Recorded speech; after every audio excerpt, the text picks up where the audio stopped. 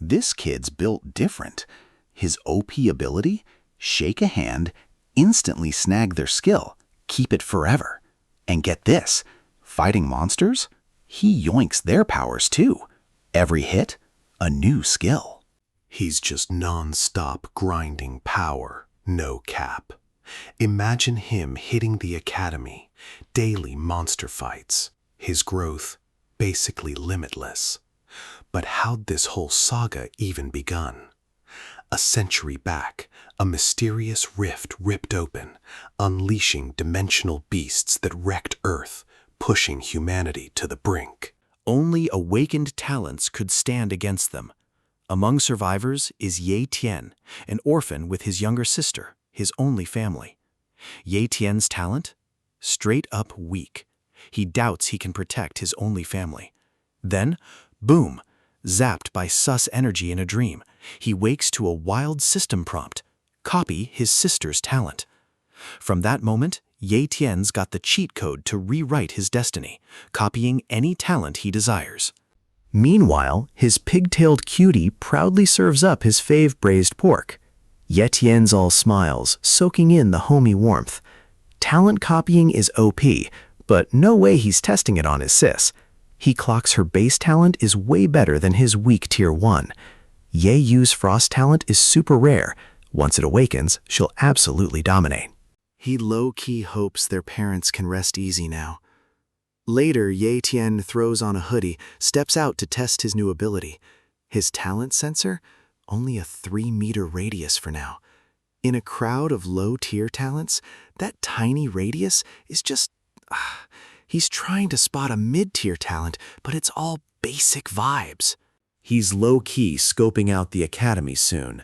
Even with a basic talent, this copying ability could be a total game-changer. Ye Tian's locked in on an academy that doesn't gatekeep based on talent. That's when it hit him. Lin Hai Best 5th Academy. Walking to campus, he saw a whole squad of mid-tier talent students, all from there. Ye Tian? Nah, not fazed. Low-key confident his copy talent will take him to heights they can't even imagine. He knows he's about to glow up, big time. 10 days later, at Lin Hai Base 5th Academy, Martial Stadium 3, an instructor's dropping knowledge on becoming a martial warrior. He breaks down it starts with a martial apprentice, setting the vibe for what's next. Becoming a martial apprentice. It all starts with body training. Now the instructor's ready to drop the technique. He spills the tea. Form an air vortex at your chest. That's the flex you've nailed the basics. Everyone poses, trying to follow. Most students, they're ghosting, limping, or just collapsing, totally unable to even vibe with their energy. Ye Tian, still unfazed. A student shouts, "Someone's out cold!" Instructor doesn't even blink. He sternly tells them, "Ignore the weak, no room for losers." His only demand, an air vortex. Without it, zero chance at being a martial warrior. Meanwhile, Ye Tian's low-key battling his own crisis. He's doing everything right, but nada, not even a whisper. Frustration builds, blaming his low-tier talent for not even a puff of air. Instructor's patience is toast. He snaps, calling this class the absolute worst. Everyone's wiped out, except Ye Tian, barely standing. The instructor scoffs, hoping these noobs get their act together, follow Chen Dong's lead, and actually try instead of being total slackers. Later, Ye Tian asks Zhang Bao about Chen Dong. Zhang grins, spilling the tea. Chen Dong's built different, not just any student. He became a martial apprentice in half a month. So impressive, the principal even personally trained him. Ye Tian figures Chen Dong's got S-tier talent. Zhang flexes Chen Dong's autograph, claiming when Chen Dong blows up, that signature alone could cover his rent for months. Ye Tian's speechless, while Pigface's chest puffs with pride. Suddenly, everyone's hyped, jumping with joy to see Chen Dong heading their way. Now the whole crowd's desperate for his autograph. Zhang bolts, ready to elbow everyone for another signature. Meanwhile, Ye Tian's sizing up Chen Dong, who's a pretty big deal here with a solid mid-tier rank. Chen Dong said he was there to hype them for their teacher, not to get clowned by his friends. Ye Chen, big braining it, insisted on a handshake, hyping the crowd. Zhang sprinted to cop the first handshake. The crowd mobbed in until Ye Chen's turn. He was playing his own chess. He reached out, locked in the handshake. Dong just chilled, wishing him good luck. It hits Ye Tian. Later, he's staring at the status window. Mid-tier talent copied, ready to fuse. Even the talent reaper has no clue how this fusion will play out. He's still low-key confused about getting zapped by lightning, but he shelves that to focus. He selects fuse. The moment he does, a sharp pain hits his chest, like his heart's getting shredded. This skill thief's brain is melting, finally realizing stealing ain't easy. Dude's on the floor, barely clinging on. Then the status window pops up. Cultivation talent upgraded to mid-tier.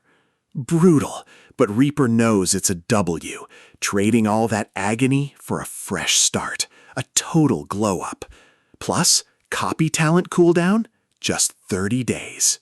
He's already plotting to snag more talents once the cooldown's over. Total W. Next, he's leveling up his body training technique. He gets set, tries again, and boom, a mini tornado pops off right there. Everything's just vibing now with that mid-tier talent. He's seeing the bigger picture. Elite martial warrior status, low-key achievable. Becoming a top-tier martial warrior feels kinda real now. A month later, under the moon, a wild wolf's doing rooftop parkour. Meanwhile, a dad and daughter are grabbing grub. Ye Tian's a martial apprentice, a whole grind ahead to be a legit warrior. With Chen Dong getting private coaching from the principal, Ye Tian knows that dude's power leveling way faster. Just like that, the lantern drops as the wolf goes feral, taking out the father instantly. The little girl's scream shatters the quiet. Ye Tian freezes, face ghost white at the brutal scene. Then pure chaos. Everyone realizes, monster in their midst. Screams of run fill the air, their voices shaking, totally shook after seeing it kill. Ye Tian's never seen a monster this close before. Just as the creature closes in on the little girl, Ye Tian, shook, pulls her clear, the wolf right on their heels. Terror grips him, the beast's too fast, barely any escape time. Then a legend drops in, slamming the wolf from behind, cracking the road. The silver moon wolf spins, snarling, big mad at the interruption. Standing there, none other than Captain Gale Wolf, apologizing for the late drop. He tells Ye Tian, "Guard the girl, I'll handle this beast." Ye Tian holds her tight, catching his breath. Gale Wolf's hyped, ready to flex. Hero clashes. Ye Tian quickly shields the girl's eyes from the intense scene. Gale Wolf, mid-fight, clocks the beast's raw power. It's no basic monster. Yeeting it like trash, he knows its speed is no joke. With a smirk, he reminds the overgrown puppy he's not solo. Suddenly, 3 teammates drop from the sky like thunder, ready to finish the job. Gale Wolf moves, his squad charges in, blades striking the beast deep. For a moment they wonder if the pups are finally down. But then the monster screams, bone-chilling, red aura oozing like steam off boiling blood. He knows what's up. Bloodburst mode activated. He warns the crew to stay sharp. Things are about to get wild. A minion checks the captain, who's chill for now. But then they clock Wolfie dipping into the shadows. Gale Wolf's eyes narrow, already on the chase. Nah, this pup ain't making it out alive. Suddenly, purple mana surges as a girl drops in, bow drawn. Gale Wolf smirks. He knew she'd show up. She lets it fly, arrow whistling, straight to the silver moon wolf's neck. Just like that, the beast drops dead. Gale Wolf cackles, still too weak to beef with our squad. A teammate gives the girl a nod. Her sniping skills are S tier. Meanwhile, Ye Tian quietly checks the monster's stats. The status window reveals the silver moon wolf's traits: Low-tier blood talent, noob-tier speed. On paper, it's whatever, but with this creature, it's still enough to mess up unprepared fighters. Even the little girl is shook, jaw dropped at the wolf's death. But hold up, as things settle, Ye Tian peeps a sus move, a wolf paw twitching. Something's not right. While the lackeys are chilling, celebrating their small win, and complaining speed types are always a pain, they're already planning drinks like it's GG. Gale Wolf's instincts kick in. He senses it. Something's off. No cap, he warns everyone. The monster's still alive. The Silver Moon Wolf, fueled by rage, rises, howling. Its eyes blaze with hate, refusing to quit. These monsters don't know defeat. Their tenacity is next level, fighting to the last breath. Gale Wolf's squad is ready, but the captain steps forward, telling them to stand down. This weakling's his to finish. The big guy then tells Ye Tian to bounce, warning the area's still sus. Ye Tian's too zoned out to react. Gale Wolf yells for him to dip, but the Talent Reaper sees this as the perfect power test. He charges the beast, ignoring all warnings. He slams a fist into the Silver Moon Wolf, and boom, the status window flashes. Talent copied. Ye Tian recoils, only to land right back on the wolf. The window just spans the same message. This skill thief goes all out, pressing into the monster, sending shockwaves that light it up from within. As he keeps copying talents, Ye Tian gets lost in the grind, just wailing on the corpse. Finally, Gale Wolf steps in like, "Bro, chill, it's long dead." Ye Tian, still gripping the dead wolf, was stoked his talent copy worked. Just then, Gale Wolf stepped up, delegating cleanup to his crew. He ordered 3 subs to handle the fallen guy and the Silver Moon Wolf's body, while the archer watched the little girl. As they prepped to bounce, Gale Wolf hit up Ye Tian, hoping he'd join his squad once he ranked up to Martial Warrior. That thought hyped Ye Tian, already looking forward to earning that spot. Later, home. First, wash the blood off his face. Can't let sis see anything sus. Ye would totally freak, no cap. Cleaned up, he steps out to a chill house. Ye's crashed, snoring like a baby. She mumbles, "Big bro," giving him a soft smile. Outside in the chill night, Ye Tian finally lets the day's vibe hit him. It clicks. This is the first day he's faced an actual monster. This beast wasn't just strong, it was next-level terrifying, 100 times worse than any storybook monster. Tucking Ye in, ensuring she's warm and safe, a quiet resolve solidifies. He knows he needs to hit Martial Warrior status ASAP. One day, he might be the only one between his sister and a nightmare like that. Now his mind's buzzing with a wild thought, merging monster talents into a human body? On the bed, he's locked on the status window, eyeing the monster's talents. He knows this fusion's a major risk, maybe worse. But the need to glow up, that fire's stronger than fear. Protecting his fam, especially his sis, he's ready for whatever, no matter how brutal the path.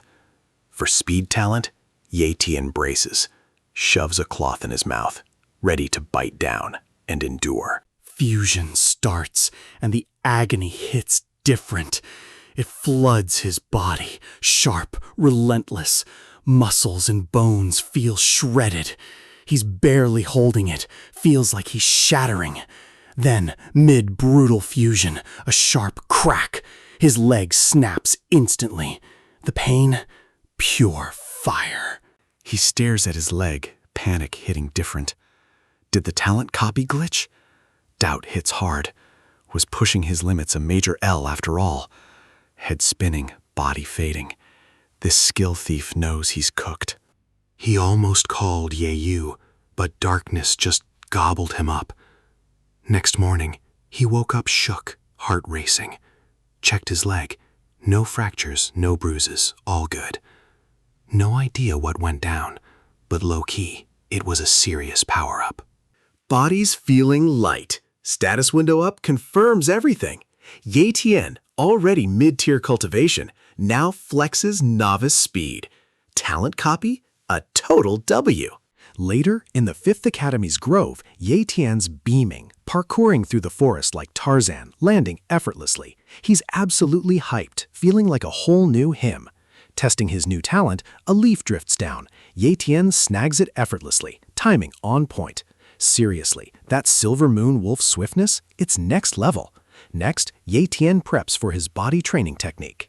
Speed's martial warrior tier, but his overall strength is still seriously lacking. He needs a cultivation speed buff, ASAP. Suddenly, Zhang spots Ye Tian grinding in the grove, calls out, and walks over. Taps the Talent Reaper's shoulder, immediately clocks the change. Ye Tian's solid now, built different.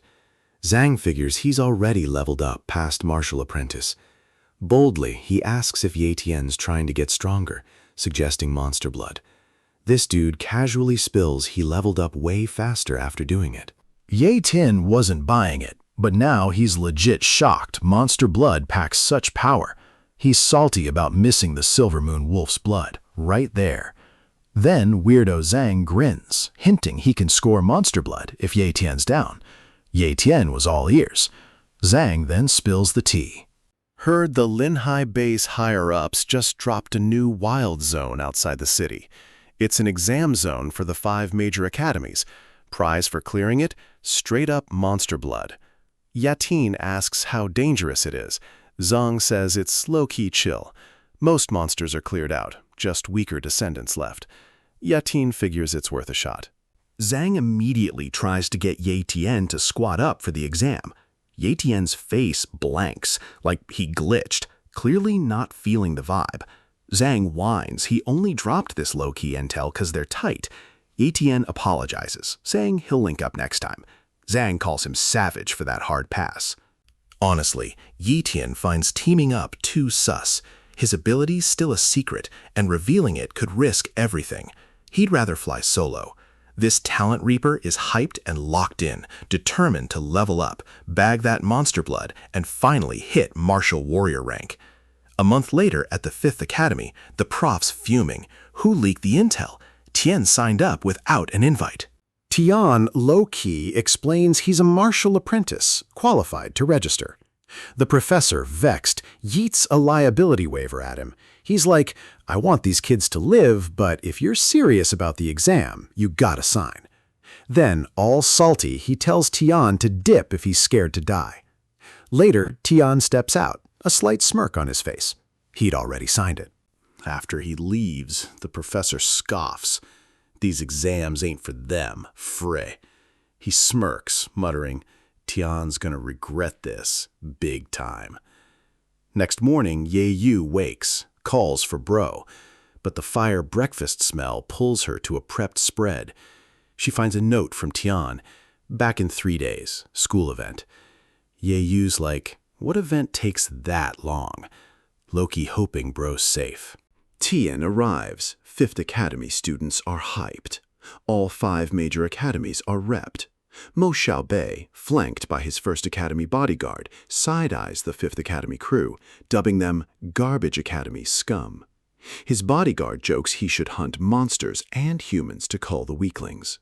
Zhang Bao points out Mo Xiaobei to Tian. He's a top-tier Mo family young gen. Tian, knowing political family's arrogance, quickly pegged Xiaobei as just another ego-driven guy. Suddenly, a sheathed sword dude strides into 1st Academy's camp, eyes locked on Mo Xiaobei, pure menace. Students yell, how'd he get in? The pissed-off guy ignores them, challenging Xiaobei to face him. He's here to chop him into pieces. Hearing that, Xiaobei just smirks, totally down to run it back. Tian, seeing the beef, gets curious about the guy. Zhang Bao, the ultimate tea spiller, drops that it's Li Yunxing, a genius from 2nd Academy Mo Xiaobei once bodied. 1st Academy's prof snaps, telling them to cut the cap. These guys are built different, not to be slept on. But Tian's like, nah, and starts loudly hyping up Li Yunxing. Li Yunxing was low-key confused and a bit awkward. Who was this random dude hyping him up?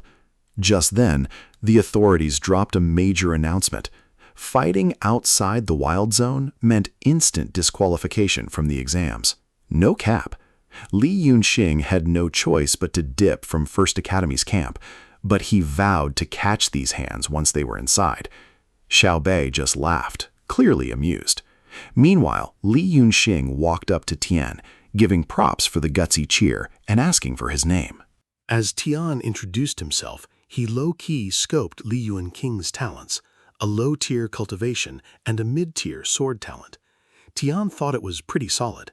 Extending a hand, Tian offered support, hyping Li Yunqing to go all out and flex on Mo Xiaobei in the upcoming Wild Zone exam. Surprised, Li Yunqing shook his hand, wishing him luck back. What Li Yunqing didn't know was Tian's big brain play. He'd secretly yoinked Li Yunqing's sword talent during the handshake. The moment the exam announcement dropped, First Academy students were called to enter the Wild Zone. They all rush in.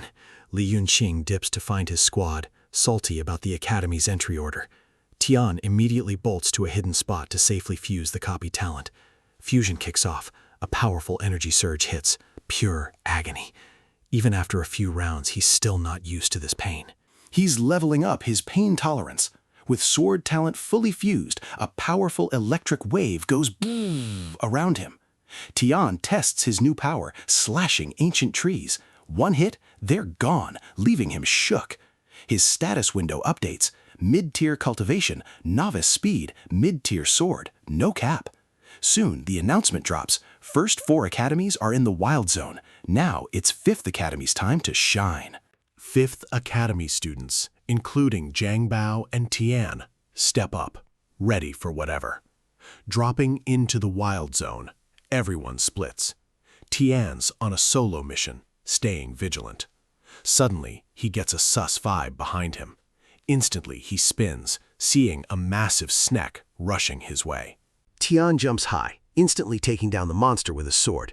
The snake crashes, lifeless. He snags an eyeball for proof, securing his first point. Tian clocks these beasts are kinda weak, but exam rules mean more kills, higher rank.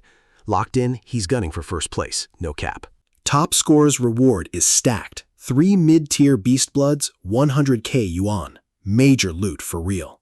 Tian knows it's a long grind to snag that loot, so he keeps farming.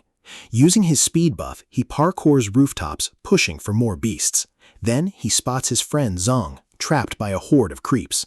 Zong's locked up with fear, trembling, calling for backup, totally defenseless. As a flanged wolf lunges, Tian instantly snaps into action. He snacks his bow. 1 shot, 1 kill. Zhang Bao's jaw drops. Still shook, Zhang warns him off, saying Tian's too weak for these deadly flanged wolves. Tian just smirks. Then, a blur of speed and blade, he's on them, dicing the beasts in seconds. Monsters down. Tian stands chill amidst the carnage, not even breaking a sweat. Zhang's frozen, speechless, can't process what just happened. It's unreal. Tian, after clapping monsters, snags a flanged wolf fang. He low-key checks if Zhang's cool with him keeping it. Zhang's got no say. Tian bodied them, so the loot's his. Seeing Zhang's wiped, Tian asks if he's serious about pushing on. Zhang's done with the exam. Sketchy AF. He's lucky to be in one piece. His squad's messed up. Priority, safe extraction. Before Tian dips, Zhang warns him. Word on the street, a pseudo-beast is lurking. Tian's clueless, so Zhang explains First Academy's hunting a 10-meter spotted snake. Not just any snake, it's a pseudo-beast. Stronger, rarer than average. That's a fat 500 points, maybe the highest score. Tian immediately grills Zong for the beast's location. Reluctantly, Zong reveals, southeast. Tian bolts, knowing those 500 points secure first place. Reaching the southeast, he spots First Academy students, injured or dead. He scans, spotting a massive eruption nearby. Following the source, he climbs a rooftop for a clear view. A gigantic pseudo-beast is going wild. Most First Academy students, including Mo Xiaobei, are clashing with it, but the creature's clearly unhinged. Xiaobei's yelling orders, "Take it down, secure the 500 points." His bodyguard, watching closely, sees the beast tiring, quickly telling Xiaobei, "Now's the perfect window to strike." Just as they're about to move in, the pseudo-beast, big mad, lets out an earth-shattering roar. Mo Xiaobei hears it, springs into action, deciding to handle the chest. Wicked smirk, he lunges, sword drawn. Next second, blade deep in the pseudo-beast's head, blood splatters. Instantly, a powerful tail blow knocks him clean off the monster's head. Xiaobei crashed, leaving a huge wall dent. Moments later, he lifted his head, triumph clear. 500 points, secured. The pseudo-beast finally bit it. From a nearby rooftop, Yetian regretted his delay. Meanwhile, Mo Xiaobei approached his bowing bodyguard, who hyped his master for the 500 points. Typical Xiaobei, flexing about acing exams. But then, out of nowhere, the monster's skin glitches, eyes go bloodshot. It springs up, roaring. Students are shook, but the monster's rage just leveled up. Now it's hitting them hard. Xiaobei couldn't believe his grind was for nothing. Before anyone could react, the monster dipped, leaving chaos. Xiaobei then realized it wasn't a pseudo-beast, but a legit monster. With that intel, all surviving students from other academies, plus Xiaobei's squad, decided to chase it. Monsters are Xiaobei couldn't believe his grind was for nothing. Before anyone could react, the monster dipped, leaving chaos. Xiaobei then realized it wasn't a pseudo-beast, but a legit monster. With that intel, all surviving students from other academies, plus Xiaobei's squad, decided to chase it. Monsters are worth a massive 1,000 points, a bag no one would let slip. Xiaobei knows their earlier hits weakened it. They need to snag it fast before someone else swoops in for the reward.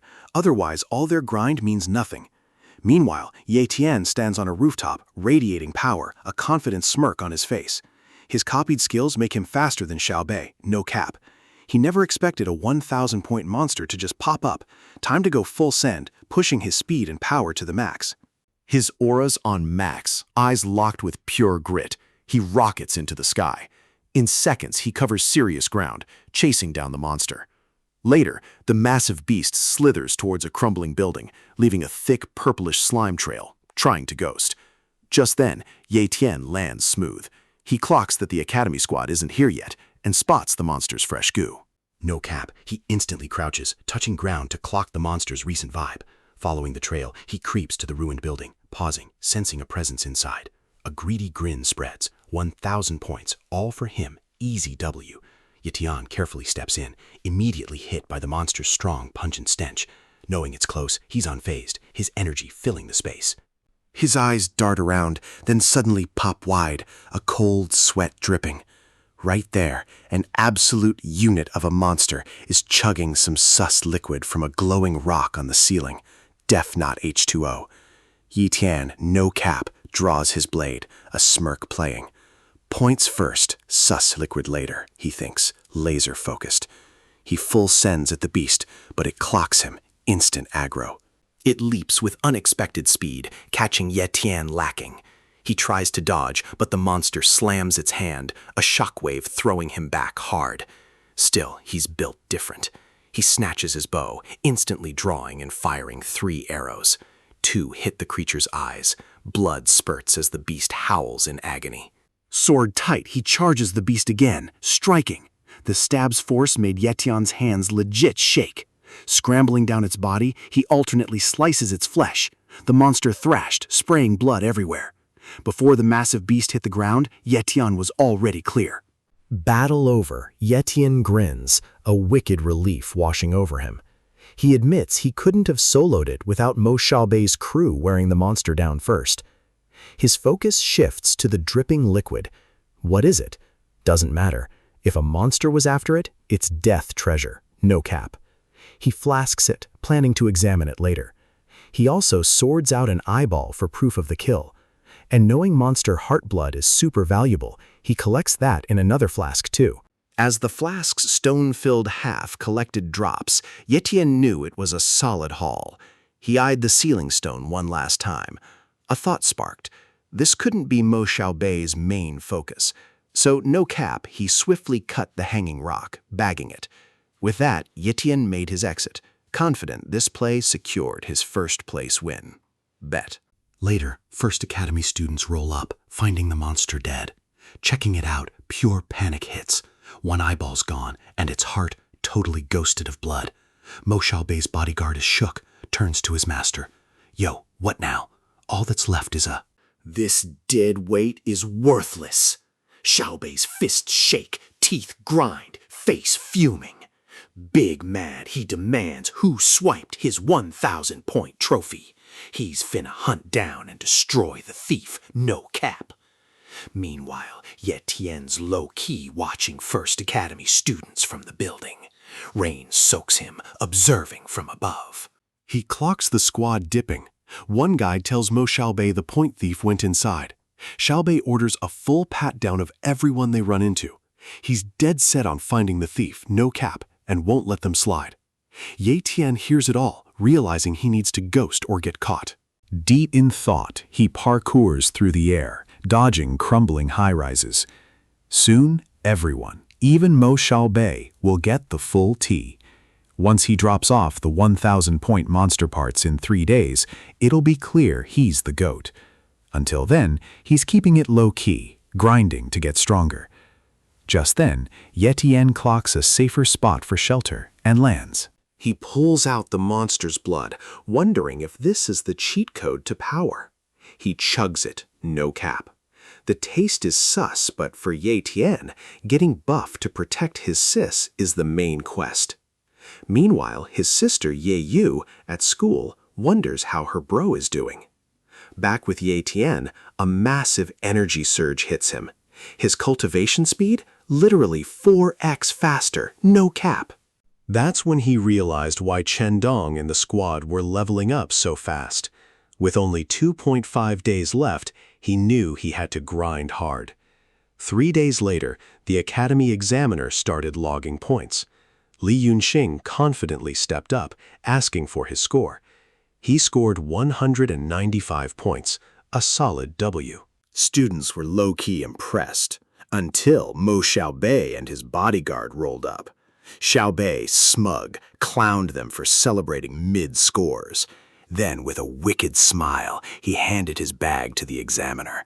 The arena went wild when the examiner dropped his total, 427 points. Lin Yunxing, big mad, accused Mo Xiaobei of finessing points. The other students are hyped, congratulating him on the top score. But Xiaobei's face drops. He knows the real high score is 1,000. Since no one else hit that number, the examiner figures anyone not back is probably toast. So Mo Xiaobei gets first place. Just as it's settled, footsteps echo, grabbing everyone's attention. Students and examiner pivot, spotting a shadowy figure approaching from afar. Everyone's buzzing, wondering who this mystery student is. Plot twist, it's Ye Tian. He confidently walks up, drops his bag of monster eyeballs. The examiner, shook, loudly announces Ye Tian's score, 1,163. He's the GOAT, top scorer of this year's practical exam. His rewards? 3 bottles of monster blood and 100k yuan cash, securing the bag. Ye Tian's squad is hyped. Li Yunqing is shook. How did this kid clutch that win? Mo Xiaobei is fuming, realizing he just got bodied publicly. Worst part? The dude who owned him is from 5th Academy. Eyes blazing, he signals his bodyguard. Get the full tea on Ye Tian. Zhang Bao, though, is beaming, flexing hard at First Academy students, hyping his friend's legendary move. 5th Academy's prof isn't feeling the win. He's low-key stressed, knowing Ye Tian beefed with the powerful Mo clan, fearing this W could be a death sentence. Soon after, the top 3, Ye Tian, Xiaobei, Lin Yunqing, wrap their photo op, marking the practical exam's end, then prize distribution. On the podium, Xiaobei throws shade at Ye Tian, praising his guts for swiping points. Before things escalate, Lin Yunqing steps in, defending Ye Tian. Points were pure skill, just like Xiaobei's. Xiaobei, still flexing, claimed he was the strongest. Ye Tian called him out. Prove who's the real GOAT. Ye Tian knew, once a big player marks you, there's no dodging. Get so OP they won't dare challenge you. 3 days later, Ye Tian returned. Ye Yu immediately hugged him, checking for injuries. She was so relieved he was okay, for real.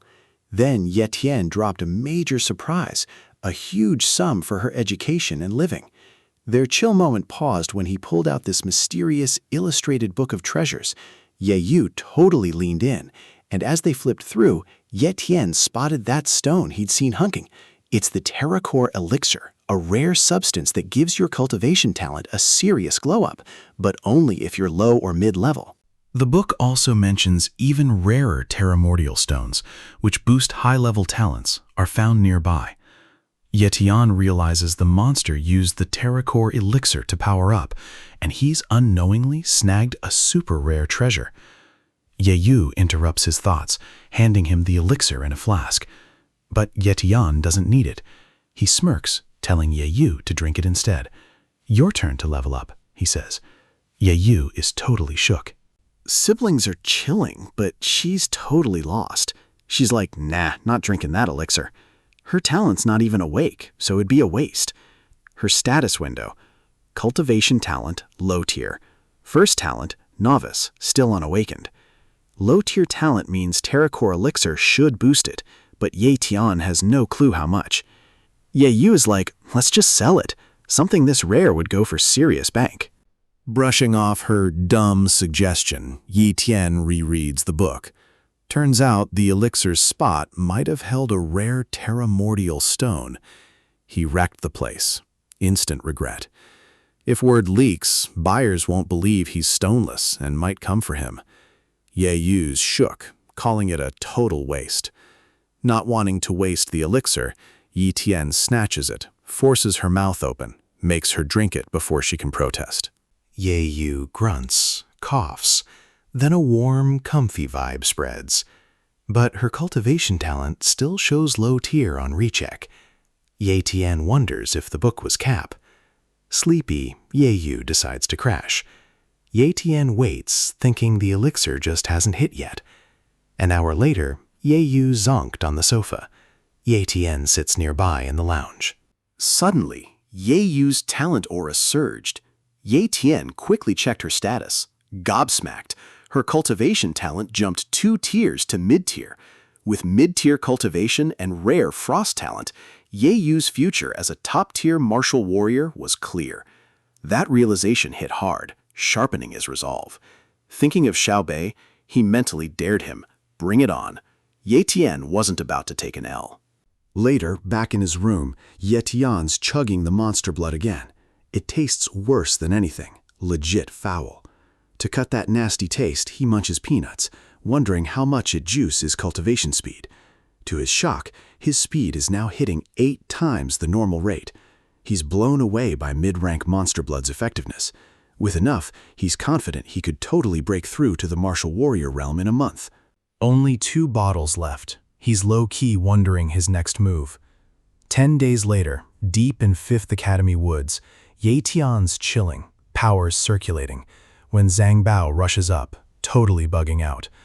Breathless and scared, Zhang spills the tea. Mo Xiaobei has gone into seclusion, trying to hit the martial warrior realm. Zhang's shook because Ye Tian doesn't even flinch. Instead, Ye Tian's actually kind of bummed Xiaobei hasn't challenged him yet.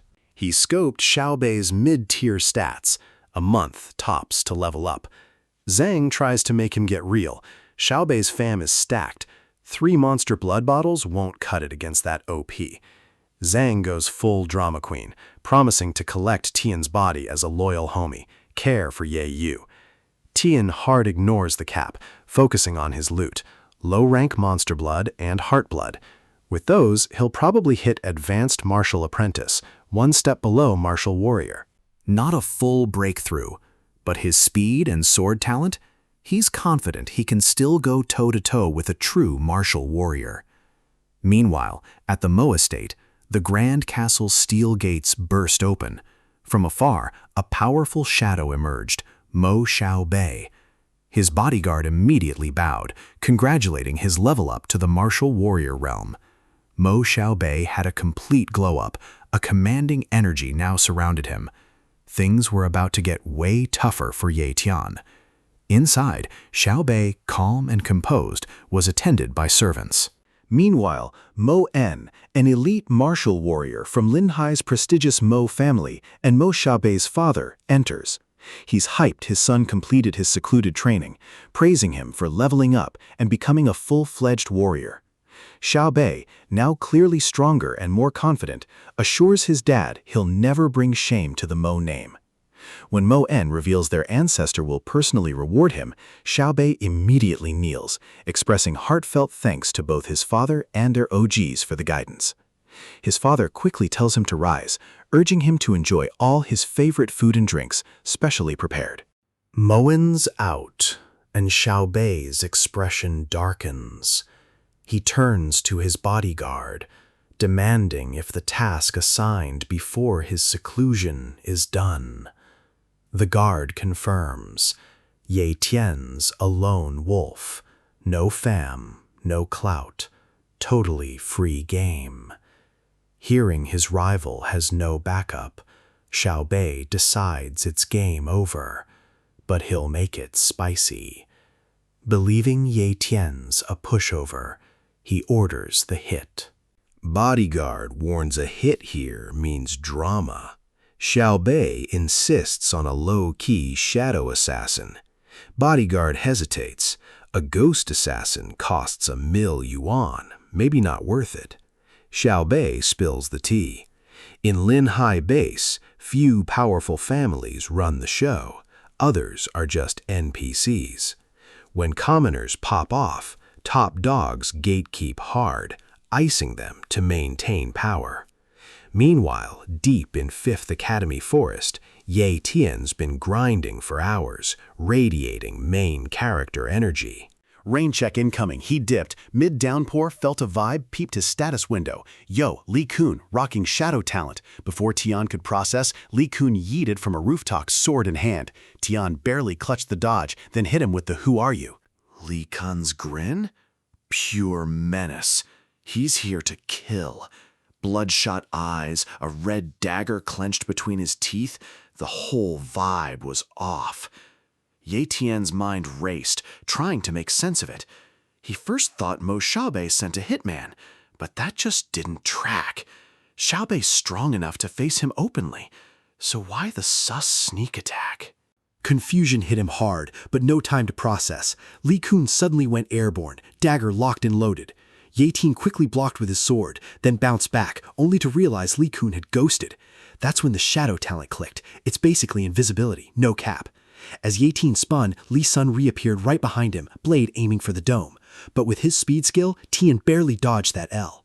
Li Kun's sneak attack? A total flop. He clearly didn't clock Ye Tian's speed. Tan's done playing defense. Time to flip the script.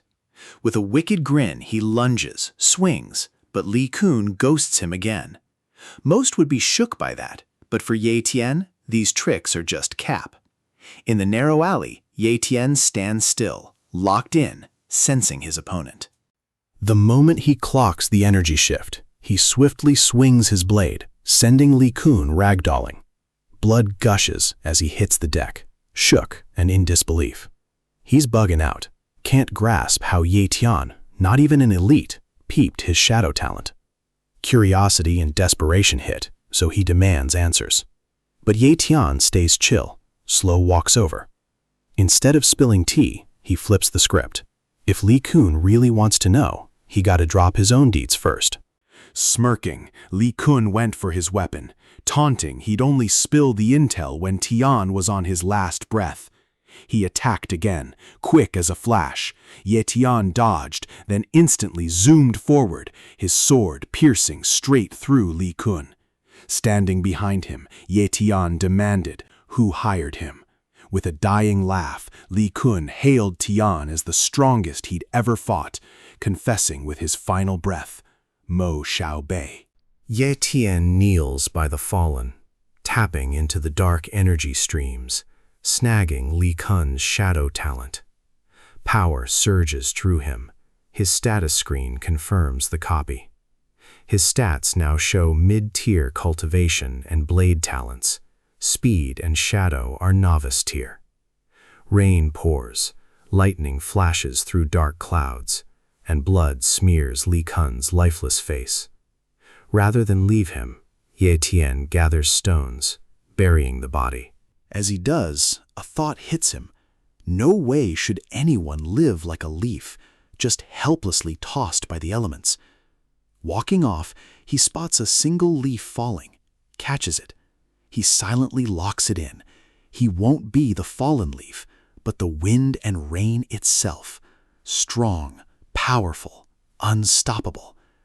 Leaving the forest, Tian heads home as heavy clouds gather over the city. After a hot shower, he settles into the lounge, sinking. Tien crashed onto the sofa, letting out a huge sigh of relief. He'd retrieved all Li Kun's gear, weapons included.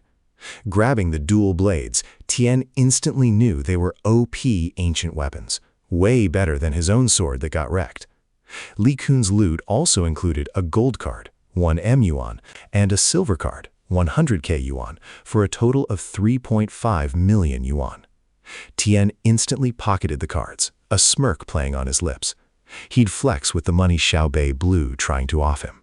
Among the loot, he snagged Shadow Blade, a bronze-rank skill book. His eyes lit up, copying it for his growing arsenal. Opening it, Tian was stoked.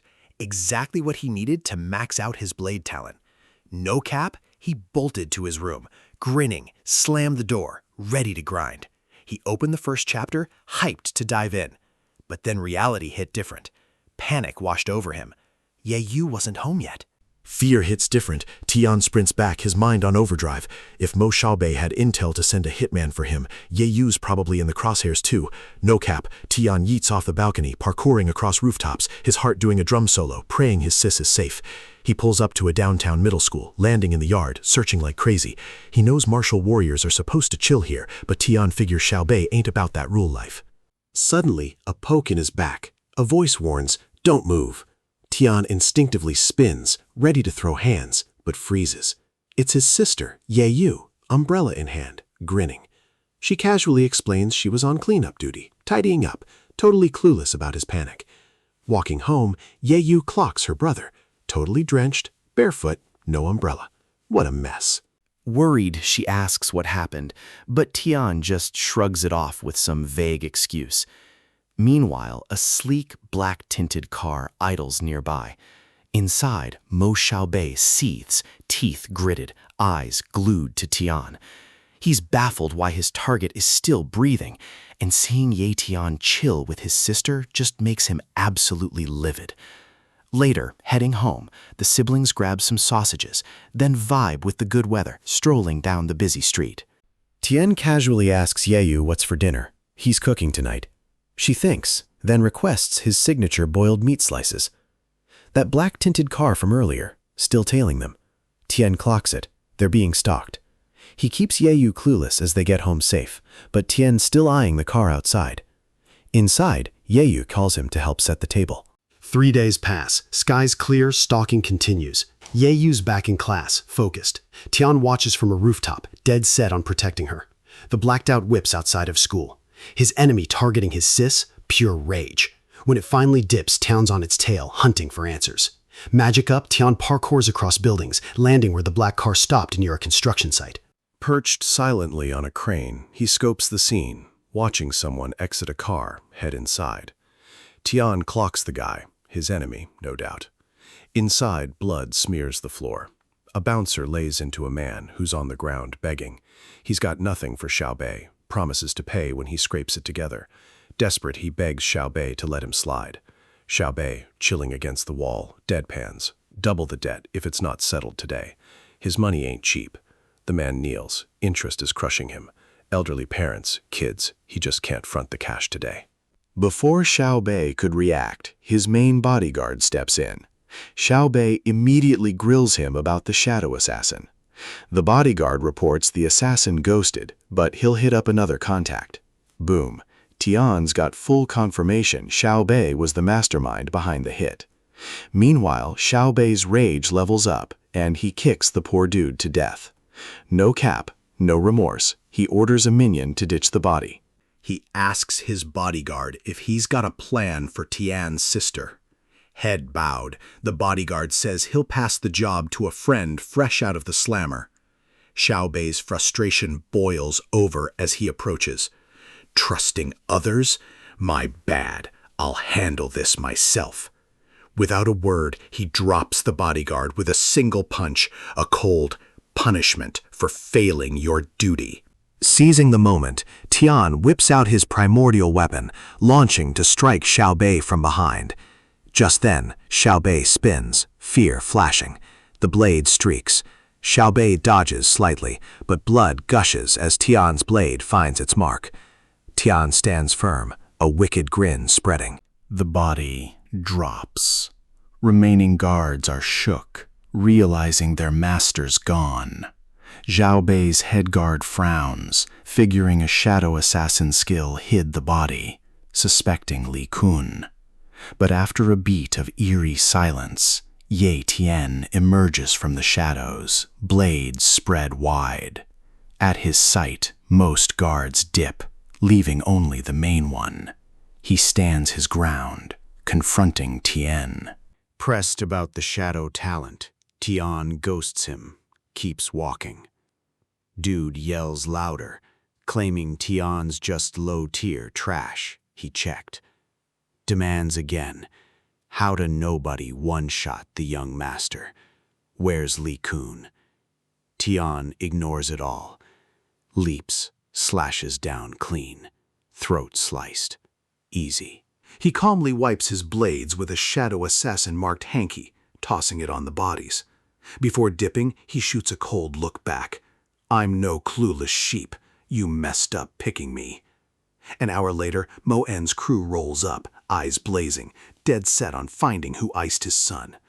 Investigating, a crew member spots Ye Tian's hanky, bearing a shadow assassin symbol. This confirms their hunch. A shadow assassin was behind Xiaobei and his crew's demise. Just then, Elder Mo, Grand Elder of Linhai Base's prestigious Mo family, and a great martial warrior, enters. Mo En sees him, collapses to his knees, sobbing uncontrollably over his son, the family's prodigy. Elder Mo, however, remains composed, telling Mo En to stand and speak properly. But Mo En, overwhelmed by grief, continues to weep, unable to compose himself. He laments his son had the potential to be a truly great martial warrior, perhaps the one to elevate their family to new heights. Struggling through his sorrow, he informs the Grand Elder that Xiaobei just broke through to the martial warrior realm, had his celebratory banquet, only to meet such a brutal end. The Grand Elder gets it. Xiaobei had serious potential, could have been the fam's second great warrior. This tragedy totally changed their future trajectory. Mo En then hands the elder the crime scene hanky, pleading, don't let his son's murder be for nothing. Avenge Xiaobei. Grand Elder checks the hanky, instantly clocks it as a shadow assassin's. He's thinking, rival family vibes, no cap. Only they'd low-key hire such a dangerous killer for a high-profile target. But a closer look, his eyes narrow. Faint Iron Fang traces. That detail? Total plot twist, instantly startling him.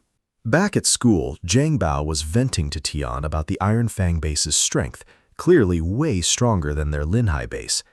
He spilled the deets. The Mo family's Grand Elder is sus. There are Linhai families low-key colluding with Iron Fang, aiming to yeet the young elites, then take over Linhai. Whispering, Zhang Bao added he even heard Mo Xiaobei got iced right after hitting the martial warrior realm. Tian kept a straight face, low-key hiding a smirk, relieved no one was sus of him. Meanwhile, Zhang told Tian he was lucky not to get got, since Xiaobei had plans to deal with him once he became a martial warrior. Tian, listening in silence, got lost in thought. He remembered planting Li Kun's shadow-marked hanky at the scene to throw off suspicion, but he never clocked the Grand Elder would find the Iron Fang base's symbol on that cloth. Now Tian's low-key unsure if he accidentally exposed a hidden Iron Fang plot or if the old man is just playing 4D chess. Next morning at 4 a.m., Tian's up for training. Just as he's about to dip, his sister Yeyu stops him, worried, asking where he's off to so early. Tian tells her he's off to the Wild Zone to grind, needing to level up ASAP. Yeyu frowns, annoyed he's already dipping again. Before he can bounce, she hugs him from behind. He promises he'll be back, no cap. Arriving at the Wild Zone, Tian scopes out the area. Rumors of high-level monsters here? Nah, Tian knows his limits. He's sticking to the outer edge, grinding on lower-level beasts, playing it safe but still pushing hard. This time, he's leveling up to a martial warrior, no cap. Just as he starts his hunt, the ground shakes. Panic flashes. Earthquake? He spins around. Source: an armored ox, weak bloodline, low defense. Tian checks his stats, humming, low-key analyzing, wondering if he's been spotted. The answer? A hard charge from the ox. No dodge, no retreat. Tian yeets his bag, then full sends to meet it. Mid-air, he summons his primordial dagger, strikes. But the monster pops its defense talent, a shield blocking the attack from all angles. The ox roars, a shockwave blasting Tian back, slamming him into a rock. Tian, shrugging off the hit with a wicked smile, hyped the monster's talent, claiming it'd soon be his. Primordial daggers in hand, he advanced, radiating pure confidence. The beast stopped, eyes blazing red, mouth agape, and charged. Tian smirked, dagger raised, vowing, that low-tier defense talent, it's finna be mine. No cap, he lunged, leaping onto the ox's massive body. Right above it, Tian knew the weak spot drill. Clutching his daggers, he slammed them into the ox's protective field. He went all out, but the barrier was bricked up. Second hit, a crack appeared, but his dagger was toast. Tian didn't expect this low-tier defense mob to be built different. He refocused on the ox. It yeeted him. Tian gritted his teeth, fighting for control, slammed into rocks, dust everywhere. No quit in him. Clutching his other dagger, he rose, fiercely set on bagging that talent. Pain just fueled his hunger for that power. Just then, a notification popped up. Talent copy cooldown, 16 days. Shrugging it off, Tian grabbed a broken dagger. He figured the armored ox, based on its stats, was tougher than a silver moon wolf, but weaker than a viper. Big body, big target. Pinpoint its weak spot, land precise surprise attacks, and he still had a real shot.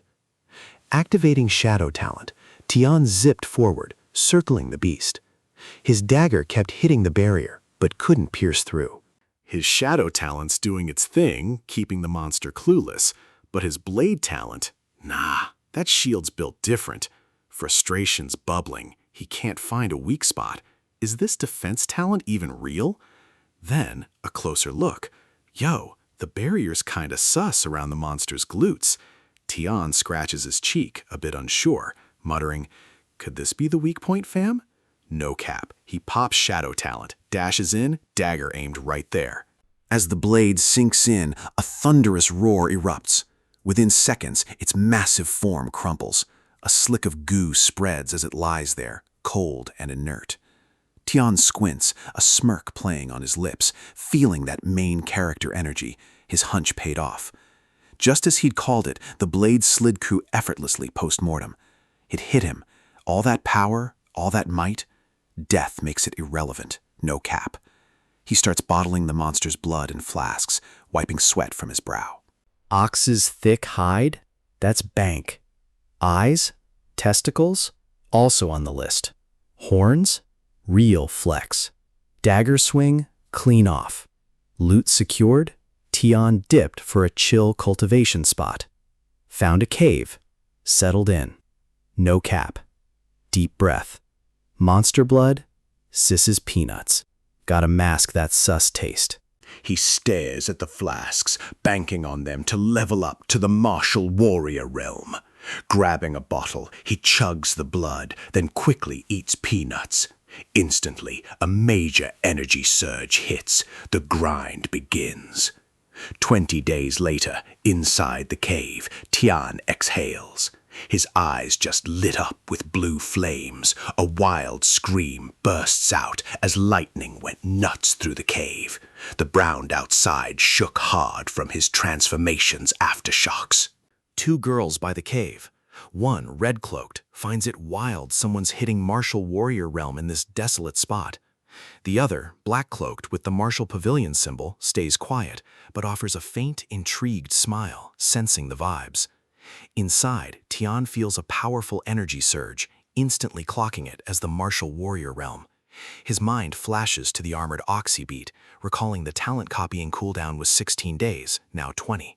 He yeets back to the Ox's spot, hoping to snag its OP defense. But it's just bones. Talent copy? Nah, mission failed. Big mad, he regrets dicing the monster. Meanwhile, Red Cloak Girl's like, Tien soloed that? Black Cloak shakes her head.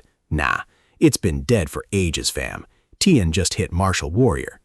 She added an apprentice couldn't possibly. He bodied that monster, but low-key still hyped his courage for scavenging this dangerous mountain.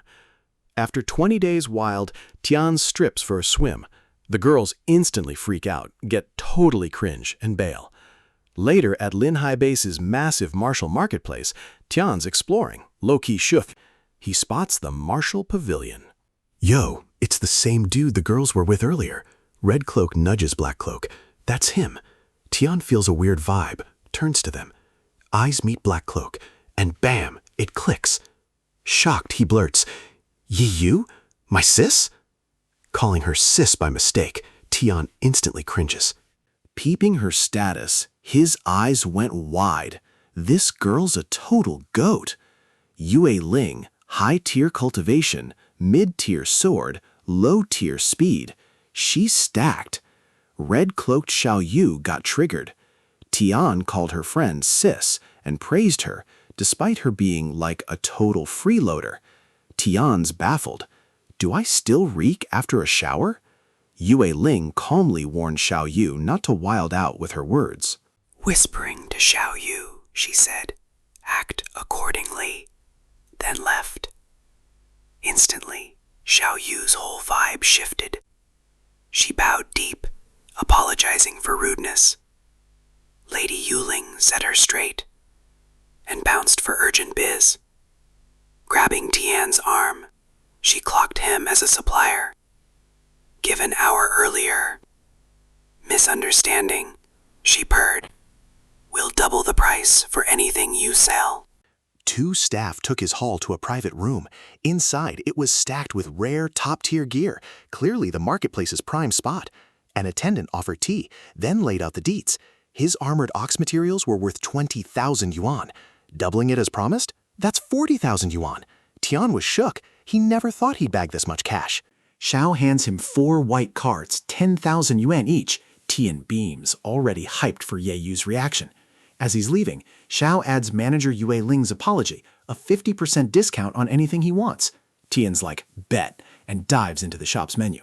Scrolling, he sees the prices are wild. He low-key grumbles. These big families running the Cultivation Association are totally price gouging. He still snags an OP training manual, a monster directory, 3 mid-tier monster blood vials, and 3 resto elixirs. Total 78.5k yuan. Discounted and rounded, it's just 70k.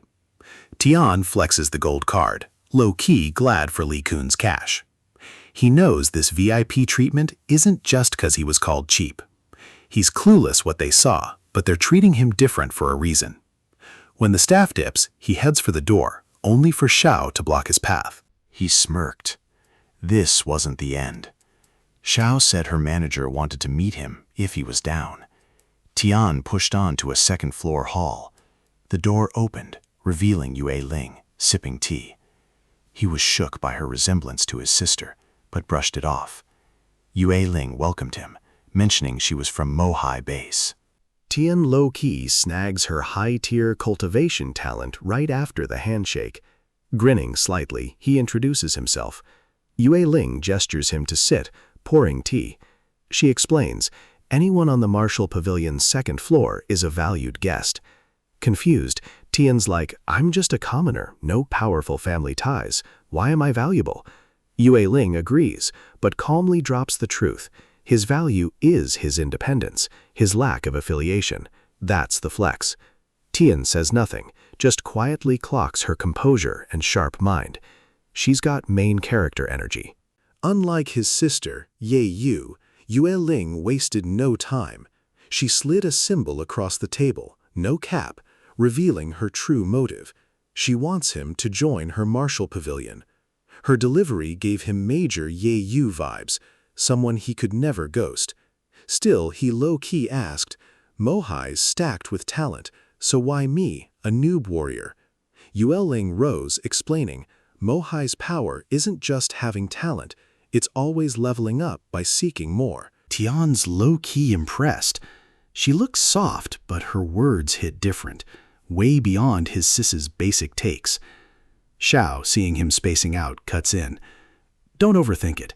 Even top-tier fam disciples simp for her lady, but they don't make the cut. Tian knows it's a major W, but joining means losing freedom, risking exposure. If his secret ability leaks, it's game over, a gruesome death. Seeking safety and independence, he hesitates. Ye Ling clocks his reluctance, asks why. Struggling to deny a face so like his sister's, he brings up Iron Fang invasion rumors.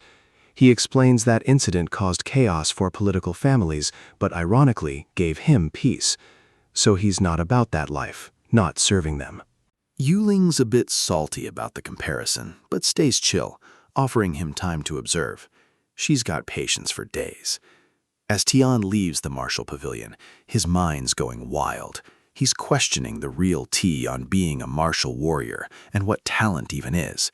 He's big mad that those meant to protect are power-tripping, making life rough for normies already living in constant fear of beasts. Feeling low-key weak, he vows to glow up and level up hard.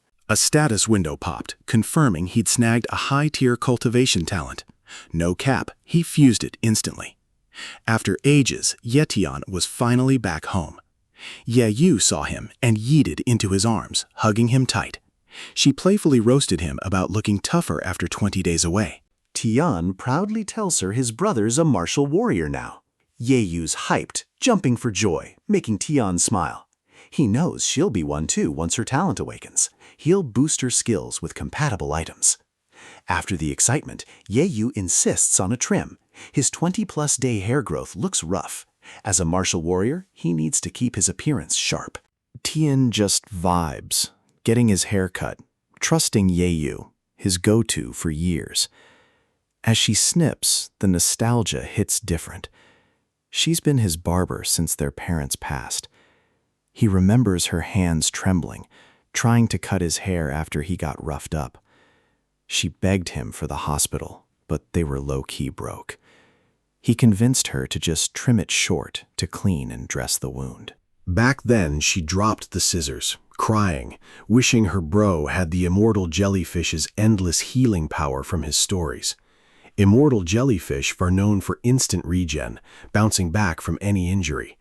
Tian thought it was cap back then, but now, remembering those tales, he snatches the treasure book he copped. Flipping through, he finds the immortal jellyfish almost instantly. The book says it's a water-type beast with a healing talent, found at the Lake of Death. This discovery gets Tian thinking. If he can snag this healing power, he'd be unbothered by injuries, and Ye Yu could finally chill. Curious, Ye Yu takes a peek at the book, shook to see that creature from their childhood lore, realizing those tales weren't cap. But still, she drags Tian back to the mirror to finish his haircut. Later, Tian's in his room, grinding a new body buffing technique made for martial warriors. The method levels up.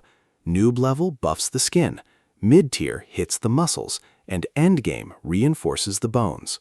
Tian clocks this new technique absorbs energy way faster than his old. To really juice his progress, he chugs some mid-tier beast blood. Instantly, the absorption rate triples. Seeing these gains, he'll grind at home, then hit the Lake of Death once his cooldown's done. With his 30-day talent cooldown, Tian smirks, plotting his next move, snagging the immortal jellyfish's healing talent.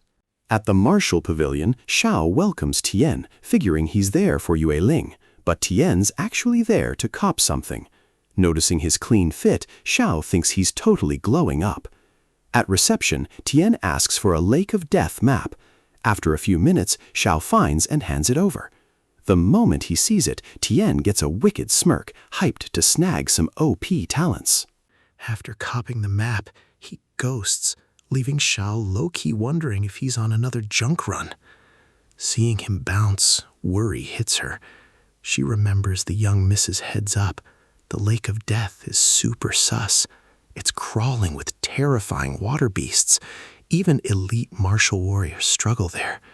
Now she's low-key stressing, hoping he doesn't get clapped. At the Lake of Death, Tien's jaw drops at the barren, chaotic landscape. The sketchy, stormy vibe just confirms powerful talents are here, and that eerie calm, it screams danger. Suddenly, a water monster pops up. Tien goes stealth, deciding to scope it out. He races to a peak for a better view, then spots a girl and an elder diving in with an umbrella right where the monster is. Zooming in, it's Yue Ling and her companion. They're both midair, dodging lightning bolts from the monster's presence. Yue Ling's clutching the loot, their faces screaming, "No cap, we're toast." As the OP monster opens its maw to gobble them, they barely dip out of the water. Wiped, Ling crashes onto a rock, unaware a swarm of small monsters is sneaking up. Seeing her fall behind, Tian knows he's got a clutch. He zooms in, a blur of speed, ready to clutch and protect. Ling stays on her grind, not letting these creeps catch her. One's right on her heels when her OG teammate yells, "Stay safe, fam!" Ling switches up, facing the monster. Eyes shut, she pops her secret move. Her glow-up was instant. Glowing flower, saber in hand, pink hair, swirling energy. She vanished in a blink, leaving the monster shook, then reappeared midair, locked onto her foe. No cap, she bodied it, slicing the monster clean in half. Tian, watching, stepped back, shook his head. I'm a fool, he thought. A novice like him? He'd be cooked. Ling's move? Straight up mind-blowing. From the cliff, he watched her absolutely shred every monster, saber flashing. Any doubts about her strength? Poof, gone. She's clearly an elite martial warrior, peak tier. With her secret tech active, she's basically legendary tier. Dozens of monsters are toast around her. Even 10 Tians wouldn't stand a chance. Suddenly, the lake monster's back, snagging the elder, leg caught in its massive jaws. As it preps to devour him, he yells for Ling to bounce. He warns her secret technique is fading. If she doesn't make it, their 10 fallen comrades died for nothing, especially with this crucial treasure. Tian, hearing this, is shook. 10 people dead underwater? What treasure's worth this insane risk? With no other choice, Ling yeets herself from the dangerous cliff to Tian's safe spot, away from the monster. She clocks the flower on her forehead fading, her technique wearing off. Totally gassed, she collapses with the treasure. As Tian reaches for it, Ling, weak, whispers a warning not to touch. Seeing her protectiveness, Tian reassures her he's not about to swipe it. He decides to scoop her up and take her somewhere safer, far from the chaos. He gently lifts her, asking if they can head to a nearby cave. Her silence he takes as a yes, carrying her away. Inside, Ling's out cold from exhaustion and injuries, bundled in Tian's cloak. Watching her, Tian clocks how much she's giving sister vibes, except for that tiny beauty mark near her eye. Instinctively, he tries to wipe it. When his fingers touch, and it doesn't budge, a nervous feeling hits different. Hours passed. Ling's still out cold. Tian wonders how long she'll be out. He squats, checking her face. She groans, and he's up, surprised. Ling stirs, still hurting, slowly opening her eyes. Shocked, she asks, "You saved me?" Tian plays it cool, claiming he was just passing through. After cleaning his cloak and thanking him, she hands it back. As he dons it, Ling's impressed by his nerve, soloing the Lake of Death. She mentally vows to snag him for the martial pavilion. Out of nowhere, she whips out a glowing orb, making Tian jump. Ling grins, explaining it's a light stone, a tool that stores and emits light. Tian was low-key shook by her effortless move. Ling, amused, promised to spill the tea after her healing potion. As she waited, Tian pondered if it was a space talent, though none of her skills hinted at it. Once healed, she lightly kicked his leg, telling him to get up, reminding him he was fiending to know where they came from. She grabs the bronze chest in one hand, a small pouch in the other. Tian's jaw drops as the pouch instantly swallows the entire chest. That's when it clicks for him. Not a space talent, but a space-type treasure. She offers to teach him how to use it if he joins Martial Pavilion. But before she even finishes, Tian ghosts her, faking sleep the moment she mentions joining, leaving her big mad. Gritting her teeth, she glares across the cave, muttering she'll make him join. No cap. Meanwhile, Tien, eyes closed, thinks, those space items? Once I copy their abilities, they're just mid. No need to trip. Next morning, Tien wakes, searches for Ling, but Ling's ghosted. Instead, he finds a mid-tier. A thick training manual, 10 bottles of S-tier monster blood, and 10 gold cards, 1 M yuan each. Tian grinned, realizing Ling must have hooked him up before dipping. This loot alone would make him an elite martial warrior. So he shelved his jellyfish quest, deciding to power up first. No cap, he grabbed a blood bottle and chugged it. 4 months later. Meat sizzles over a fire, empty cans and gear strewn about. In the cave's center, bright energy swirls around Tian as he grinds. Suddenly, his eyes snap open, blazing with power, and a lightning bolt rips skyward. Smoke fills the cave as Tian rises, staring at his hands, now crackling with raw energy. Fists clenched, a satisfied grin spreads. He knew, no cap, he'd officially unlocked the elite martial warrior realm. Cloak on, a confident smirk spread as he declared, "Time to hunt." Chapter 2. Rain's been going on forever. Stepping out, Tian spots 11 fresh graves, instantly getting that Ling made them. Standing before one, he muses that with so many lake monsters, not even bones should have remained. Yet Ling still had the heart to mark their passing with graves. He spots the umbrella, Link's, from her and her late teammate's dives. Curious, he opens it. Stunned, it makes a waterproof bubble. He clocks it fully encases him, letting him dive underwater, no cap. Hyped, he pairs it with his shadow talent to ghost monsters, then plunges into the lake of death. Diving deeper, something massive catches his eye. Couldn't tell what it was. Then boom, a mid-tier tiger claw fish. Massive thing. Tian almost lost it, fearing he was spotted. Held his nerve, kept descending. Reached the lake's deepest point. Wondered if the immortal jellyfish was even real. Then, a sus vibe. He spun, and bam, tentacle slammed, sending him spiraling. Freaked, he scanned. Then the opponent's status window popped up. Bro's eyes bug out in disbelief. It's the immortal jellyfish he's been chasing, with a noob innate talent but an S-tier healing.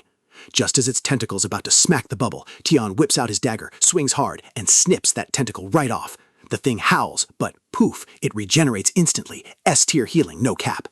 As the tentacle whips back at him, Tian pulls a wild card, reaches out, touches it, and yoink, copies that S-tier healing talent.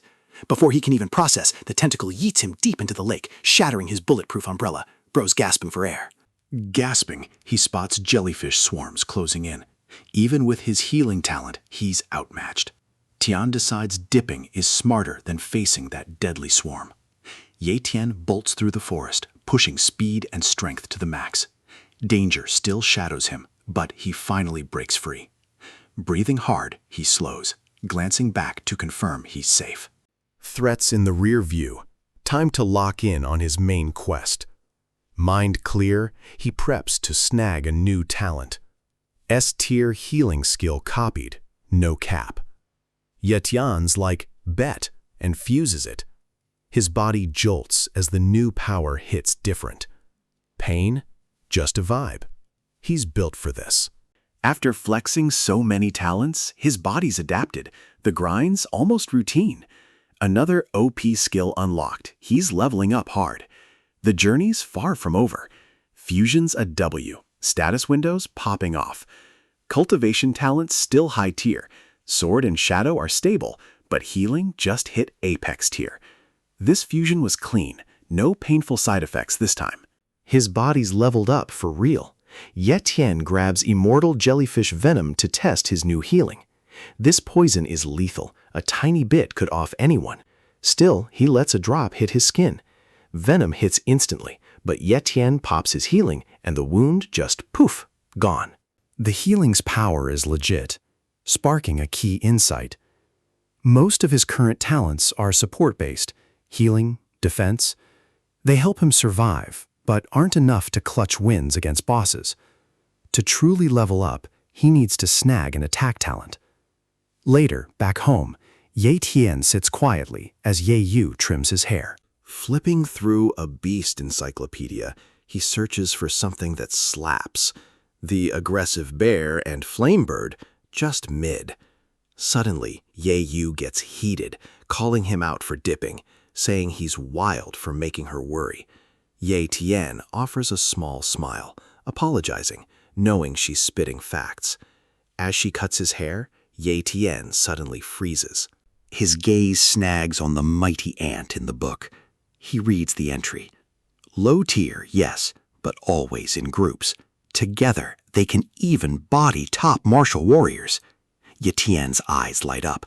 This is the one. Not just brute strength, it's teamwork, coordination, overwhelming force. Now he knows his next target. Ye Tian hits the martial pavilion, met by a polite welcome. Behind the counter, a familiar face recognizes him, smiling, low-key surprised. She asks what he's after. Without a beat, Ye Tian replies, a complete mighty ant body. Xiao's kind of confused, thinking he wants it for wine soaking, like for recovery. She even throws shade about him feeling weak, but Ye Tian quickly clarifies. Xiao apologizes, saying they're fresh out of mighty ants. Instead of dismissing him, she drops intel. Linhai Base is teaming up with a mid-sized base to build a trade route. The wild zone between them is beast-infested, with a nest of mighty ants. Hearing this, Ye Tian immediately connected the dots. Was she talking about Iron Fang Base, the only mid-sized base near Linhai? Xiao confirmed it. Iron Fang was 100 kilometers out. The mighty ants were on that route. This could be the chance Ye Tian's been eyeing. As they chatted, Xiao dropped more intel on Iron Fang. Apparently, someone from the Mo family met a mysterious end recently. The Mo family then suspected Iron Fang Base was secretly plotting an invasion. Ye Tian's brow arches as Xiao explains the Mo family directly investigated the matter. Plot twist, Iron Fang Base squashed the beef peacefully on the surface, for it was only because the Mo family got involved that Iron Fang and Lin linked up for a trade route. That info makes Ye Tian's mind go sus. If Mo family pulled strings, they're likely in on some sketchy biz. The vibes are off. Ye Tian stays quiet, but suspicions hitting different in his mind. Just then, Xiao locates her quest item and hands Ye Tian a small thing. It's a token. She explains it's needed for special events, originally for their young miss, but plans changed. Before Ye Tian could ask, Xiao, with a proud smirk, added their martial pavilion is a large base, not stooping to work under a mid-sized one like Iron Fang. They're clearly unimpressed. The two bases are collaborating on a trade route, but it's beast-infested, so they're sending martial warriors to clear it. For Ye Tian, this is clutch. He's been hunting a mighty ant, and this mission might just be the way. The Lin family's got Linhai Base on lock. Absolute power. The Mo family? Just loyal subjects now. Ye Tian clocks this, decides it's go time. At the Lin family's recruitment, he sees they're serious. A mad crowd has gathered, hundreds of warriors stacked for the mission. Ye Tian stays low-key, blending in. Drawing attention now is too sketchy. Suddenly, the crowd goes quiet. A powerful presence enters. Lin Mingji, the Lin family head, a peak elite martial warrior, built different. He greets warriors, officially starting the beast clearing op. Ye Tian watches, alert, then clocks it. The Mo family's also here. Lin Mingji steps up, addressing the crowd powerfully. He explains, everyone knows Linhai Base is tiny. Resources are tight, so not everyone can level up through cultivation. That's why this collab with a mid-tier base is a huge deal. If this mission pops off, the gains are massive, not just for the Lin family, but for everyone. But Lin Mingji keeps it real. Clearing monsters on the trade route won't be easy. real dangers out there. Some might not make it back. Still, he promises next-level rewards for this mission, way beyond past hunts. The warriors are getting hyped. Many see this as their shot to level up, gain clout, or snag something life-changing. The crowd erupts in cheers, everyone giving props to the Lin family. Amidst the hype, Ye Tian spots Captain Gale Wolf from afar, wondering if he still remembers him. Before anyone could overthink it, Lin Mingji spoke with conviction, squashing all doubts among the warriors. He promised all earnings, rare tops, materials, treasures, are 100% theirs. The Lin family ain't taking a cut. Then, another plot twist. Lin Mingji revealed bonus rewards. Every warrior gets 20 mid-tier monster blood vials and 2 million coins. No cap. Elite warriors? They'll snag 3 vials of peak monster blood and a cool 10 million coins. The crowd goes wild again, fully hyped. This isn't just an offer, it's a major glow-up opportunity, no cap. Eager warriors line up at the assessment station. An official directs them to place hands on a glowing stone. It scans their strength and flexes their cultivation level. A mid-tier martial apprentice's results shows. The warrior dips, next up. Ye Tian watches, Yueling's advice hitting different. Mofam connections, pure drama. Low-key is the strat for now. Stone measures force. Ye Tian can sandbag his power for a lower rank, staying off the radar. His turn. Ye Tian steps up, chill, hand on stone, ready to finesse his power, keeping it low-key. Ye Tian wanted the result to show a late-stage martial warrior, just enough to join without much fuss. The stone glowed, displaying late-stage martial warrior. The crowd stirred, surprised by someone so young at that level. Many assumed he was from a powerful family, given his early talent. Ye Tian kept his cool, but thought he might have flexed a bit too hard. Even holding back, the hype's real. Nearby warriors are low-key comparing their grind. One salty about being mid-tier, and others clowning about young prodigies leaving everyone else to cope. Captain Gale Wolf, watching from afar, needs a squad member. After Ye Tian's flex, he's definitely considering him. The crowd's buzzing as Ye Tian rolls up, and despite his strength, he makes a beeline for Captain Gale Wolf's crew. Many thought he'd aim for a more elite squad, but Ye Tian locked in his choice. Gale Wolf clocks him instantly, recalling the young martial apprentice who once saved a kid from a silver moon wolf. That memory hits different, but what's wilder is this kid hit late-stage martial warrior in under a year. Ye Tian plays it cool, chalking it up to pure luck, humble as ever, as he asks to link up with Gale Wolf's team for the upcoming op. Captain's hyped, no cap, welcoming Ye Tian back with open arms. Ye Tian's locked in with Gale Wolf's crew, mission ready. He asks them to have his back. The squad's all for it, stoked to have another late-stage martial warrior. His presence is a major buff, making them feel the hunt's gonna be smooth sailing. Gale Wolf and points to the mission zone, confirming it's just weak-tier monsters ahead.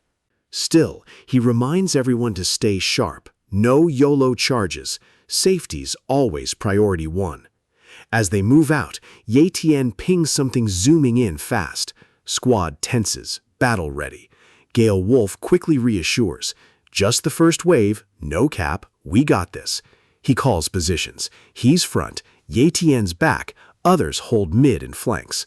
Locked in, Ye Tian calmly tells the group, whatever's coming, I got it. Yi Chen's crew faces 2 red beasts, growling, ready to throw hands. Tensions high, both sides locked in. A teammate shouts, "Let's go!" Yi Chen's on it, eyes glued to the ops. Instantly, the red beasts charge, wild and fast. Yi Chen whips out his blade, meeting the attack head-on. Ye Tian blocks the first strike, taking down one red beast. No time wasted, he charges the next. With a powerful high kick, he sends another beast flying. Sword gripped tight, he leaps, driving the blade deep. The sword plunges in. The red beast lets out a final cry, then drops, lifeless. Battle done. Ye Tian and Captain Gale Wolf stand victorious among the fallen. The fight wrapped quick, skills on full display. Gale Wolf flexed, claiming 3 takedowns. Ye Tian just smiled, low-key holding back to avoid drawing too much attention. A teammate joked, Ye Tian's already cracked for his age. Maybe the captain should chill with the flexing. Gale Wolf played along, feigning offense before laughing with the squad. Then, someone dropped a serious thought. The wolves didn't ambush them in the valley. That would have trapped them. A guaranteed win. The group went quiet. Something felt off. If the wolves ditched their usual strategy, were they rushed or forced? Then, one member clocks the area, and it hits him. The wolves probably planned to jump them, but something else shut it down. He speculates this ain't even wolf turf. Stronger ops here might have bodied them out.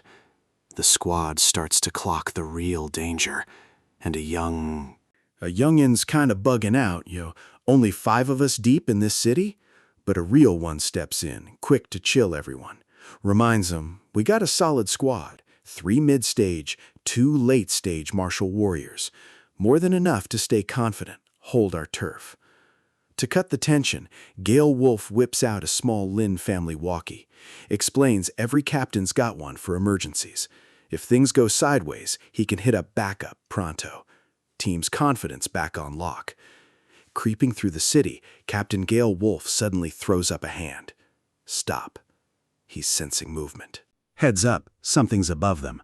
Ye Tian quickly IDs it via his talent window, a fire-breathing lizard. Low-tier beast, novice innate talent, low-tier fire. Basic stuff. It starts spitting flames. The crew steps up, confident, since Ye Tian and Gale Wolf aced the last mobs. Gale Wolf reminds them, low-tier or not, those flames hit different. Stay sharp. The squad charges in. Ye Tian watches, a bit sus at first, but Gale Wolf's like, they're good. Soon after, they're back. Beast clapped, W secured. They're hyping up the easy win, giving props all around. Someone tries to humble brag, but another's like, nah, that aggro pull was clutch, team diff for real. One of them's like, easy clap, not even sweating, that mob was so mitt. Feeling built different, ready for the next wave. Just as they chill, a sneak fireball's incoming. Ye Tian clutches it, saving the dude just in time. More creatures are rolling up. First was a fire lizard, so Ye Tian connects the dots. More of the same are inbound, and this fight ain't over. Captain Gale Wolf's radio blares, an urgent SOS from Zone B, but he gets ghosted. The grim reality hits Gale Wolf. He misread the Lin family's vibe. They clearly don't care about his squad's safety. Betrayed and owning the mess, he made a clutch call. He'd hold off the threat solo so his squad could dip, urging them to bolt, but his rider dies refused. They stood 10 toes down, no cap, not leaving him. Gale Wolf was dead serious, ordering them to jet for their own safety. He screamed at them to escape, calling them foolish for standing still as danger closed in, knowing staying meant a full squad wipe. One guy freaks and bails. Another crewmate clocks it, fists clenched, vowing to make that coward pay if he makes it out. Gale Wolf and turns to Ye Tian, seeing his main character energy. He tells Ye Tian to grab the 2 younger ones and dip, saying losing his talent would be a massive L. The squad backs it, telling him not to waste his future on a lost cause. Ye Tian low-key played along, but instead of dipping, he went full send. A massive power surge erupted, leaving everyone shook. That strength, the unmistakable aura of an S-tier martial warrior, left the squad speechless. No one knew he'd been sandbagging this whole time. Ye Tian never planned to flex this hard, but keeping his power hidden now meant the entire Gale Wolf team would be toast. He could have dipped out solo, but he's choosing to ride or die with the others. Seeing that courage, Ye Tian knew he couldn't ghost. He steps up, not to escape, but to fight. He wonders if hiding his power makes him any better than the selfish Mofam. No time to overthink. Even if flexing his true power causes drama later, he's taking that risk. He trusts Captain Gale Wolf's fairness, believing he won't get played for stepping up when it counts. Ye Tian then goes all out, unleashing raw power that just hits different. Gale Wolf is utterly shook. That speed and power? Straight up S-tier warrior moves, leaving everyone stunned. Ye Tian instantly pops Shadow Blade, and enemies drop like flies. Everyone gets it. He's not just strong, he's straight up one of Linhai Base's top-tier fighters. While the squad's still reeling from his power, a sudden scream echoes from behind. It's that same dude who dipped earlier, now stuck and begging. A teammate clocks it, hesitates, but Captain Galewolf doesn't even bat an eye. He reminded them the dude made his choice, ghosting the squad in a crisis, thinking he could solo it. Now he's dealing with that L. Meanwhile, Ye Tian cleared the path, calmly asking if they were riding with him or dipping. Galewolf, no cap, spoke for everyone. We're pushing forward. We're Galewolf. We stick together, period. They squatted up, following Ye Tian into the next grind, ready for whatever. After a tough skirmish, the team took a break. A rookie groaned, while another roasted him, like, bro, look at Ye Tian, chillin', not even a scratch. Everyone's hyped on Ye Tian. Captain Galewolf thanks him for saving them, but Ye Tian brushes it off. Then he drops a bombshell. He's not heading back. Something deeper in the danger zone he wants to check out. Galewolf is shook, asks if he's really going solo. Risks are high, it's kinda sus, but Ye Tian just smirks, says he's fine. A teammate tries to keep him, but Galewolf cuts in. Ye Tian's built different, can solo. Following him, just dead weight. He needs to master his healing talent before facing bigger ops or stronger fams. He's low-key itching to test its limits, not theory, but in real combat. Deeper in the wild zone, the air gets thick with a sharp, nasty. He frowns, realizing, beast's nest. Stepping forward, Ye Tian senses something sus. The ground shivers, and a monster's hand punches him, but he shrugs it off. He's found the Lizard King, the main quest he was hoping for. A perfect challenge to flex his healing stats in a real fight. The lizard immediately breathes fire, burning Ye Tian's shirt, but he's low-key hyped for this. Nearby, the Galewolf team spots the battle. Captain Galewolf sees Ye Tian duking it out with a massive creature. Unfazed by the fire-breathing Lizard King, Ye Tian charges in, chill and determined. This isn't just a fight, it's a true test for his body and healing. Instead of a quick finish, he's intentionally dragging it out, tanking damage to see if the flames break him or his healing outlasts the assault. Battlefield was straight up lit for almost an hour. Fire, explosions going wild. Galewolf squad watched, low-key stressing if Ye Tian was alive. Captain Galewolf, clearly shook, knew they were way out of their league. Nothing they could do. Then, as flames faded, Ye Tian walked out from the scorched ground, calm and steady, standing over the fallen beast. Big W. He looks down, low-key muttering he clutched this W, and his healing talent totally aced the test. Ye Tian's healing is OP, but a real stamina drain. Wiped, he eyes the defeated beast, planning to use its blood to recharge. The Galewolf squad, seeing the flames fizzle out, wonders, is it done? Just then, Ye Tian walks out of the smoke, vibing and steady.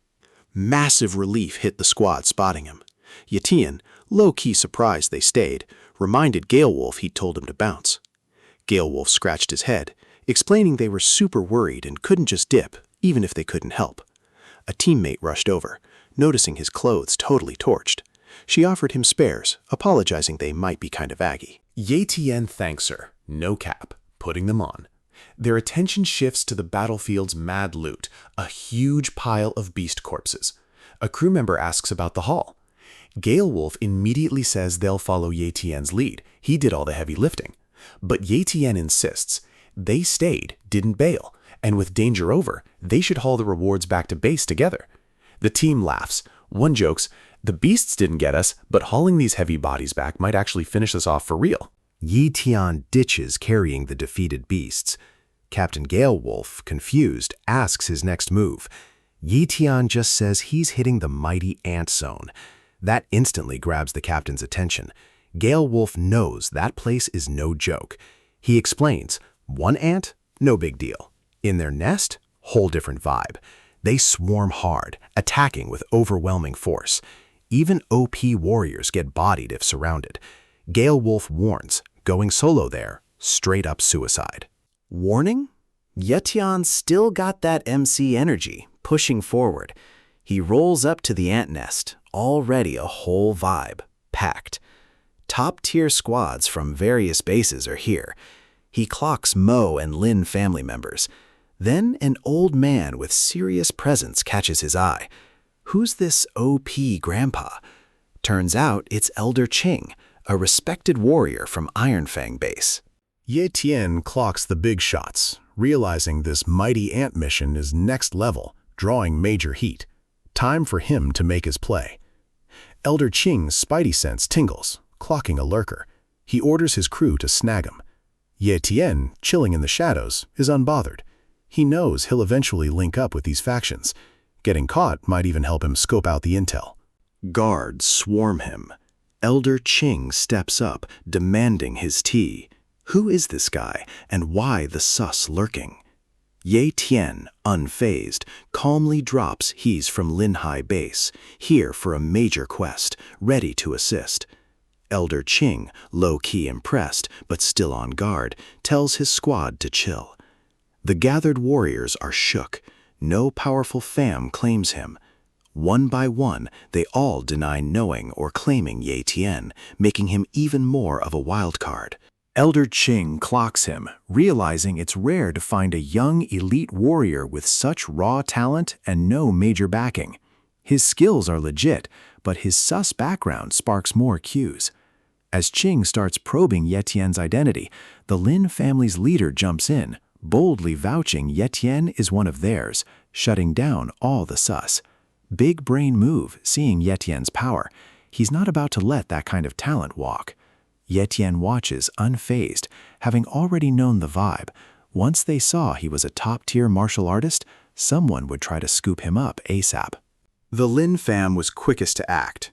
Ye Tian, no drama, just vibes with the squad, keeping it low-key. The Lin fam heads feeling himself, thinking he just bagged an OP ally for free. Big W for him. Meanwhile, up top, two girls are low-key spectating. Xiao's low-key annoyed, kinda amused the Lin fam is trying to flex on Ye Tian.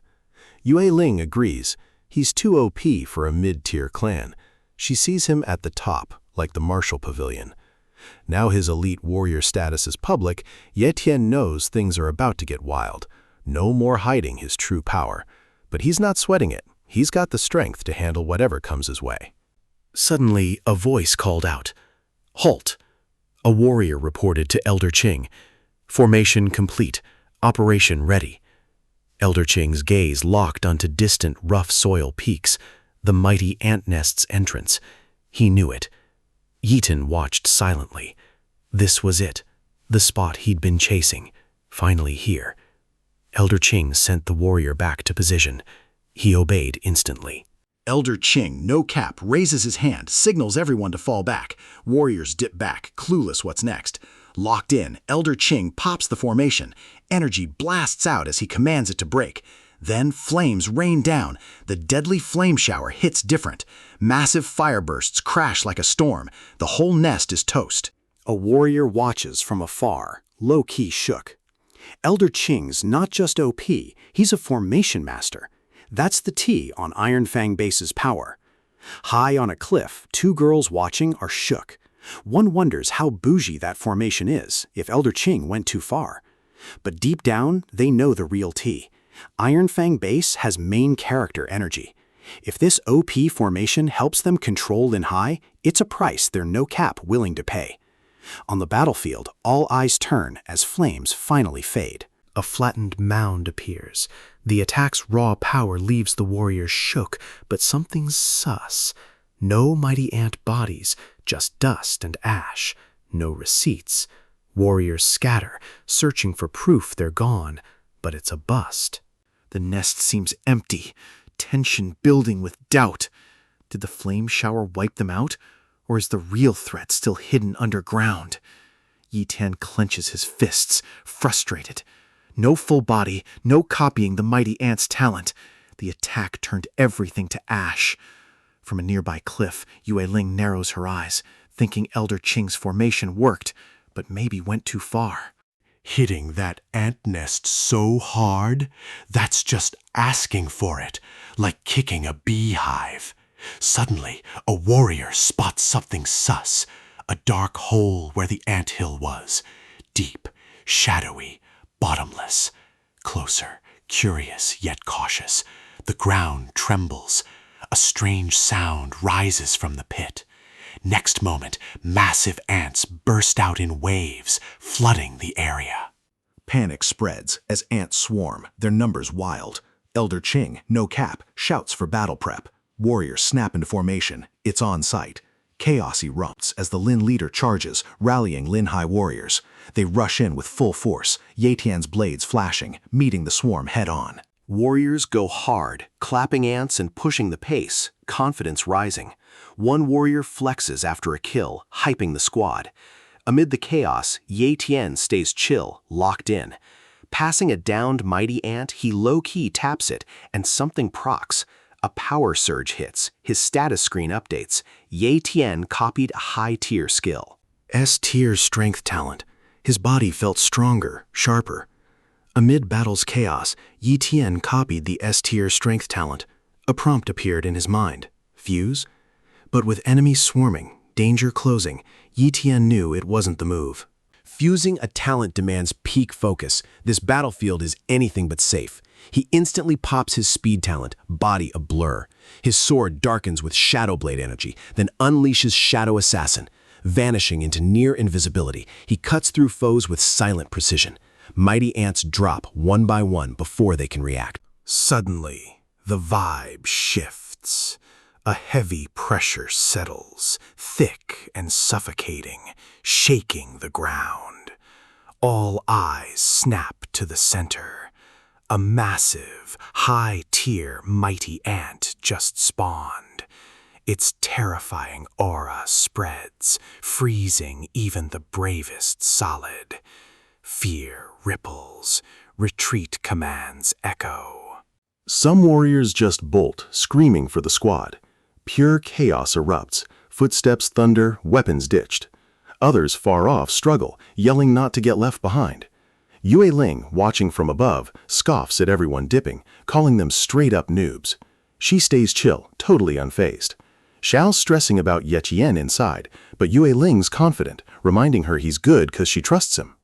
The battlefield's a whole mess. Warriors are beefing, blaming each other as frustration levels skyrocket. Everyone expected someone to clutch against this OP monster, but crickets. It's crystal clear no martial warrior can even touch this high-tier ant, especially with its strength buff matching a Grandmaster. Elder Quang, who was supposed to be the GOAT, dipped first. His ghosting confirmed our worst fears. The ones we trusted most, total fakes. Screams echo from the ant nest. A warrior chokes, air thick and heavy. Legs buckle, invisible weight, strength fading. But through the dense fog, Ye Tian goes harder, not slowing. While others crumble, Ye Tian cuts through the darkness, pushing forward. He knows this mist ain't natural, but he doesn't hesitate. His instincts kick in, guiding him. Steps quicken, focus sharpens. He clocks the mist. It's a suppressor. Lingering means game over. Ye Tian's not about to fall. Not here, not now. He knows the golden ants got eyes on group movements, especially teams that stand out. So he quietly peels off. Retreating's the safer play for now. Ye Tian glanced back at Captain Galewolf's squad, mad respect for their skill. They absolutely bodied the battlefield, leaving only monster skeletons. A clean sweep, proving they're legit hunters. As Ye Tian moved, his status window popped up. High-tier strength talent copied successfully. Fuse it? Ye Tian was like, bet. Fusion began, and power surged through him. No cap. This isn't just basic strength. It's solid, absolute. With this talent, Ye Tian can finally stand his ground against powerful figures. He's self-made. This strength makes him a threat, a shield, a force, period. Everything's complete, power leveled up. Ye Tian, resolute, looks ahead. Home calls. Ye Tian's chilling, mind still reeling from the power-up. Fusion's done. His S-tier strength talent now amps him to 10 times his base power. He's technically just an elite, but a beginner great martial warrior? No cap, that's an easy clap. Back home, Ye Yu's shook, 'cause he's been silent since he got back. Motionless like a statue, Ye Tian's giving off major ancient master vibes, not her bro. Ye Yu tried to get a rise out of him, first calling him out for being distant, then clowning him for playing deaf. When that didn't hit, she went full petty. With a mischievous smirk, Ye Yu loaded Ye Tian's food with salt, declaring he manifested it. Moments later, she called out, "Dinner's ready," and Ye Tian finally unzoned and showed up. He sees a table loaded with a crazy spread. Ye Yu proudly says she cooked it all for her hard-working bro who earned this feast. Ye Tian grins, promising to clear the plates. Just as he's about to dig in, a knock. Before he can move, Ye Yu grumbles, "Dude, at least taste it before you bounce." But Ye Tian opens the door, totally shook to see Captain Gale Wolf. Gale Wolf, chill as ever, stepped in, explaining he was there to drop off Ye Tian's mission rewards. He pulled out a thick bundle, no cap, showing Ye Tian's hefty earnings. Ye Tian tried to politely refuse, saying it wasn't necessary, but Gale Wolf shook his head, insisting everyone gets their share, and Ye Tian totally deserved it. Accepting, Ye Tian invited the captain to stay for a meal. Gale Wolf's eyes lit up at the spread, and he was like, "Bet." He plops down, face glowing with pure joy, admitting between bites it's been forever since he had such bomb homemade food. Ye Tian low-key tells him to go wild. He's not really feeling hungry. Ye Yu starts to ask if it's too salty, but Captain Gale Wolf quickly cuts in, saying it tastes mild to him, guessing she went light on the salt. Ye Yu just shrugs, happy he's enjoying it either way. After the meal, Gale Wolf asks Ye Tian what's on his mind. Ye Tian's been grinding at home, out of the loop. He wants to know how the beast removal operation is going. Gale Wolf drops the grim news. Iron Fang and Linhai bases took a massive hit. Over 50 elite martial warriors are gone, and worse, 3 great martial warriors are dead. Ye Tian, shook, asks if it was the mighty ant nest. Gale Wolf nods, explaining the first squad retreated, then a much stronger second wave went in, but even they couldn't clutch the win. Ye Tian is absolutely floored by the mighty ant nest intel. Gale Wolf adds the situation was so dire, Iron Fang had to deploy a Grandmaster to finally wipe out those ants. Ye Tian finally gets the gravity. A Grandmaster showing up means the stakes just leveled up, way past normal danger.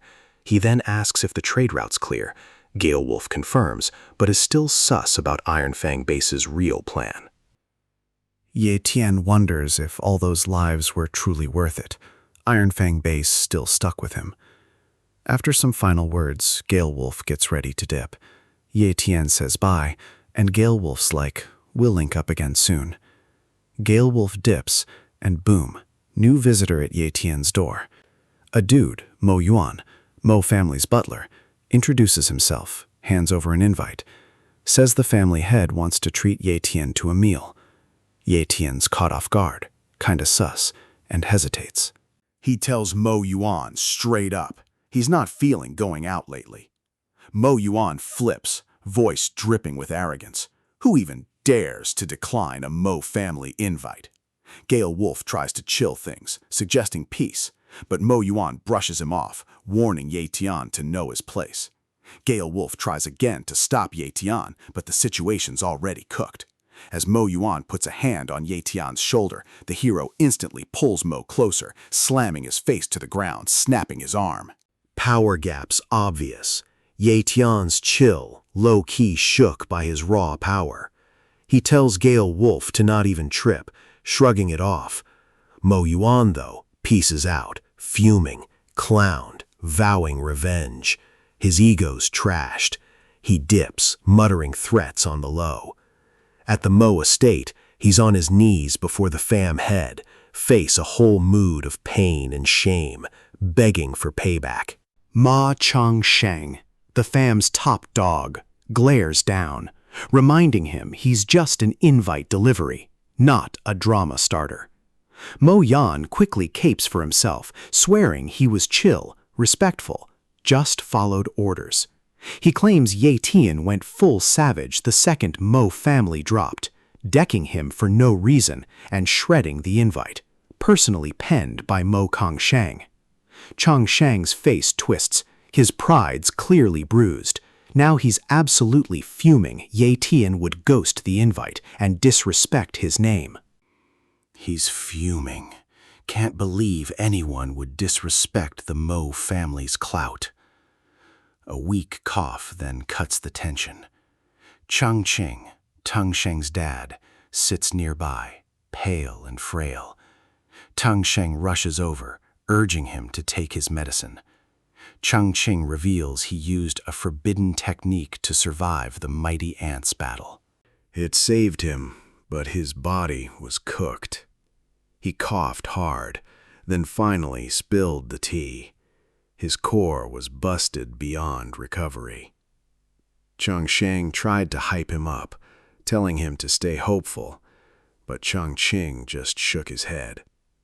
"I know my own vibe," he said. "This damage is permanent, no cap." His heart was heavy, knowing his death meant the Mo fam would lose its main tank. The family's future, without someone strong to lead, looked grim and uncertain. Mo Chang Seng, fuming, thinks Ye Tian's waiting for the Lins. Mo fam gotta move fast, can't lose this gem to ops. Chang Seng's face went stone cold. Soft approach flopped, so they'll take Ye Tian by force. Kang Seng, though, is like, he's not fam. Surname Ye, he's an outsider. Even if bagged, how could they trust him to simp for the Mo family? Chang Qing's got that on lock. He flashes a small bottle, dropping a chilling truth. This elixir mind wipes, making them totally obedient. Low key for Ye Tian's feast. Now it's ASAP.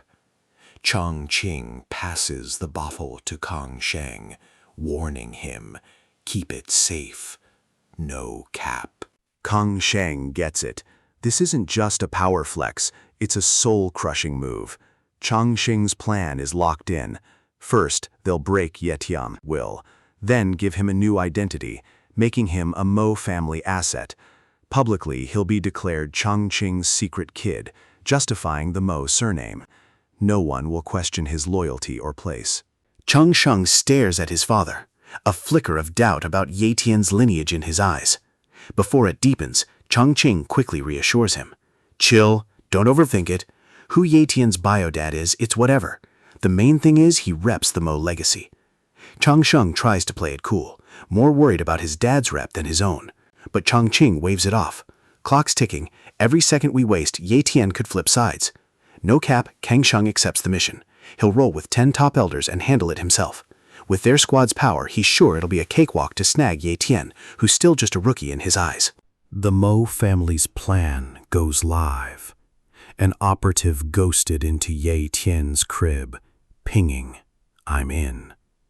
Their ruthless goal, snatch his younger sister to force his submission. Outside, the squad's posted, ready to strike. Everything's tracking. Target located. The go signal drops, but as they push up, a voice hits different, and Ye Tian pops up. He knew the whole play. These ambushers, they're cooked, walked into a whole setup. Moan's on the comms, pressed. "Anyone got Yeyu?" His voice shook as he spammed the second elder, needing an ASAP reply. Finally, a response. Ye Tian, chill. Says he's got Yeyu, bringing him back ASAP. For a sec, it sounds Gucci. But Moan gets sus, asks, who dat? 'Cause something feels off. Others check Yeyu's body. Freeze. Shook. No breath. Truth hits fast. This is messed up. Moan yells, "Stay alert!" realizing the one who claimed Yeyu must have called for backup. Inside Linhai base, Moan's wondering, who's this bold to challenge the Mo family besides me? He's feeling sus, scanning for ops. Before anyone can react, another's ghosted. Panic hits hard. This ain't just an ambush, it's Shadow Assassin. Panic hits the squad. Orders are barked, spread out, stay frosty. Then Ye Tian pops his speed talent. He's practically untrackable, ghosting in and out. Mo-En's jaw drops at the insane speed. Someone tries to lock on to Ye Tian, spots an opening, but by the time they move, he's already dipped. His speed's got everyone pressed, their attacks always a beat behind. Darkness hits the zone as Ye Tian pops Shadow Blade, deleting every enemy. Mo-En pings the team for an update. Their shook reply confirms Ye Tian's on site. Enraged, Mo-En orders his capture. As guards charge, Ye Tian doesn't flinch, activating his strength talent. 2 ops strike, Ye Tian no-sells both. Everyone's shook. Mo-En's mind-blown Ye Tian tanked those hits. He thought Ye Tian was just an elite warrior, but this? Nah. Ye Tian's sandbagging, Mo-En's out of his league. Ye Tian then chills, confirms his identity to Mo-En, knowing he faces Mo Xiaobei's dad. Mo-En, trying to keep his cool, forces a smile, offering peace. He suggests settling things without bloodshed if Ye Tian spares him. But Ye Tian's not here for talks. Coldly, he reveals, he offed Mo Xiaobei. Mo-En doesn't rage, he bows, agreeing, calls his son unfilial, admitting Xiaobei must have crossed Ye Tian, so his death was deserved. Mo-En's voice cracks with desperation, begging, offering stacks, power, anything Ye Tian wants just to live. Ye Tian's not fazed. He steps up, eyes locked, stating he prefers to nip problems early, then ends him right there. Ye Tian doesn't wait for payback. Hurt his sis? No cap, they pay up. This time, Ye Tian vows to wipe out the entire family. Far off, in a grand mansion, an elder wonders why the 10 great elders haven't returned. His son reassures him. No worries. With them guarding Linhai base, nothing bad will happen. Suddenly, the sky flashes. A glowing sword streaks home. Ye Tian's here. He's not talking. Guards freak out, yelling, "Who's hitting our spot?" Ye Tian appears through the smoke to remind them. He knows, with cold clarity, they sent the ops to off him, yet they got the audacity to ask who he is. Laughable. No Q&A, just total wipeout. Fear spreads. Kang Shang stares at Ye Tian, voice trembling, realizing. Kang Shang demands, "Why are you here? What happened to the 10 great elders?" Ye Tian, no cap. You'll meet them soon, not on this plane, but in hell. Before Kang Shang can even react, Ye Tian drops an instant attack, slicing through his chest. Seeing his son dead in a flash, Kang Shang's father screams, calling Ye Tian a monster as his son lies lifeless. His pain quickly turns into pure rage. He charges up a powerful move, one of their secret arts Ye Tian recognizes. He's seen this trick before, used to escape those deadly mighty ants. But Ye Tian doesn't flinch, he's already clocked this move. The elder's voice cracks, absolutely fuming at Ye Tian. His son's dead, and Ye Tian's blamed for everything. In a Hulk-out rage, his clothes rip as he charges Ye Tian, landing a sick combo that knocks him back. The old man roars that even Ye Tian's ashes won't chill his hatred, vowing to end him. Suddenly, alarms blare across Linhai base. Intruder alert! Assassin! Guards scramble through halls screaming, "Protect the Patriarch!" But Ye Tian's just chilling, low-key amused they're only clocking in now, after he's already iced the family head. He roasts the Mo family, calling them total noobs, then watches the kill order drop. Guards swarm, but a dark figure cuts through. A shadow assassin drops in, and panic spreads as guards get bodied in seconds. The elder's jaw drops. Ye Tian's fighting like an S-tier warrior, and he can't compute how someone so young has this much power. Meanwhile, Ye Tian's laser-focused on the elder, analyzing his secret tech, wondering how long it can keep him in the game. Elder's fury spikes. Sword fight rages on. Away from the fray, another young leader watches, chill. Yitian's strength makes him sus if Mo Fam got outside help. Elder Ji offers to jump in, but young master's like, nah, he wants to see it play out. Chang Ching's fuming, shook by Ye Tian's insane speed, every strike blocked with ease. Ye Tian dodges again, Chang Ching clocking this ain't his W. Old man's low-key panicking, his secret arts draining him fast. Ye Tian's chill, pressure's building. Chang Ching's thinking of hitting up the Lin fam for backup. Ye Tian's vibing, clowning him, telling him to keep that same energy. Desperate, Chongqing chucks a smoke bomb into the haze to buy time, or dip, but Ye Tian's still on his 6. Old man's speed ain't cutting it. Ye Tian's S-tier talent keeps him locked on, matching him. Chongqing curses, fuming, 0 distance gained. No choice, he pivots to face Ye Tian. Ye Tian smirks, steps up, ready to run it back. Dip or turn, Ye Tian's down to finish this. Chongqing feels his strength fading, his secret art maxed out as he wipes out. He knows it's game over for him and the Mo family. Ye Tian preps the final blow, declaring Chongqing's time is up. Desperate, Chongqing simps for his life, offering Ye Tian an OP treasure, his most prized possession. Ye Tian gets major déjà vu, low-key amused but high-key sus, so he agrees to check it out. Chongqing manifests a sus magic orb, offering it with a smirk. Ye Tian, clocking the vibe, dips back as it blows up, spraying venomous needles. He mostly dodges, but one nicks his face. This move, Mo family's true colors, no cap.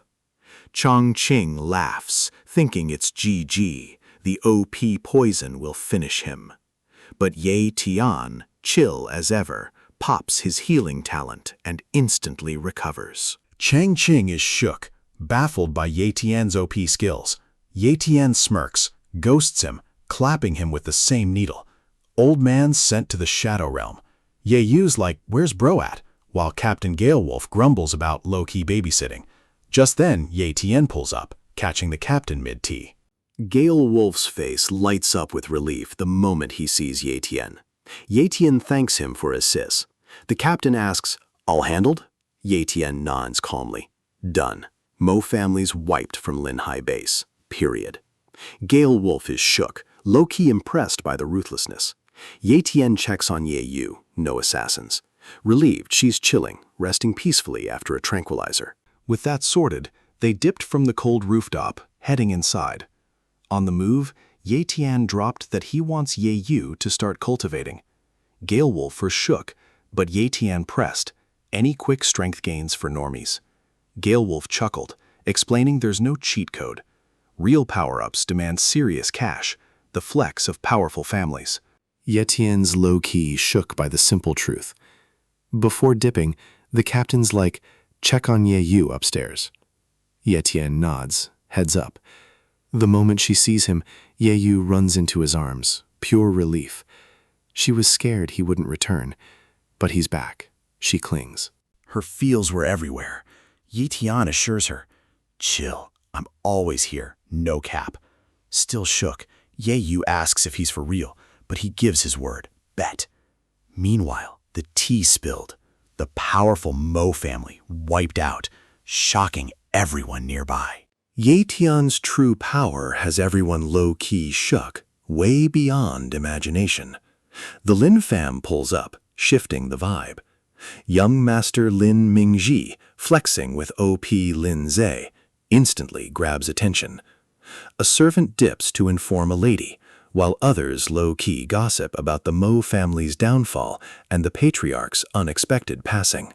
He was once the guy, feared, respected. Then, poof, gone. Now the real tea. Mo family's OP Iron Pearl. This hidden gem, sinister, battle-changing power. Wide range, deadly damage. A last resort for survival. But even unleashed, they took the L.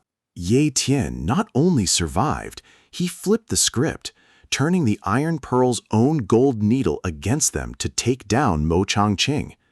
Their secret trump card? Big L. It became their downfall. After the Mo family's fall, the tea started spilling. Shaken survivors made one thing clear. A single person caused this destruction. The sheer devastation means his strength is definitely peak Great Warrior level. No cap. What's even more sus, this OP individual isn't from Linhai base. Now, eyes are on Iron Fang. They might have pulled this Mo family stunt as a power flex. That theory's hitting different, because a deeper concern just dropped. Iron Fang pushed for a trade route, but a spy's intel is straight up alarming. Near their base, a massive monster is leveling up to a king-tier threat, a creature so OP even the strongest warriors would be shook. If that happens, Iron Fang base is cooked, no cap. This trade route might just be a low-key escape plan, a migration path if their base falls. If Linhai and Iron Fang bases merge, it's not just a simple collab. Leadership and influence will split, with the OGs clashing against the new blood. Lin Fam won't be calling the shots, just a symbol for whoever's main character. Iron Fang's sudden flex created an opening. Lin Fam's moving fast to leverage it. Orders dropped. Elder C's on it. He'll personally invite major families to scoop up Mo Fam's abandoned resources. Ye Tian drops a massive stash of OP elixirs. Everyone's shook by the volume. Captain Galewolf's like, these are worth more than whole estates. Ye Yu, floored by the value, questions her bro, urging him to return them before getting finessed. But Ye Tian's confident, assuring everyone they're legit and super valuable. He proves it by handing one to Ye Yu. She takes it, lights up, effects hit instantly. Vibe shifts, doubts vanish as the elixir's true power is undeniable. Ye Tian preps to leave again. Target, Thousand Leaf Forest. He says something crucial awaits him there. Monsters are getting riskier, so Iron Fang base moves more folks to Linhai base for safety. The situation's critical. Even OG struggle to hold the line. Ye Tian knows if defenses fall, it's GG. Powering up isn't optional, it's a must. Ye Yu, fresh back, is emotional. Ye Tian's dipping again. He's locked in, knows the drill. No time to waste. Ye Tian gently reassures her. Stay on your grind. Pop those elixirs, keep up body training with the captain. Ye Yu promises, I'll ace it. You be careful. I'll be waiting for you home. Ye Tian smiles. I'll be back safe. Bet. He entrusts Ye Yu to Captain Galewolf. The captain confidently agrees. She's like my own sis, no cap. Right then, he drops the news. Iron Fang base is rolling in, and in major numbers.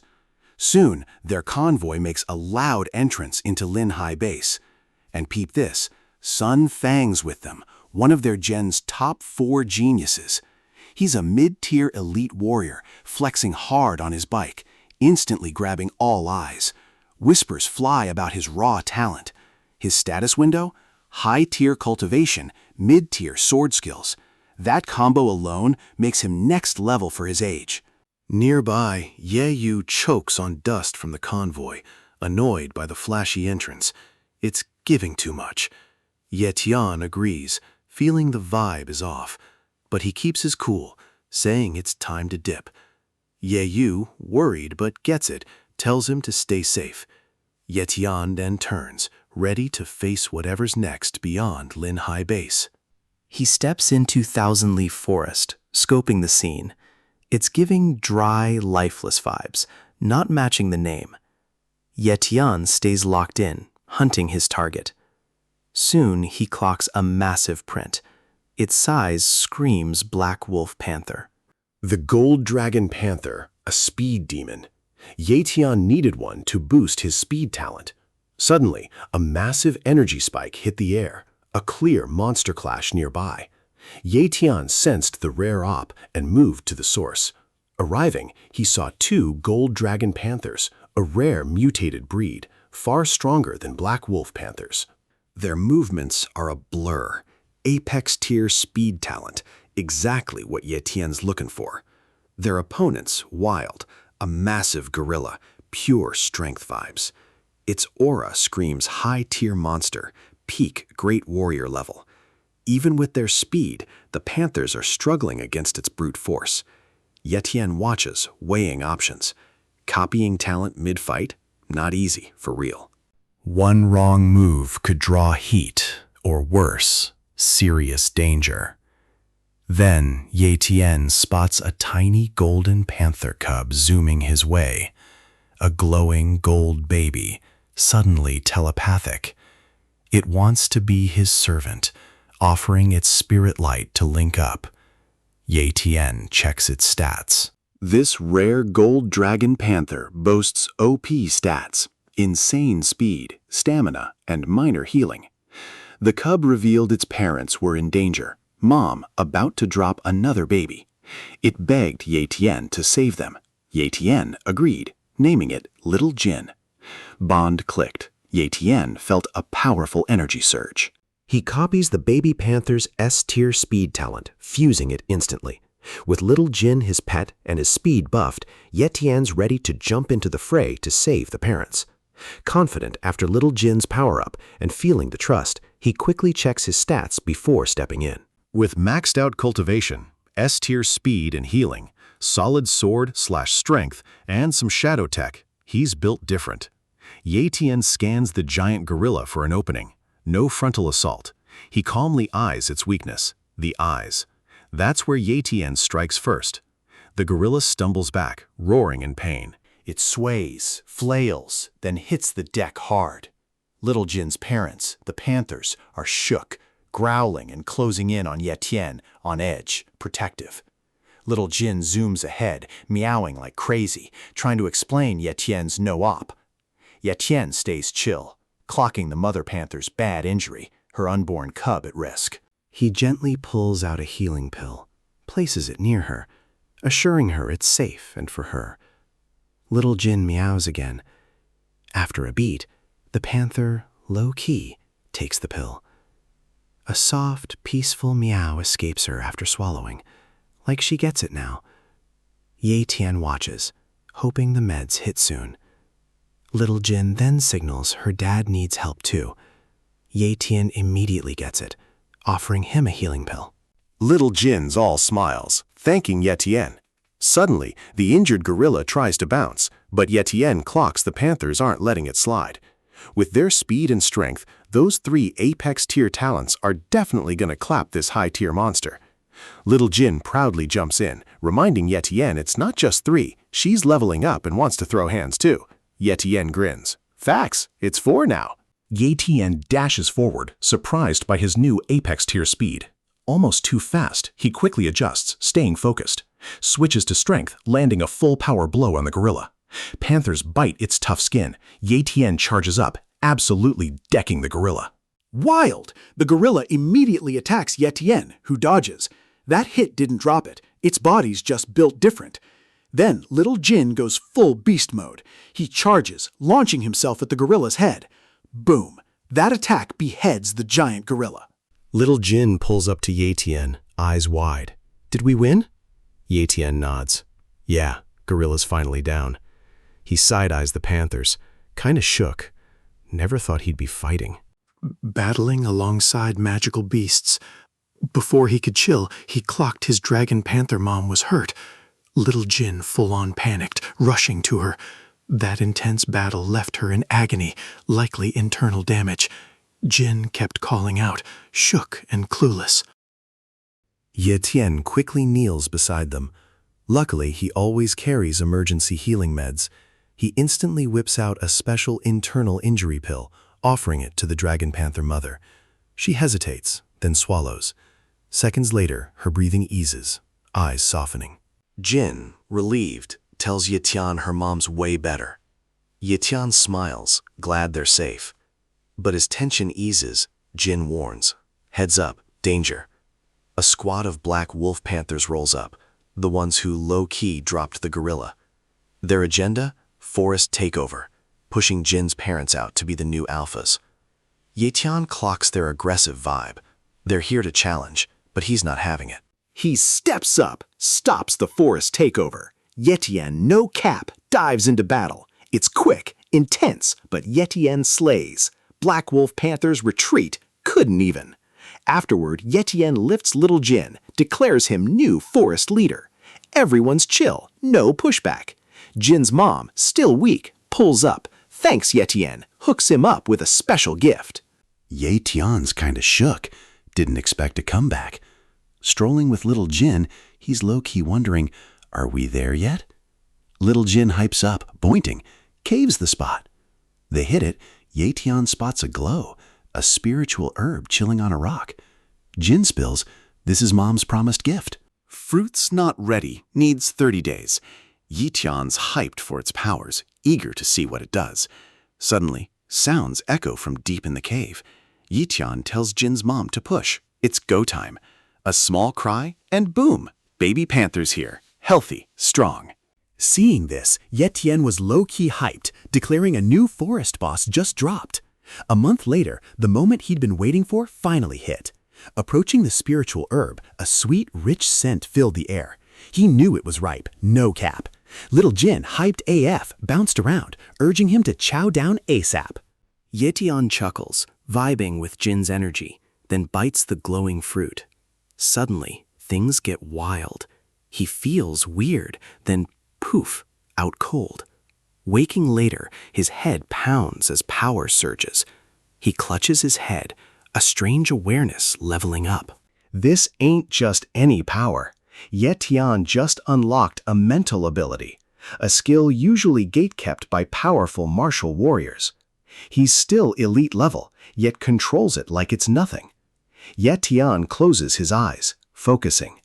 His talent detection range instantly expands, sensing talents up to 50 meters. Even wilder, he can now copy talents without touching anyone. Just sensing them through the air is enough. Later, Yetian gets a ping about fusing mid-tier endurance. He mulls it over, but nah, endurance is kinda mid right now. His main quest is leveling up cultivation talent. With that sorted, he preps to head home. This trip buffed him up, leveled him, and even dropped some unexpected loot. He grins, feeling low-key satisfied. Ye Tian, ready to bounce, thanks the Panther fam for the spiritual fruit, a huge help. As he dips, Little Jin meows, jumping forward. She's not staying, she's riding with Ye Tian. He chuckles, agreeing. Someone to meet who'll totally vibe with you. She beams, meowing happily, thanking her master. Their journey? Just getting started. Little Jin's eyes are wide, totally mind-blown by the outside world. It's a whole new vibe, so much she's never seen. Itan warns her to be careful. It's not just exciting, it's also low-key dangerous. Soon they hit the 5th Academy, but something's off. Itan spots Zhangbao, collapsed and badly injured. Shocked, Itan watches over, asking what went down. Zhangbao barely recognizes him. Ye Tian's relieved he's still alive. No cap, Ye Tian gives him high-grade monster blood to juice him up. This whole situation is wild. Ye Tian's on alert for what's next. He's shook. The dudes who jacked Zhangbao were Iron Fang base fighters. Zhangbao spills the tea. Monsters wiped out the base. 100,000 survivors dipped to Linhai. Yetian's like, who's running things now? Zhangbao spills the tea. Lin family's technically the face, but they're just figureheads, zero real power. Yetian knew it. Iron Fang survivors low-key took over. Zhangbao adds the base is spiraling daily. Robbers are everywhere, pure chaos mode. BTW, Ye Yu, and Captain Gale Wolf are grinding together. Ye Yu groans, another round lost. But Gale Wolf hypes her up, saying she's leveling up fast and has real talent. Ye Yu plays it down, crediting his good coaching. Suddenly, she spots her bro, Ye Teen, approaching. She sprints to him, hyped, and Ye Teen laughs. Whoa, easy there. Just then, Little Jin pops out, and Ye Yu's eyes sparkle at the small golden panther. She immediately rushes over, gushing about the cutie. Yetian introduces Little Jin, but she's instantly obsessed, playing with it and totally ignoring him. Gale Wolf laughs, roasting Yetian for getting benched by a kitten. Yetian thanks the captain for his sis. Gale Wolf proudly flexes Ye Yu's already a martial apprentice, thanks to a grind. Their convo gets real. Gale Wolf asks if Ye Tian's caught wind of Iron Fang base invading Linhai. Ye Tian knew about the invasion, but asked if anything went down while he was out. Gale Wolf reassured him, all good on the home front. A girl named Xiao Yu dropped by, leaving a Martial Pavilion token. She said Iron Fang base folks would legit think twice before messing with them. Ye Tian was low-key impressed. Then Gale Wolf brought up something way more serious. Sun Fang has been hounding Ye Tian, repeatedly challenging him to a death match. The name instantly unlocked a core memory for Ye Tian. He checked Sun Fang's talents before, remembering him as one of Iron Fang's top 4 S-tier geniuses. Since hitting the city, Sun Fang has been clapping elite warriors, taking no L's. Gale Wolf warned Ye Tian not to sleep on him, saying he's built different. But Ye Tian wasn't fazed. It just sharpened his focus.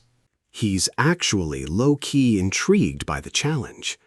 Sun Fang rolls up on his bike, screeching, turning heads. He IDs Ye Tian, saying he's waited for this moment. Ye Tian just nods. Sun Fang then drops the challenge. A duel. Tomorrow, 10 a.m., Minghui Plaza. It's on. Stakes are clear. A bronze rank blade skill is on the line. Sun Fang leans in, daring Ye Tian to step up. While Sun Fang talks, Ye Tian pops his hidden skill.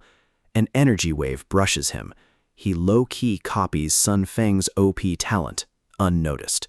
With a smirk, Ye Tian confidently accepts, no cap, showing zero fear. Hearing this, Sun Fang peaced out, bike engine roaring as he dipped. Ye Tian watched him vanish, ready for the smoke. Someone behind him yelled, "That was mad impulsive. Sun Fang's got mad power. You're toast."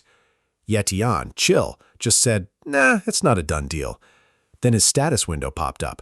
His stats, low-key fire, high-tier cultivation, apex speed, mid-sword, novice shadow, apex healing, high strength. Ye Tian wasn't done. Already rocking a high-tier cultivation talent, he decided to stack another, aiming for peak power. Full send, he copied it again.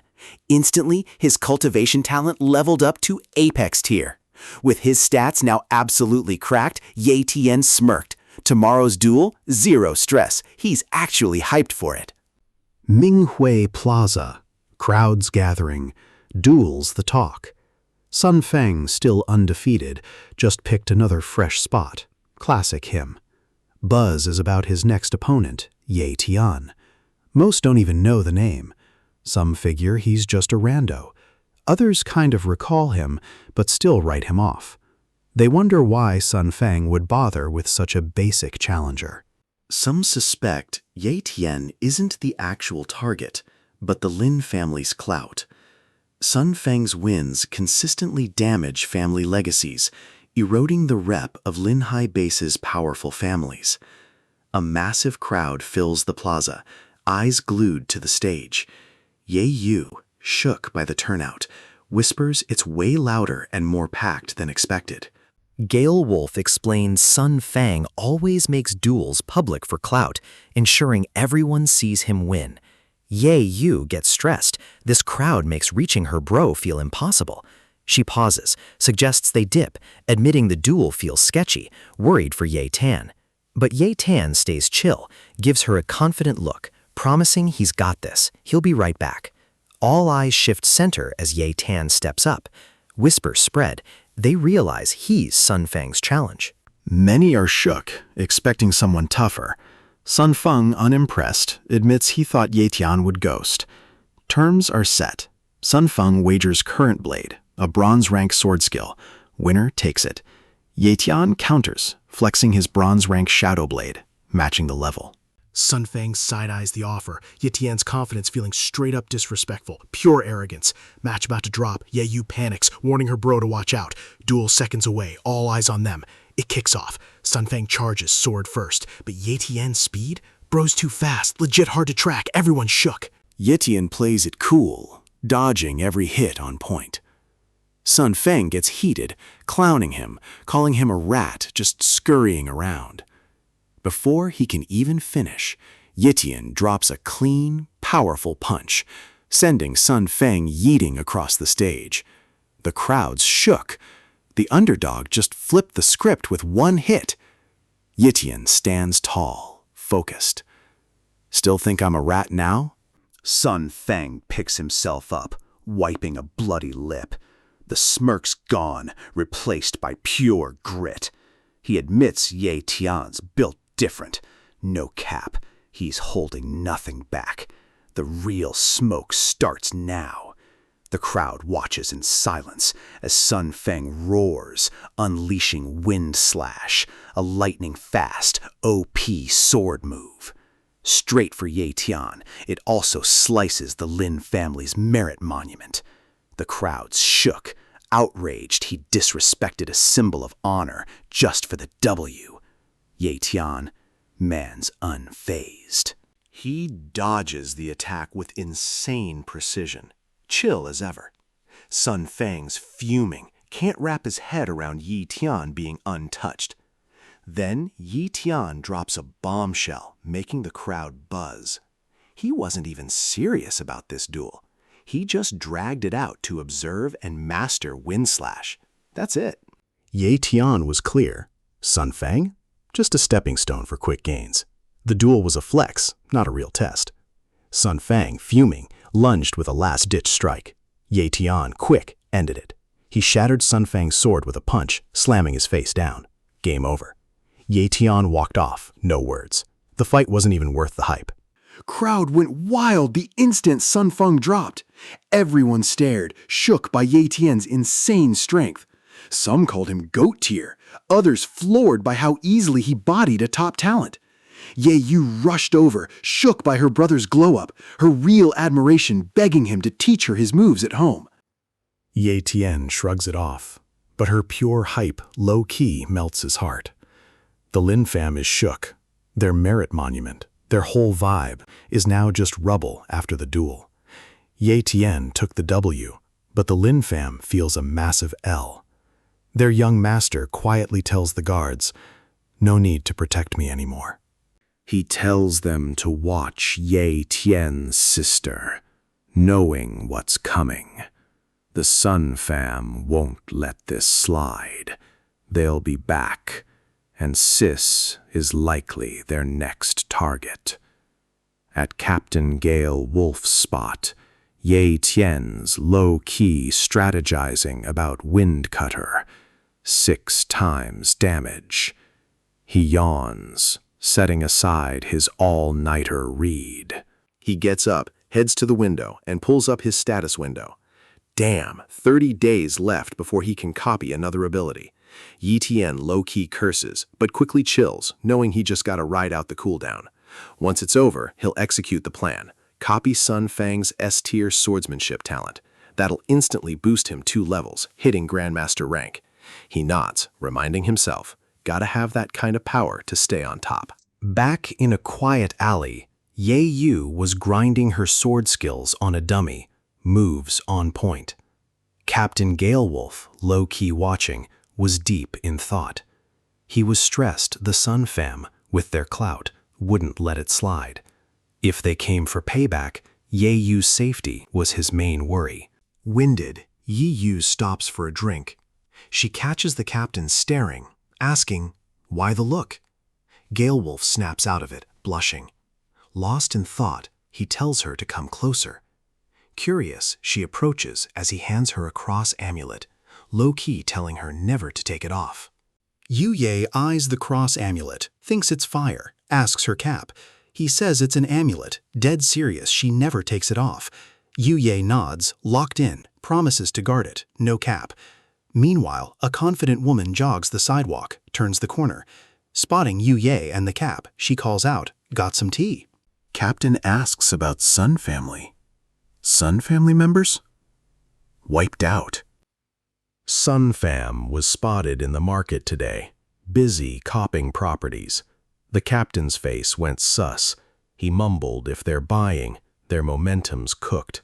They won't move till they're fully settled. Meanwhile, an old dude in a wide-brimmed hat was dumping trash. Grim vibe, hat shadow hid his face. A month later, same old dude, Same trash toss, different bin. Ye Tian just stepped out nearby. Ye Tian strolls, snacking, past the old man. Suddenly, his spiritual pressure flares slightly, making the dude sweat. He's shook, can't grasp how Ye Tian, a kid, is already flexing spiritual energy. That's endgame stuff for peak martial artists. Ye Tian calmly pulls up his hoodie, face hidden, thinking, Lin family's got a martial spy on my doorstep? They're way too obsessed. He hits the martial market, quietly mulling over the Sun family.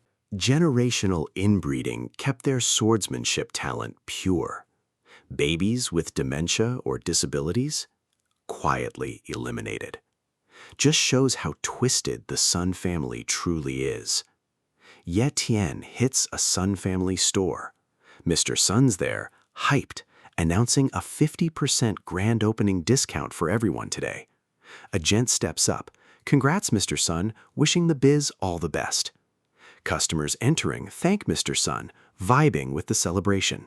Ye Tian rolls up, ice in his veins, hand already sparking. Purple lightning crackles around his fingers, radiating a fierce aura. He drops his own congrats, not for the store, but for Mr. Sun's final day.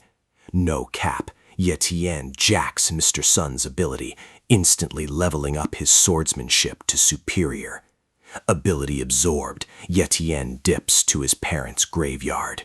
He brings flowers, sits by their graves, speaking softly. He tells them he and Sis Ye Yu are dipping from seaward base soon, wanted one last goodbye. A small smile, he adds they'd be proud of his glow-up. Suddenly, he feels something zooming in. A figure instantly pops up, chilling on a nearby tombstone. An assassin, clearly here to off him, killing intent thick. Ye Tian instantly reacts, whips out his blade, turning to meet the threat. The assassin lunges, blades clash and sparks. You bodied Sun Fang, you're built different, the assassin remarks. Ye Tian, vexed, clocks who it is. Just another Sun family lapdog. He tells the man, took you long enough. With a sharp parry, Ye Tian knocks him back. The assassin keeps flexing, saying Ye Tian should be grateful for an extra month. Could have been ghosted post-tourney. Done with the cap, Ye Tian tells him to zip it, then zooms in. Weapons clash, sparks fly through the graveyard as the real fight begins. The slashes flying are no joke. Both fighters are trading blows, each clash hitting different. But then Ye Tian's face drops. His parents' bouquet is wrecked. That's all it takes. He blasts his opponent back with a powerful strike. The lapdog stumbles, still yapping, revealing he was Sun Fang's first teacher, their bond like father-son. Ye Tian, unbothered by the sob story, ignores him, calmly grabs the bouquet. He approaches his parents' grave, silent and steady. The lapdog mocks again. Perfect spot to bury you. We're already here. He even offers to dig the grave if Ye Tian kneels and begs. Ye Tian says nothing, quietly placing the bouquet. But the lapdog crosses the line, threatening to off Ye Tian's sister, claiming she'll join him in hell. Ye Tian finally snaps. He stomps, shattering the ground, pure rage in his eyes. Without a word, he activates his top-tier speed, gone in a flash. Blink, he's back, a devastating kick to the lapdog's gut, sending him flying.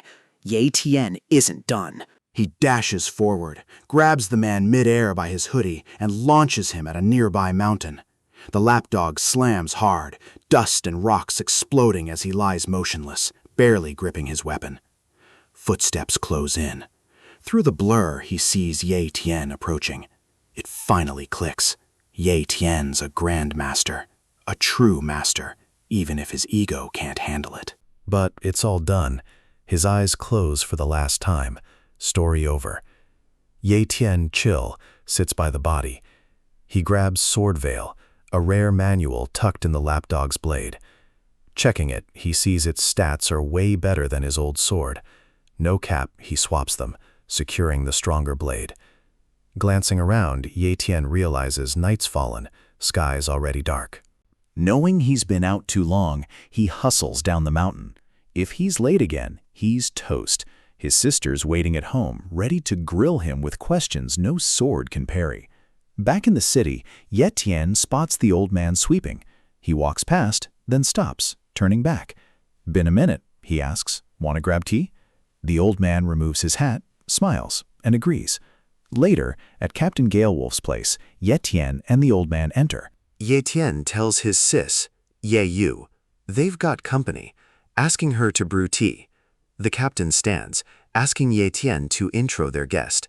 Before Ye Tian can speak, the elder drops his name, Lin Zhe, from the Lin fam. Cap's jaw hit the floor. "Is this the legendary Senior Lin, for real?" he asks. Lin Zhe smiles, flattering to hear. Ye Yu brings tea, but Cap zooms over, taking cups to serve Lin Zhe personally. Ye Yu low-key chuckles, amused by the captain's sudden politeness. Captain offers Lin Zhe tea. Lin Zhe accepts, then talks with Ye Tian, sensing this invite is major. Ye Tian confirms, walking to his sister. He tells Lin Zhe, "Take Ye Yu to the penthouse. Miss Yelling will look after her." Lin Zhe sips his tea, surprised Ye Tian has penthouse connections. He clocks Yi Yu's amulet, a captain's gift, recognizing it as a penthouse token. Linza puts his cup down, agreeing to link Yi Yu with Miss Yu. Yatin eyes the captain, low-key planning his payback before dipping from base. The captain jokes Linza wasn't feeling the tea, offering a fresh brew.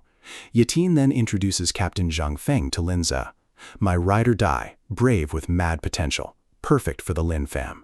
Captain shook Zhang Feng's joining the Lin's no cap. Lin Ze's like bet. He tells Ye Tian the Lin's welcome top talent, so Zhang Feng's his mentee from today. Ye Tian nudges Zhang Feng, "Go meet your master, fam."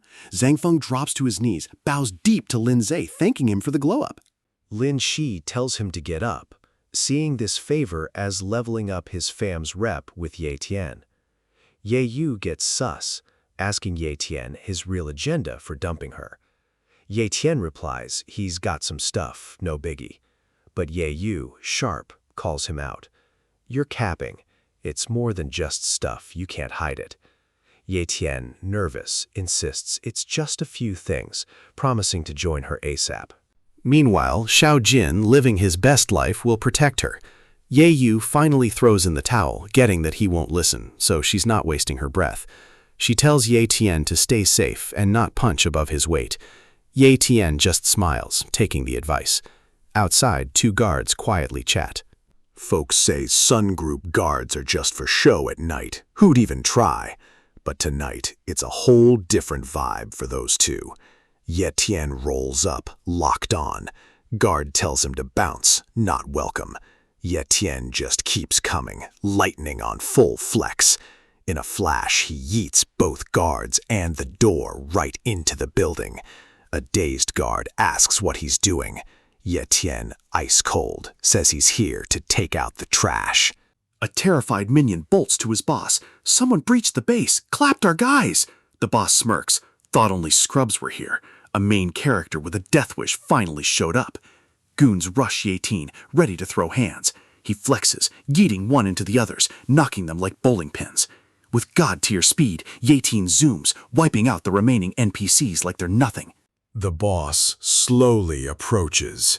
Everyone's down, the room's dead silent. Only his footsteps echo. He breaks the quiet, asking Ye Tian's name.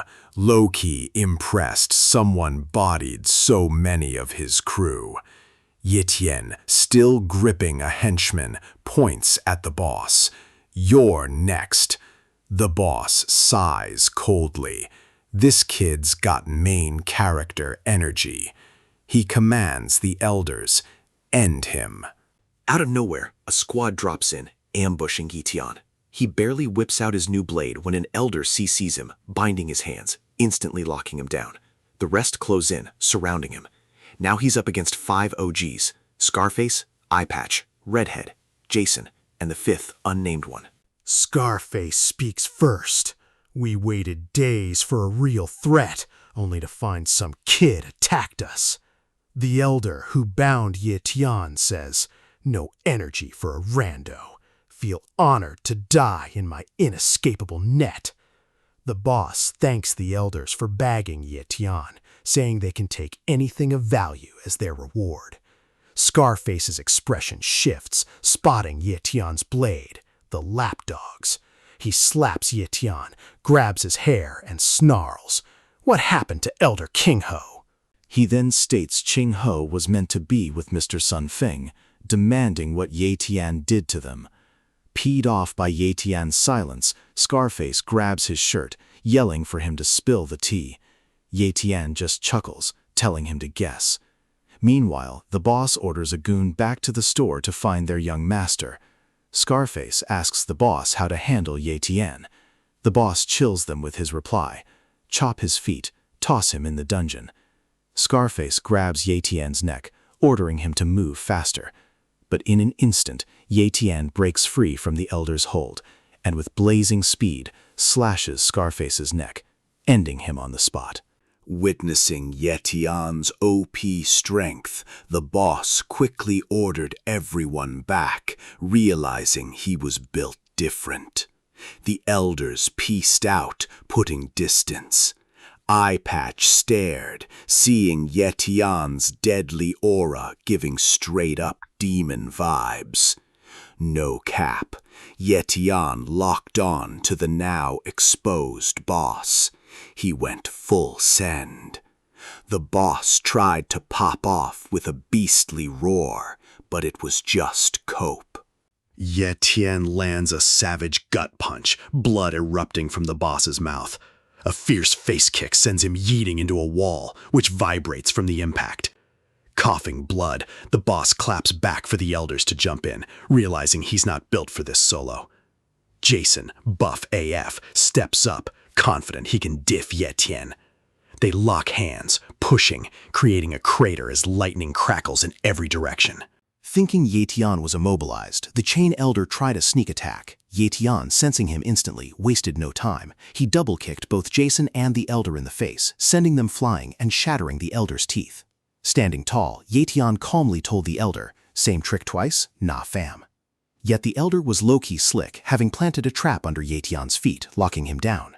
This was Eye Patch's moment. She began gathering Fallen Goon's souls, summoning 2 savage dark dragons. Even Ye Tian, powerful as he is, instantly sensed this spell was a major threat. He breaks free and bolts, but the dragons are way too fast, popping up right in front. Blindsided by their speed, Ye Tian shook as a dragon gulps him whole.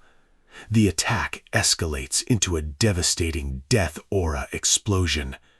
Miss Yue clocks the huge blast, wondering who's wilding out. Her maid then cuts in, announcing Lin Zhe from the Lin fam is here. Yue Ling, annoyed, asked what he wanted, telling the maid to bounce him. But the maid spilled he was with Ye Tian's sis, low-key piquing Yue Ling's curiosity. Meanwhile, Ye Yu and Lin Zhe chilled, offered tea. Lin Si politely thanked her. Back at the fight, as smoke cleared, Ye Tian's body dropped from the sky, crashing into a crater, straight up lifeless.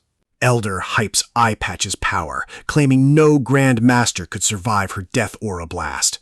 Boss rolls up, coughing. Thanks, Eye Patch. She's flexing, grinning by the crater. Elder asks, "What's the play?" Ye Tian's barely alive, looking rough. Boss orders, "Finish him, stat." Suddenly, oof, blade flies, stabs Elder near his heart, pinning him to the wall. Wild. Ye Tian wakes up, grins, healing his wounds. Eye Patch, Jason, and the boss are shook, watching the elder's body swing. Everyone's stunned, clueless. Jason then clocks Ye Tian's alive and shouts a warning. But before he can move, a hand smashes his head into the ground, shattering his mask, killing him. Ye Tian doesn't waste a sec, recalling his knife, then swiftly slices Eye Patch's neck. Elders drop. The boss folds backward, shook. Desperate, he swings his axe at Ye Tian one last time, but Ye Tian stands firm. A blood spray, and the boss hits the dirt, lifeless.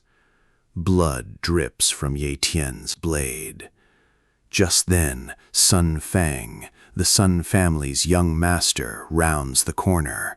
He sees his dad's body, screams. Ye Tian turns, a smirk playing on his lips as their eyes lock. Ye Tian tells Sun Fang it's clutch he showed up, 'cause now he can deal with him too. He steps on his father's body while speaking, making Sun Fang absolutely lose it. Sun Feng completely lost it. Rage-fueled, he charged Ye Tian with a heavy hit, but Ye Tian nimbly dodged. Ye Tian popped his power talent, buffed up, and countered with a brutal gut punch, doubling Sun Feng over, trembling. Sun Feng slammed the ground, fuming, realizing Ye Tian was a total beast, way out of his league. His spirit crushed, he muttered apologies to his dad for being so weak. Ye Tian snatches him by the hair, a cold warning. Fold now, straight to the abyss. As Ye Tian preps his blade to end Sun Feng, a thunderbolt slams down nearby. Ye Tian leaps onto a pole, dodging the strike. A mysterious figure appears, floating amidst roaring clouds and fierce lightning. Ye Tian senses immense power, instantly rating it Grandmaster tier. The new arrival? None other than Grandmaster Yao Ye. He calls out Ye Tian for being savage, wiping out so many. Sun Fang, seeing his family's Grandmaster, immediately starts simping, begging Yao Ye to off Ye Tian for his dad's demise. Ye Tian, now heated, glares at Sun Fang, thinking he should have ended him when he had the chance. After Sun Fang's rant, Yao Ye drops the hammer, blasting lightning at Ye Tian's spot. But Ye Jian's built different. He dodges, ghosting onto a building. Yao Ye keeps spamming lightning, but Ye Tian dodges. Yao Ye, feeling himself, tells Ye Tian to quit, saying he's no match for a Grandmaster. Sun Fang realizes a Grandmaster's power is no cap, could wipe the city, so he plans to dip. But Ye Tian, with a sus smile, blocks him and charges. Just then, Yao Ye yeets another lightning bolt. Ye Tian dodges, but it clocks Sun Feng, almost dusting him. Sun Feng survives, yelling at Yao Ye, "I'm not your op." Yao Ye flexes. Vision's bugging after all these years, huh? Mid-bicker, Ye Tian pops up above Yao Ye, dropping a heavy punch. Yao Ye's elemental energy shield is built different. The punch doesn't even connect. Yao Ye zaps the area, lightning bolt shocking Ye Tian, knocking him to the floor. Ye Tian bounces back from the spam, laughing. He props his opponent's power. Time to go all out to win. They square up, their energies going wild. Ye Tian checks Yao Ye's stats, noticing only one skill in his kit. He chuckles, calling him a basic Grandmaster. Warning, no refunds if you get wrecked. Sun Fang rants to Yao Ye about Ye Tian's flex, disrespecting their guild, urging him to finish him. Ye Tian thought, should have offed Sun Fang. Dude's a menace. Yao Ye, backing Sun Fang, drops a sudden attack. Ye Tian clutch dodges a backflip. Yao Ye, impressed, notes Ye Tian's agility. Rare to dodge my strike, no cap. Ye Tian, behind him, teases, gassing Ye up, then sidekicks Yao's face. No effect. Yao Ye, unfazed, calls him weak. Ye Tian activates his power talent, and that kick is bussin', sending Yao Ye straight into a building. Yao Ye shook, asking how Ye Tian leveled up so fast. He gets up, realizing Ye Tian's no ordinary fighter. As Yao Ye exits the building's hole, Ye Tian hurls a car. Yao Ye dodges, uses spiritual power to stagger Ye Tian, landing a hard blow to his face. He snatches Ye Tian by the foot, yeeting him down. Yao Ye charges up his epic skill, thunder kindling, dropping it on Ye Tian. The attack was insane. Lightning and thunder filled the whole zone. The blast carved a massive crater. Yao Ye flexed in the crater. Ye Tian KO'd on the ground. Yao Ye looks down. Looks like it's wrapped. Sun Fang, hyped, rushes to congratulate him. But the battle hit Yao Ye hard. He spits blood, realizing he's messed up too. "It's on you. I'm hitting up the nurse." He shoves Sun Feng, who mutters, "Yes, sir," trembling, fearing the Grandmaster. Yet once Yaye's gone, Sun Feng's flexing again. Spitting, stomping Ye Tian, he flexed how the #1 Ye Tian got clapped, threatening to chop Ye Tian's corpse for the dogs. But then Ye Tian wakes, grabs Sun Feng's neck, lifts him, daring a repeat. Sun Feng, too shook to speak, watches Ye Tian call his blade back. Realizing it's GG, Sun Feng screams for help, but it's too late. Ye Tian, done with it, slashed his own neck. His scream caught Grandmaster Yao Ye's attention. She turned to see Ye Tian activating his healing talent. Wounds closed, body reset to perfect. Yao Ye was shook. How did he heal so fast, like a penthouse jellyfish? She demanded to know what he really was. Ye Tian just shrugged. "Nah, just a regular dude with a low-tier talent." He then spams wind slashes, unleashing a barrage of slashing orbs at Yao Ye. Yao Ye clocks the Sun family skill, but the sheer volume bodies him. Every hit lands hard, shredding his gear. Fuming, Yao Ye calls Ye Tian a menace, vowing to end him, no cap. Before he could even clutch up, Ye Tian lands a clean punch to his head, slamming him to the dirt. Ye Tian's just serving Yao Ye payback. Shook by Ye Tian's strength, Yao Ye struggles to rise, but it's pointless. Ye Tian stomps his face. Desperate and powerless, Yao Ye screams for help. From a rooftop, a figure appears, Geezer Li. He'd warned Yao Ye, guests respect hosts, but Yao Ye didn't listen. Ye Tian looks up, low-key shook he missed Geezer Li's arrival. Geezer Li descends. Li Mao, a.k.a. Geezer Li, Grandmaster from Teeth Base. He compliments Ye Tian's potential. Ye Tian scopes him. Here to throw hands too? Geezer Li laughs, says he's out. He only backs what's right, not just his homies. So Yao Ye's on his own. Even if they're from Iron Teeth Base, they're built different. He tells Ye Tian, Yao Ye's yours to deal with. Yao Ye, fuming, powers up fast, calls Li a total jerk, vowing to self-destruct, dragging Li and Ye Tian to hell. But Ye Tian's not having it. He leaps, shadow sword a blur, carving up Yao Ye, ending his rage and his life. Geezer Li applauds, praising Ye Tian, surprised a martial elite bodied a Grandmaster. Ye Tian tells Geezer Li to cut the chase. Geezer Li laughs. Looks like you're not very patient, huh, Ye Tian? He explains Yao Ye and his crew were radicals pushing for a violent invasion of Seaward Base, totally against Geezer Li's principles. He wants everyone to vibe as equals. Geezer flexes his super speed, blurring past Ye Tian. Geezer keeps yapping. Since Ye Tian bodied the Sun fam, he hopes Ye Tian will chill and forgive. He suggests both bases squad up for a better future. Ye Tian low-key chuckles, telling Geezer Li if he wants to collab, he needs to hit up the Lin family. They're the OGs running things. Geezer asks if Ye Tian ever considered running the base. Ye Tian's like, nah, too much drama, I'm swamped. Geezer tries to stop him, but Ye Tian toasts him. He leaps, rocketing skyward, leaving an electric trail. Geezer grins, watching him vanish. He's gonna do big things. Meanwhile, at the Lin crib, Lin Wan Li, the fam's head honcho, chills, shaping a bonsai. His son, Lin Mingji, bursts in with wild news. Massive explosion overnight downtown. Sun family's company got hit. Whole fam and biz gone. Lin Wan Li shook, like, no way, they have a Grandmaster. Mingji reminds his pops about Ye Qian, that martial artist. He iced the entire Sun fam, even Grandmaster Yao Ye. Lin Wan Li was so shook, his pruning shears clattered to the ground. He never thought the Iron Teeth Base's hardliner moderate struggle would end with a young buck like Ye Tian. He stood, pacing, continuing his thoughts. Ye Tian's move secured the Seaward, the base, and the Lin family's safety.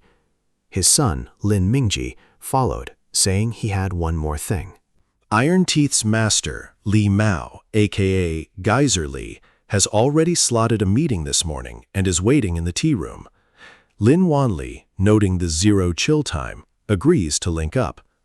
He then drops the memo to his son for all seaward base factions, ensure Ye Tian and his family's safety, no cap. If Ye Tian wants to build his own power, all factions must ride or die with him. Bottom line, no one messes with Ye Tian, period. At the penthouse, Yu Ye wondered what his bro, Ye Tian, was up to.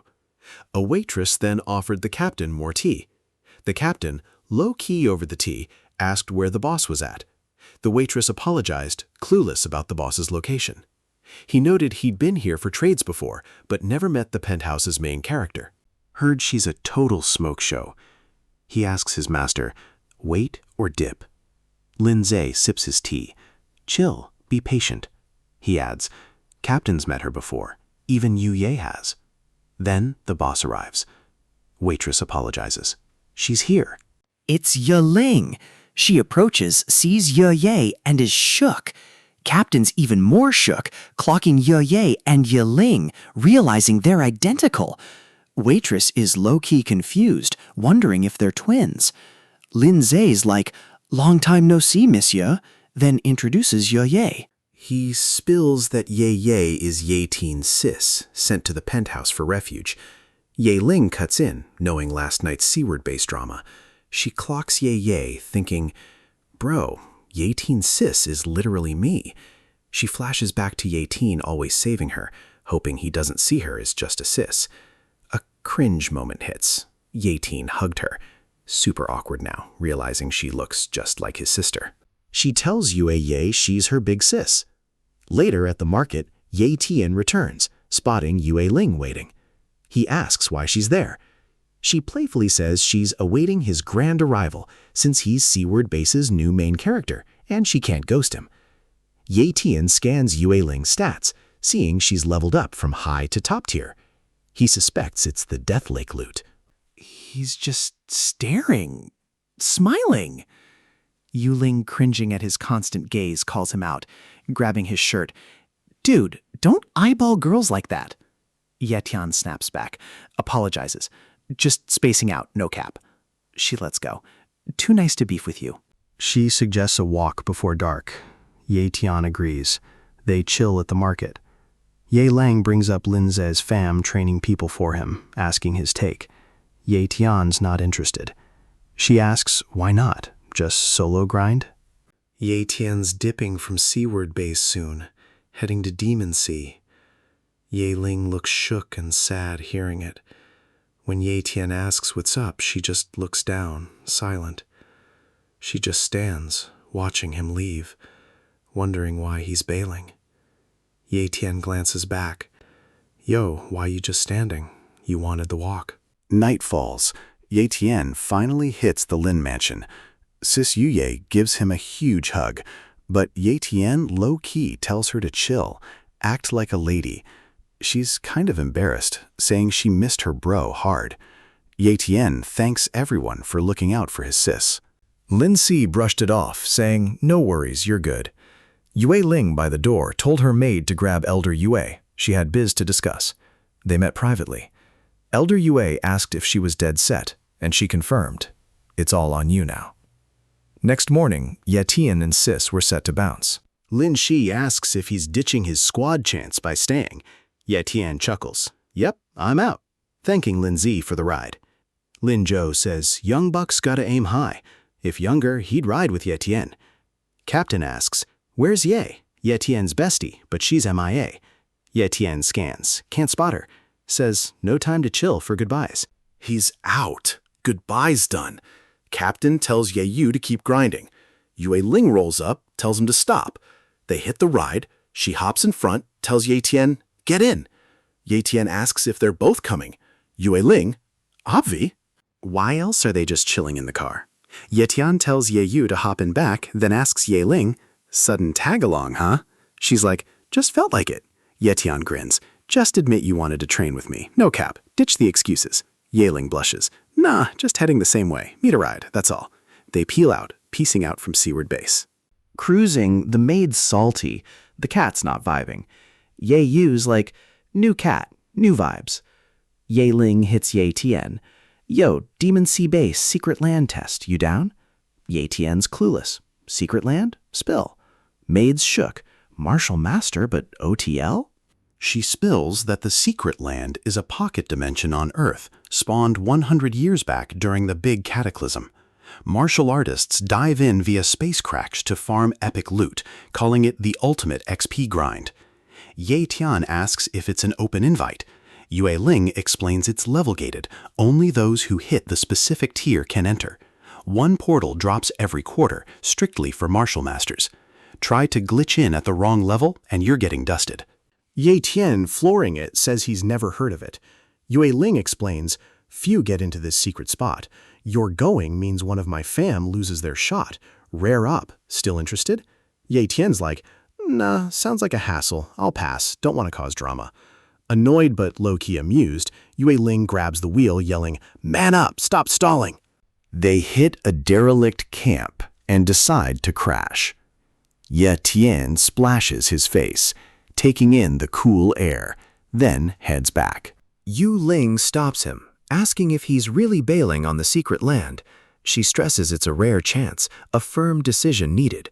Its next opening a total mystery. These chances are key for martial artists to level up, so he should consider it. Ye Tian coughs, admitting he wants to go, but it's his and Ye Yu's first time away from Seaward Base. He can't ghost his sis. Yu Ling laughs at his excuse, telling him he has no clue what her fam's cooking up. Fam's got penthouse cribs at Demon Sea Base. Ye Yu's covered, no cap. Ye Tian's like, bet, I'm ready for the secret land with you. Ye Ling grins. It's a deal. Don't even think about backing out, she warns, fist clenched. Ye Tian thinks, smart play to save cash. The attendant polls the group. Demon Sea Base is about 1,860 miles out. Rush there ASAP or chill and enjoy the views? Yuling and Ye Qin, in sync, both drop, either works. Attendants shook, asking how they pulled off that twin speak. They both blush, looking away. Ye Yu then opts for the chill route, wanting to soak in the world. Everyone's down with it, then calls it a night. Next morning, their journey continued, encountering absolute units. A giant, a colossal octopus. 3 months later, they finally hit the Demon Sea Base. The captain boomed, "Demon Sea Base, disembark orderly." The crew disembarked, diving into the bustling market. Ye Tian was shook. This base is several times bigger than Seaward Base. Yiling agrees. It's way bigger, even split into different zones. Suddenly, a car screeches to a halt right in front of them. The driver steps out, opens the back door, introducing himself from the Demon Sea Base's penthouse crew, here for Miss Ye Ling. Ye Tian's jaw drops. Drivers? This base is seriously loaded. Ye Tian tells the maid to take Ye Yu to the penthouse to rest. Then they both hop in. Ye Tian told his sis, stay safe, link up at the penthouse. Driver dipped with the maid and Ye Yu, leaving Ye Tian and Yue Ling. Yue Ling tied her hair back. It's go time. They headed to the crowded spot, chopper overhead. Saw many common martial artists, mostly for the lols, not enough real masters. Suddenly, an old man spots a space crack, a tiny hole opening overhead, and shouts. Ye Tian sees it. Nah, too small for anyone to fit. Ye Ling's like, chill, someone's coming to expand it. Moments later, a dude floats down. Everyone's jaws drop. It's Emperor Yun Ho, a powerful emperor-level martial artist from Demon Sea Base's Yun family. Straight up legendary. Ye Ling flexes, an emperor level, meaning he can float mid-air. Ye Tian clocks that's beyond Grandmaster. He's shook to see an emperor level here at Demon Sea Base. Low-key curious, he wonders how Yun Ho will expand that tiny sky hole. Yun Ho whips his hand out. A menacing grin spreads as his finger starts zapping. Suddenly, a massive, flaming finger appears above Yunho, slamming right into the tiny sky-hole's center. Cracks spread, shattering it wide open, making the entrance huge. The crowd goes wild, absolutely stunned by his power. Ye Ten, though, scopes him out, checking his talents. Turns out, Yunho's got supreme cultivation talent and primary spatial talent. Talk about OP. Ye Tian clocks the talent can go beyond top tier, hitting supreme. He raises a finger, thinking, bet, I gotta copy those talents. Speakers blast. Secret realm gates open, get ready to enter in 5 minutes. The crowd hypes up Emperor Yunho, waving him off as he passes. Ye Tian ponders Yunho's spatial talent, wondering what secrets it's holding. Since he can't copy abilities yet, he's got to wait. Ye Ling gives Ye Tian a spatial bag and a location tracking wristwatch. Keep 'em close, she says. They'll be clutch in the secret realm. Once inside, no telling where they'll drop, so regroup ASAP to survive. They must bounce in 1 month, or they're stuck for a decade. Ye Tian straps on the watch, acknowledging. Ye Chao rolls up, throwing shade at Ye Tian, calling him the scrub Sister Ling brought. He tells Yue Ling, "This dude's no martial master, he's probably capping you." Yue Ling snaps, "Respect him, he's my friend." But Ye Chao's like, "Nah, this rando snatched my bro spot, no respect." Ye Chao taps Ye Tian's back, calls him a softie, then dips, warning him not to cross paths in the realm. Ye Tian, deadpan, asks Yue Ling if Yue Chao's always been this wild and out. The announcer declares the gate open, wishing everyone a fruitful grind. Martial artists dive in. Yue Ling and Ye Tian prep and follow. As they pass through, Ye Tian's sister silently prays for his safe return. Inside the realm, only Ye Tian is visible. Yue Ling said they spawned in different spots. Ye Tian lands, gets right up, peeps the eerie blood moon. Vibes are off. Heads for a castle, steps on a flower, picks it up. Yo, 100-year ginseng? Looks around. Bro, it's a whole field. He's shook. Ye Tian grins, declaring, "I'm loaded." He whips out his spatial bag, hoovering up all the ginseng. One smooth sweep, poof, every plant sucked in. He thinks, if Ye Yu, that money grubber, saw this haul, she'd legit pass out. Done. He's off to the castle. He finds a fallen martial hunter, realizing they were ambushed right at the secret realm's entrance. He's got to stay sharp, or he'll be next. Suddenly, his watch kings Yu Ling's location. She's getting swarmed by enemies. Knowing she's in major trouble, Ye Tian bolts towards the spot. Ye Ling's on her knees, swarmed by goblins, mine stuck on Ye Tian. Big-headed goblins gear up, charging. Ye Tian pulls up to another castle, same as Ye Ling's. Ye Ling gets up, sword ready, shatters a goblin's club. But nah, it's useless. Another goblin blindsides her. She drops her sword, shaking in pain, collapsing, glaring up at her attacker. Terror grips her as the goblin raises its club. She closes her eyes, mind screaming for Ye Tian. Just then, he arrives, a swift kick to the goblin's face, teeth shattering as it flies. Standing before Yue Ling, he tells her, "Chill, I got this." Weapon drawn, he charges the remaining goblins, slicing them apart. A goblin tried to sneak Ye Tian, thinking he was slick, but got a jaw-breaking punch that sent him flying. Ye Tian kept dropping goblins. Yue Ling watched, realizing with him here, her dad's ancient wish might finally pop off. After clearing the area, Ye Tian asked Yue Ling how these weak demons, if her power was enough, managed to mess her up so bad. She explained it wasn't the goblins, but a powerful enchanted python that was the real menace, a high-tier magic beast with OP eye techniques. She's Up explains she dipped from the python using a secret move, then goblins ambushed her. She tells Ye Tian this secret realm's stacked with loot, but the risks are wild. She warns him this is just the intro, bigger challenges are coming. Ye Ling chugs a health potion, then meditates to heal up. Ye Tian clocks her realm knowledge, asks if she knows where the real treasure's at. He also asks about other heaven and earth treasures. Still meditating, Yue Ling tells Ye Tian the secret realm's most valuable treasure is the primordial chi stone vein, but the Yun family already has dibs. Ye Tian asks if that's Yunho's fam and if she's chasing the same bag. She denies it, saying she's after her father's legacy.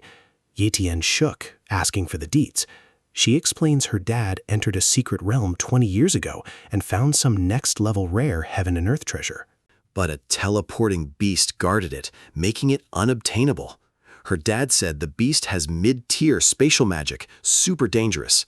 Yi Tian's mind is racing. Even Yun Ho's spatial talent is basic, but this monster's is mid-tier, a total game changer for him. He bites his lip, buzzing with excitement as Yuling wraps up healing. She stretches, ready for what's next. Prepped, she tells Ye Tian she's good. Ye Tian asks about the treasure those women are so hyped over. Since he's her partner, Yue Ling spills the tea. It's the Heavenly Soul Flower, a legendary treasure that maxes out cultivation talent. Basically, it's a genius maker. Just one flower can turn someone into a top Grandmaster, powerful enough to own Linhai Base. She adds, this flower isn't just for her. Yi Tian and Ye Yu need it. Yi Tian's cultivation is peak. He's good, but Ye Yu definitely does. Yi Tian asks the count. Ye Ling says 20 years ago there were 10. Now some might be lost, or more could have grown. She tells Yi Tian, uneven loot split, major red flag. So she's down to go 50-50. In return, he needs to go full send on that beast. Yi Tian agrees, sealing it with a high five. They head out, Yue Ling leading. Yi Tian asks if she really knows the spot. She just tells him to trust the process and follow. Ye Tian's inner thoughts. Rare loots are cool, but spatial magic is the real MVP. He asks Yue Ling, your dad's been grinding that boss for 2 decades? He's gotta have a strategy, right? Yue Ling nods, handing him a formation plate her dad commissioned from a master crafter for big bucks.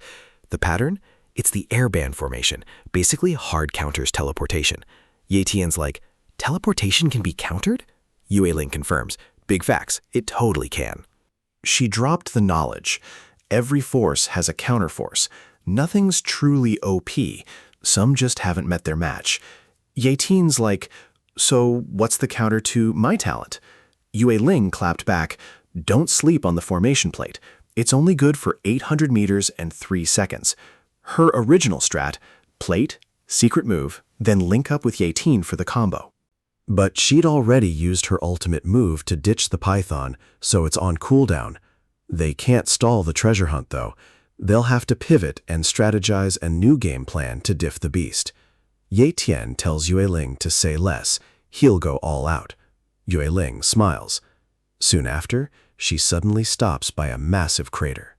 Ye Tian asks why they stopped. She replies, we're here, at the hill's edge. Yue Ling points to a cave below. See it? Inside are the heavenly soul flowers and the spatial talent beast. Ye Tian asks if he should engage. Yue Ling says, hold up. Formation takes time. Once it's ready, we lure it out. The dormant beast instantly sensed them, whoosh, blinking behind Ye Tian, catching him off guard. Hovering, it stared down both Ye Tian and Yue Ling. They spun, realizing they were made. Ye Tian snapped, Yue Ling, formation, now, I'll distract it. She's in, preps her formation magic. Beast instantly teleports, slashes Ye Tian's chest and shoulder. He clocks the damage. Spatial magic's no joke. Its talent hits different. Beast slams Ye Tian down, bounces up. Ye Tian shakes off the daze, ready to throw hands. Ye Tian's up, healing his stats, dagger drawn. Yue Ling, vibing away from the chaos, preps her formation. Almost ready, just needs a bit more time. The beast floats, then full sends at Ye Tian. Mid-charge, it blips behind him. But Ye Tian's got the moves, juking the attack. Beast growls, full-on charging Ye Tian's face. He blocks it, dagger up, blow for blow, neither landing the perfect hit. Ye Tian checks in with Yue Ling on the formation. She's like, just 3 more seconds. But as those seconds tick, the beast gets a weird vibe from Yue Ling, ghosts Ye Tian, and goes for her. But Ye Tian's got other plans. He clocks the beast hard in the jaw, stopping it from messing up Yue Ling's formation. Formation's ready, Yue Ling drops the airspace seal. This move drops circles, pinning the monster hard to the ground. Yue Ling sighs in relief. Formation magic, mission accomplished. The beast goes full gigantification, trying to bust out. The formation plate's cracking, time's running out. Yu Ling yells for Ye Tian to seize the moment before it's game over. Ye Tian, no cap, whips out his shadow sword, one-shots the beast, splitting its face clean in half. Rampage over. Ye Ling shook by that raw power. The formation plate finally shatters. Ye Tian picks up the shards, muttering, "Such a good treasure. One and done? Tragic." Ye Ling rushes over, like, "Spill, were you sandbagging? That bat was nothing for you." Ye Tian, kinda sus, explains, "Bat was fast, but once it's scaled, easy target. The formation was the real MVP." He hard pivots to the flowers. "Main quest first, right? Gotta check 'em." Yu Ling gives him the side eye. "We'll unpack this later." She bolts to the cave, praying some flowers are left, or she's got zero explanation for Ye Tian. Meanwhile, Ye Tian easily bags the escaped bat using his spatial pouch. Yu Ling finally finds the flowers, relieved they're all still there. She counts 8, perfect for an even split with Ye Tian. She sits, starts plucking, feeling super lucky. Ye Tian waits behind her as she gathers, catching a familiar scent. Ya Ling hands him his share. He stashes the flowers in his spatial bag. His nose twitches, and then it clicks. This scent, Xiao Jin's spiritual fruit path. Ye Tian senses another treasure, immediately searching. Yue Ling warns, "We got the heavenly soul flowers, time to dip." Ye Tian's locked in. "Go if you're pressed, I'll catch up." Yue Ling warns, "Chill, greed's a major red flag in treasure hunting, for real." Ye Tian stays silent, eyes peeled. He spots a weird wall patch, then wham, punches it, revealing a hidden chamber. Yu Ling's shook by the secret room, but jaw dropped by the treasure inside, the earth surge gold lotus. Ye Tian grins. "This is the loot I've been grinding for." He asks Yu Ling, "You know anything about this plant?" She confirms it's the Earth Surge Golden Lotus, way rarer than Heavenly Soul flowers. But despite its super value, it's low-key unmarketable. Ye Tian's confused, asking how something's priceless yet unsellable. She explains, "The lotus influences innate talent, but doesn't upgrade it like a heavenly flower. Instead, it lets talent unlock new moves. Are those moves useful? That's totally on the talent itself." Effects are minor. A skill buff happens maybe 1 in 1,000. Only the wealthy cop it to test luck, making it valuable yet hard to move. Ye Tian, eyeing his copy talent, wondered what new tricks it'd pull. He tells Yue Ling it's business time, then jumps to snag the lotus. Returning, Yue Ling demands to know how he just grabbed it, insisting on her cut. Ye Tian assures her, "Obs, you'll get your cut. But since you don't need this lotus, and we're 50-50, I'll swap it for 3 heavenly soul flowers." Yue Ling thinks, 3 flowers for that lotus? Nah, fam. Dude's got 0 brain cells. She low-key chuckles. A savvy queen's gonna school him. Playing it chill, she tells Ye Tian, "Since you put in the grind, I might consider the deal." In her head, she's hyped. Just bagged 3 free heavenly soul flowers. 7 total this trip. Easy. She's also low-key thinking about her deal with a guy, figuring her flower count is solid to hold up her end. Meanwhile, Ye Tian chills, meditating to tap into the lotus. Boom! As it activates, yellow energy ripples, and his status window pops up. It flexes, second copy function unlocked. Ye Tian gets it. He can now copy a second time, no cap, a massive power-up. Waiting a whole month for an ability copy? Nah, this upgrade is a total game changer. He checks the new copy range. Absolutely floored, it's now 500 meters. Double copy and extended range? Seriously, even 10 heavenly soul flowers would have been worth it. Giving up 3 was a no-brainer. He pulls the escape bat's corpse from his spatial bag. System confirms, middle-level spatial talent successfully copied. He integrates it, a satisfied smirk spreading across his face, letting out a triumphant huff. Ye Tian's wiped. Cultivation finally done. This teleportation magic is straight up OP, the strongest ability he's ever seen. It's got teleportation, spatial perception, spatial mark, and a pocket inventory. He opens it, slips his spatial bag in, ready for the next treasure hunt. Stepping out, he finds Ye Ling sleeping. She looks so much like Ye Yu. Wonder how his sis is doing. Yu Ling gets up, reattaching her weapon. Done grinding? Thanks for the lookout while I was busy. Got my loot. I'm dipping from this realm soon. Nah, I want to stay, hunt for more treasures. What other rare drops are here? Bro, you're clueless here. It's too dangerous to solo. Yet Tian assures her he's got this, no cap. He'll escort her to the waypoint. If they bounce now, they'll hit it before daybreak. Ye Ling sighs, low-key stressed, needing to convince him to leave this secret realm. Running toward the waypoint, a massive explosion erupts. Looks like people are throwing hands nearby. Yu Ling figures they're beefing over loot, but they're too far to clock who. Ye Tian, though, sees this as the perfect flex for his new spatial perception talent. Using his skill, he clocks 2 humans duking it out, monster already yeeted. The real beef? A hidden treasure nearby. They move closer. Ye Tian spills the tea. It's Li Kong and Zhang Kai. Ye Ling's like, bro, why are they beefing? Li and Zhang fams are usually chill. Ye Tian clocks it. Gotta be some rare loot. He scopes out the area with his spatial perception again. Nothing at first.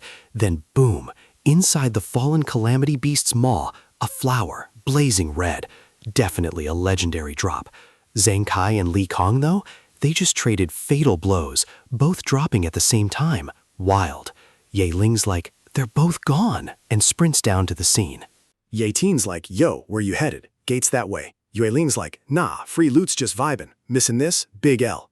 Ye Tian follows, setting rules. Whatever we snag, it's first dibs. No sharing the W. Yue Ling's like, bet, don't catch feelings later. Ye Tian accepts, thinking, if she actually clutches that spirit grass, I'll concede. Yue Ling speeds up, calling dibs on the head start. Both rush the corpses.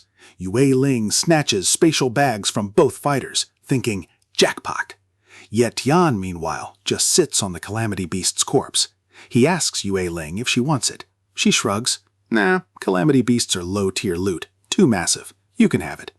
Yet Tian asks, you really sure about that? Annoyed, Ye Ling reiterated her disinterest. Do whatever, she said.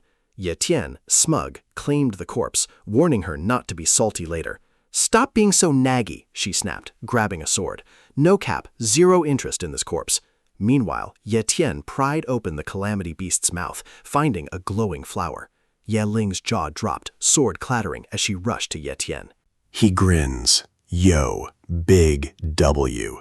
Found rare spirit grass in the beast's mouth. No cap. Yu Ling rushes over. Let me peep that. He's like, nah fam, it's mine. Why would I let you? She ignores him, grabs his hand for a closer look. Immediately, she's like, whoa, flame, talent, spirit grass. Ye Tian asks, is this bussin'? She warns him, handle with care for real. She then grins, wanna trade this drip? Ye Tian's like, hold up, what even is spirit grass? And why were the Li and Zhang fams beefing over it so hard? Yue Ling spills the tea. This grass gives you flame talent, straight up. Ye Tian's not feeling it though, since he can already copy any talent he wants, no cap. Yu Ling explains snagging a whole new skill is seriously OP. Even Monarch tier OGs are often just high-potential cultivators, not rocking unique talents like this. For powerful clans, a high-tier attack talent like Flame is a rare drop, making it super sought after. Ye Tian, though, finds the flower kinda mid, since he can just copy any talent anyway. Yue Ling then spills that even their fam's top ancestor, a Monarch tier legend, is low-key craving this unique talent. He needs something OP to majorly buff his battle strength. This flame talent could 10x it. Ye Tian offers the grass, telling her it's hers since she's so hyped. Yue Ling's shook, asking if he's for real. Ye Tian nods. Duh, yeah. Ye Yu and I can't use it, so it's a no-brainer to give it to someone who actually needs it. He dips, saying he'll scout for something useful. Yue Ling low-key smiles, thinking this is what sets Ye Tian apart. Others would see that grass as an OP treasure, worth the grind, but he's just unbothered. She thinks Ye Tian's built different, destined for greatness, maybe even a whole vibe. But Ye Tian has his own reasons for the grass. For him, that grass was a bust. Giving it to Yu Ling, major brownie points. Selling it in the market or to a martial artist meant drama or a steep cost, so he chose the easy win. That's why he handed it over, no cap. They kept going, finally hitting the massive spiraling gate out of the secret realm. Standing there, Yu Ling asks Ye Tian one last time if he's dipping with her. He shakes his head, opting to stay. She sighs, giving him a flower and spatial bags. Since he's staying to grind, she insists on a fair exchange. She reminds him, only 1 month in the secret realm. After that, the gates will be swarming with stronger monsters, making exit super risky.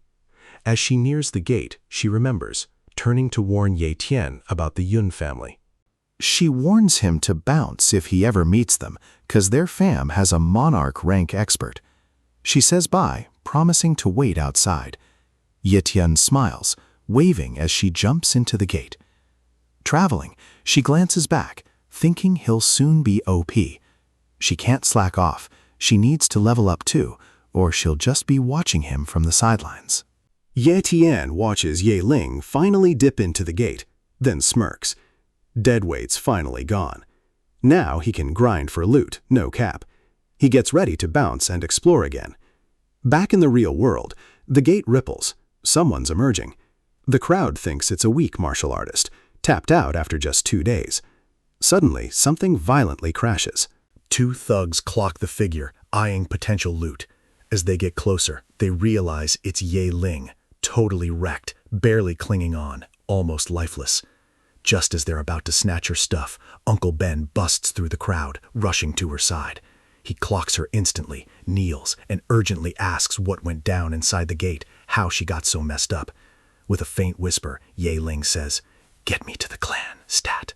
Meanwhile, Yun Ho's up on a nearby rooftop, watching the scene with a sus grin, waiting for his come-up. Down below, Uncle Ben was shook, asking Yu Ling about her injuries. She calmly spilled that the wounds were just scratches. She wasn't seriously hurt. She faked it because ops were lurking around the gates, ready to jump raiders coming out of the secret realm to snatch their loot. Her act was to look weak and empty-handed so she could ghost out unnoticed. She chugs a health potion, patching up minor wounds. Uncle Ben, low-key curious, asks if she found any loot. Yi Ling nods, flexing the flame talent spirit grass. Uncle Ben legit chills, eyes glued to the rare treasure that grants talent. Yi Ling then tells Uncle Ben she needs a solid regarding the spirit grass. Uncle Ben, clearly impressed, said she dropped legendary loot for the Yue fam, a total game changer. He asked what she needed. She straight up told him she wanted FaceTime with the family ancestor. She knew their status was different leagues, usually a no-go, but insisted it was crucial, hoping he'd help. She added, no cap, if she couldn't see the ancestor, she'd never drop the flame talent to the family, even if it meant bricking it. Uncle Ben tried to reason, asking if she'd part with the firepower another way, but Yue Ling refused. Her only condition, meeting the ancestor no matter what. After a beat, Uncle Ben agrees, promising to sort out the arrangements. Later, at the Ye family penthouse, Ye Ling emerges from her bath, a towel wrapped around her, another ready for her hair. Standing by the door, she stretches, thinking, it's been ages since a proper soak. Her thoughts then drift to Ye Tian, wondering what he's vibing with right now. Meanwhile, in the secret realm, Ye Tian's just chilling on a pile of monster corpses, knife in hand, totally unbothered. He mutters, it's getting mid, no real fight left. At the Yue mansion, a maid tells Yue Ling Elder Ben summoned her to the meeting hall. She dresses and heads over. Inside, Ancestor UAG sips tea, chill. He gives her a chill look, saying she's slayed getting the spirit grass, then asks what reward she's eyeing. Yue Ling pauses, meets his gaze, and drops a bomb. She wants permission to meditate and try to grok the Enlightenment steely. Uncle Ben is shook by her audacious ask. You really think you can grok the steely? He asks. He clocks her. That's the Yue fam's whole vibe. Even I can't get near it, let alone grok it. Your request is way out of pocket. Yu Ling locks eyes with Yu Ji, dropping the bomb. She snagged 6 divine soul flowers from the secret realm. She offers them to the family's disciples, but there's a catch. Yu-Ji's steal access. Yu-Ji's face darkens. He calls her demand cap, demanding she ask for something else. But Yu Ling refuses, dead set. This is her only play. Yi-Ji's patience? Gone. He just yeeted Yue Ling out of the building with a flick of his aura. She slammed onto the ground, coughing blood, barely moving. Yu Shi, absolutely fuming, rose, shouting, "You think you can bargain with me?" He stumped towards her. Yue Ling, struggling, gasped, "My cultivation, it won't ever pass, Grandmaster." She's not settling for her potential. She wants to level up, shatter limits, and defy fate. Yet she floats in front of Yue Ling, looming over her, her eyes wide with dread. He gazes down coldly, dropping his monarch-level aura. The pressure hits Yue Ling like a truck, pinning her to the ground. The earth cracks beneath her. She can't even breathe. Limbs like lead, fear hit hard. A monarch's aura? Next level terrifying. Uncle Ben burst in, shook, begging UAG to stop. On his knees, he pleaded, "Yue Ling's just a kid who messed up, not worth this extreme punishment." Barely moving, Yue Ling gritted her teeth. "Stay out of it, Uncle Ben." With sheer will, she slowly lifted herself, inch by inch, defying UAG's crushing aura. Shaking, blood on her lip, she still pushes through and stands. She's dead set on figuring out that enlightenment stella, no matter the cost. Period. Ye Ji watches, low-key shook, eyes narrowing. Under his full aura, she's still standing? That's wild. With a casual flick, he sends a gust, clearing the pressure. He lands. Yue Ling drops, catching her breath, but quickly clocks the crushing aura's gone. She steadies, rises, eyes blazing with resolve. Uncle Ben bows, thanking UAG for showing Yue Ling mercy. Yi Ji tells Yi Ling, "Look, just like the country has laws, our clan has rules. We gotta respect them. I can't just bend them, not even for you." He pauses, then summons a small glowing plaque. "This is my personal secret plaque. It's got serious authority. With this, you're cleared to comprehend the Enlightenment stele." He extends it. Yue Ling's eyes went wide, taking it. Relief washed over her face, a rare smile appearing. She finally held the key to unlock the stele and level up. Chapter 2. Soon after, Uncle Ben entered UAG's chamber, carrying divine soul flowers and flame talent spirit grass. He tells UAG Ye Ling personally dropped off the goods, keeping her word. Ye Quinoa nods. "Table, please." Uncle Ben carefully places the flowers, then asks UAG about the sudden vibe shift on Ye Ling nearing the stela. He was totally against it. Yeji, faint smile, scoops water from a wooden bucket, watering a plant. He says he respects her stubbornness. It's giving him flashbacks to his younger self. Ye Tian's chilling on a mountain, spots a spirit plant in the secret realm. Grinning, he yanks it out, roots and all. Hyped, he forgets his footing, tumbles into the river. Splash! Soaked, he pulls himself out, then flexes his spatial talent, laying out his collected plants from his pocket inventory. He checks, counts, grins. So many spirit flowers in days? What a lucky streak. These profits plus Calamity Monster bonuses? He's totally feeling like he hit the jackpot. He glances down, nose scrunching. Dang, he stinks. Ye Yu's nagging pops up, so he grabs fresh clothes from his inventory and changes on the spot. Little does he know, a monster's low-key watching his every move. Ye Tian's done, stashing the spirit flowers back. His stomach did a whole growl, a reminder he was famished. He grumbles, deciding to secure some grub before exploring. Suddenly, a boar-like monster crashes out from the brush, snorting aggressively. Ye Tian stares, low-key startled. But minutes later, that same monster is sizzling over a fire, a chef's kiss barbecue. Ye Tian's chowing down, vibing with the flavor. Suddenly, a rat just zooms in, yoinks his meat, and dips into the forest. Ye Tian freezes, then loses it, jumping up to chase.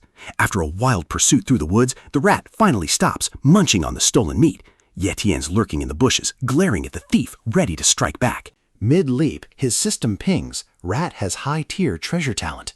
Ye Tian lunges, but the rat's quick AF, dodging him. Sensing danger, it dips into the forest.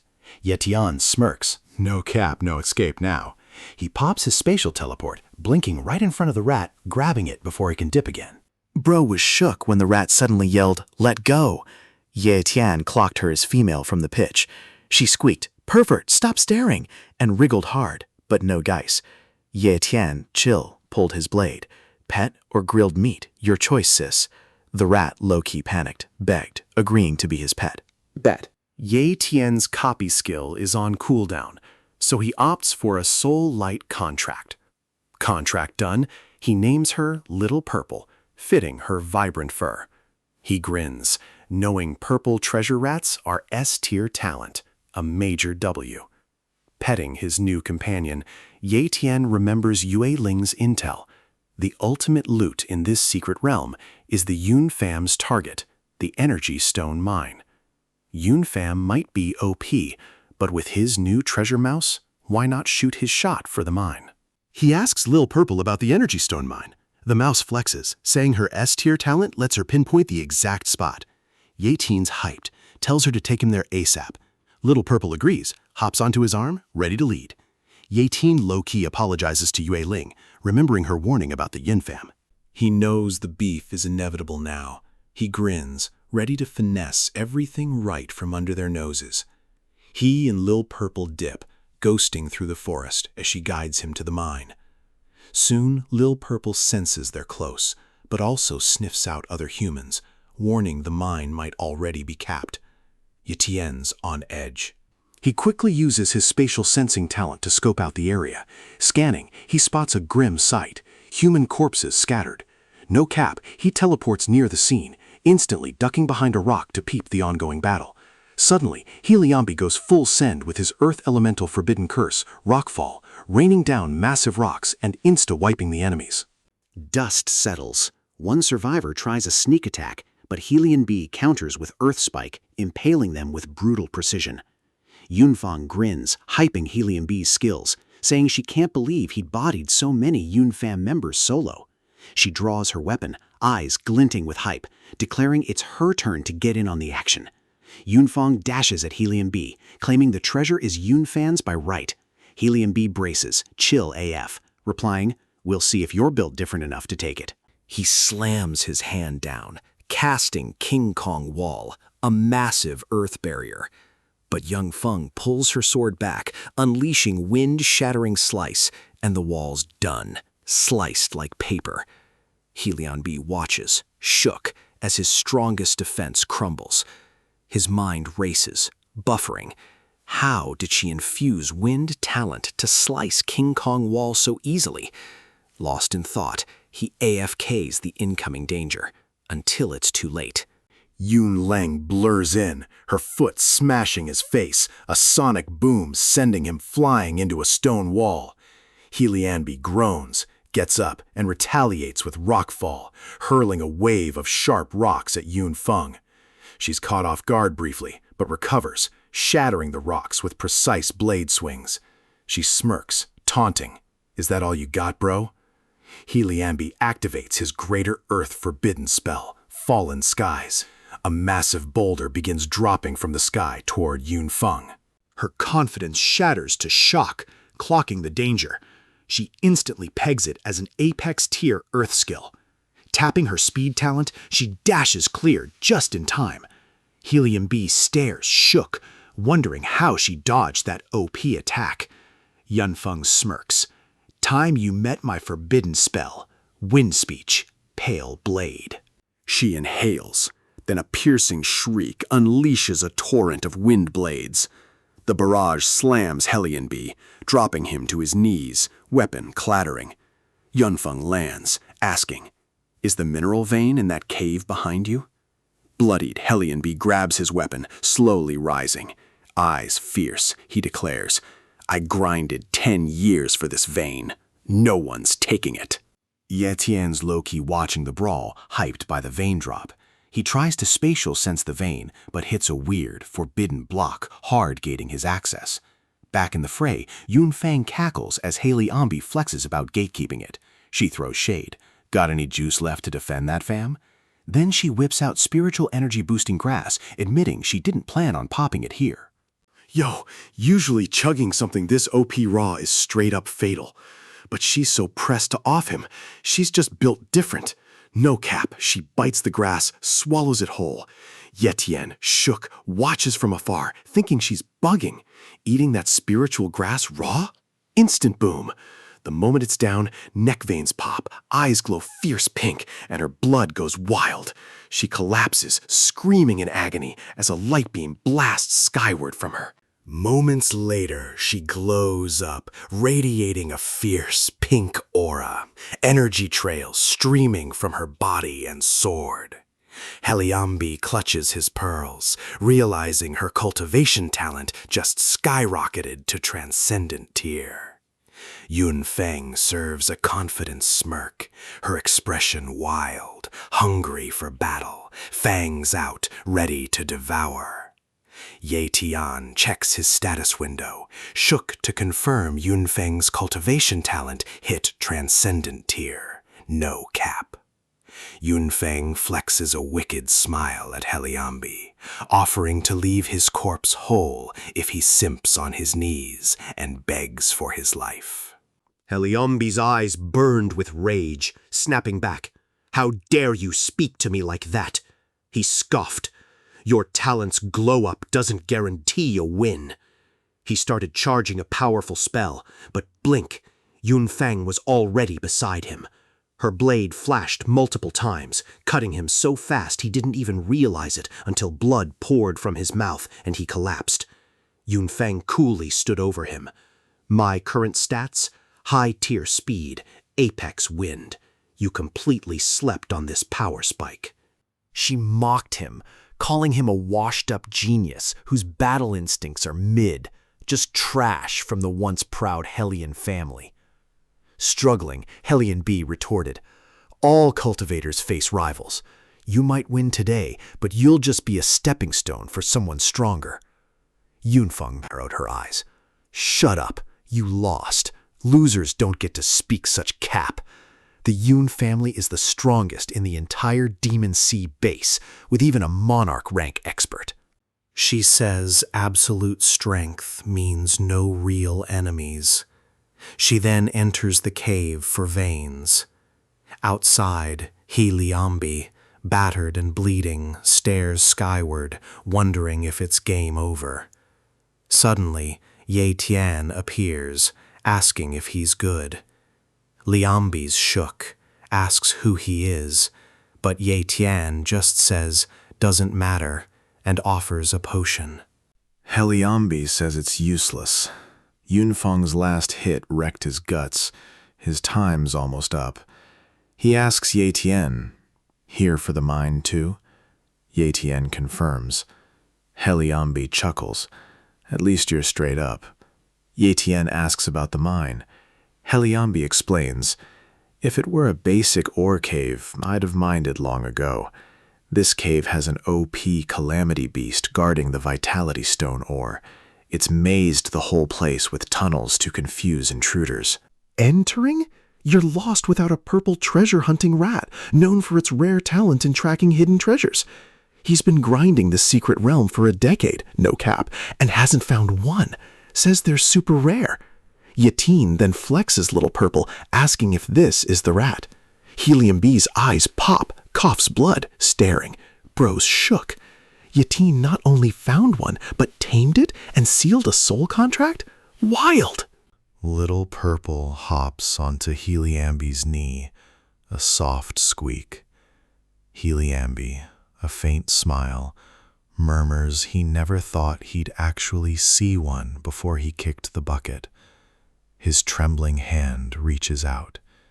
He feels low-key foolish now, realizing he grinded for 10 years in the secret realm, chasing a dream someone else just flexed by chance.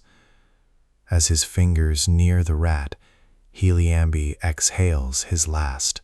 His body goes still. In his final thought, he bitterly reflects fate truly clowned him. Yunfang delves deeper, carefully navigating winding paths. She hits a wall with countless tunnels. Total maze, she mutters, shook by the sheer number, picking one at random and dipping.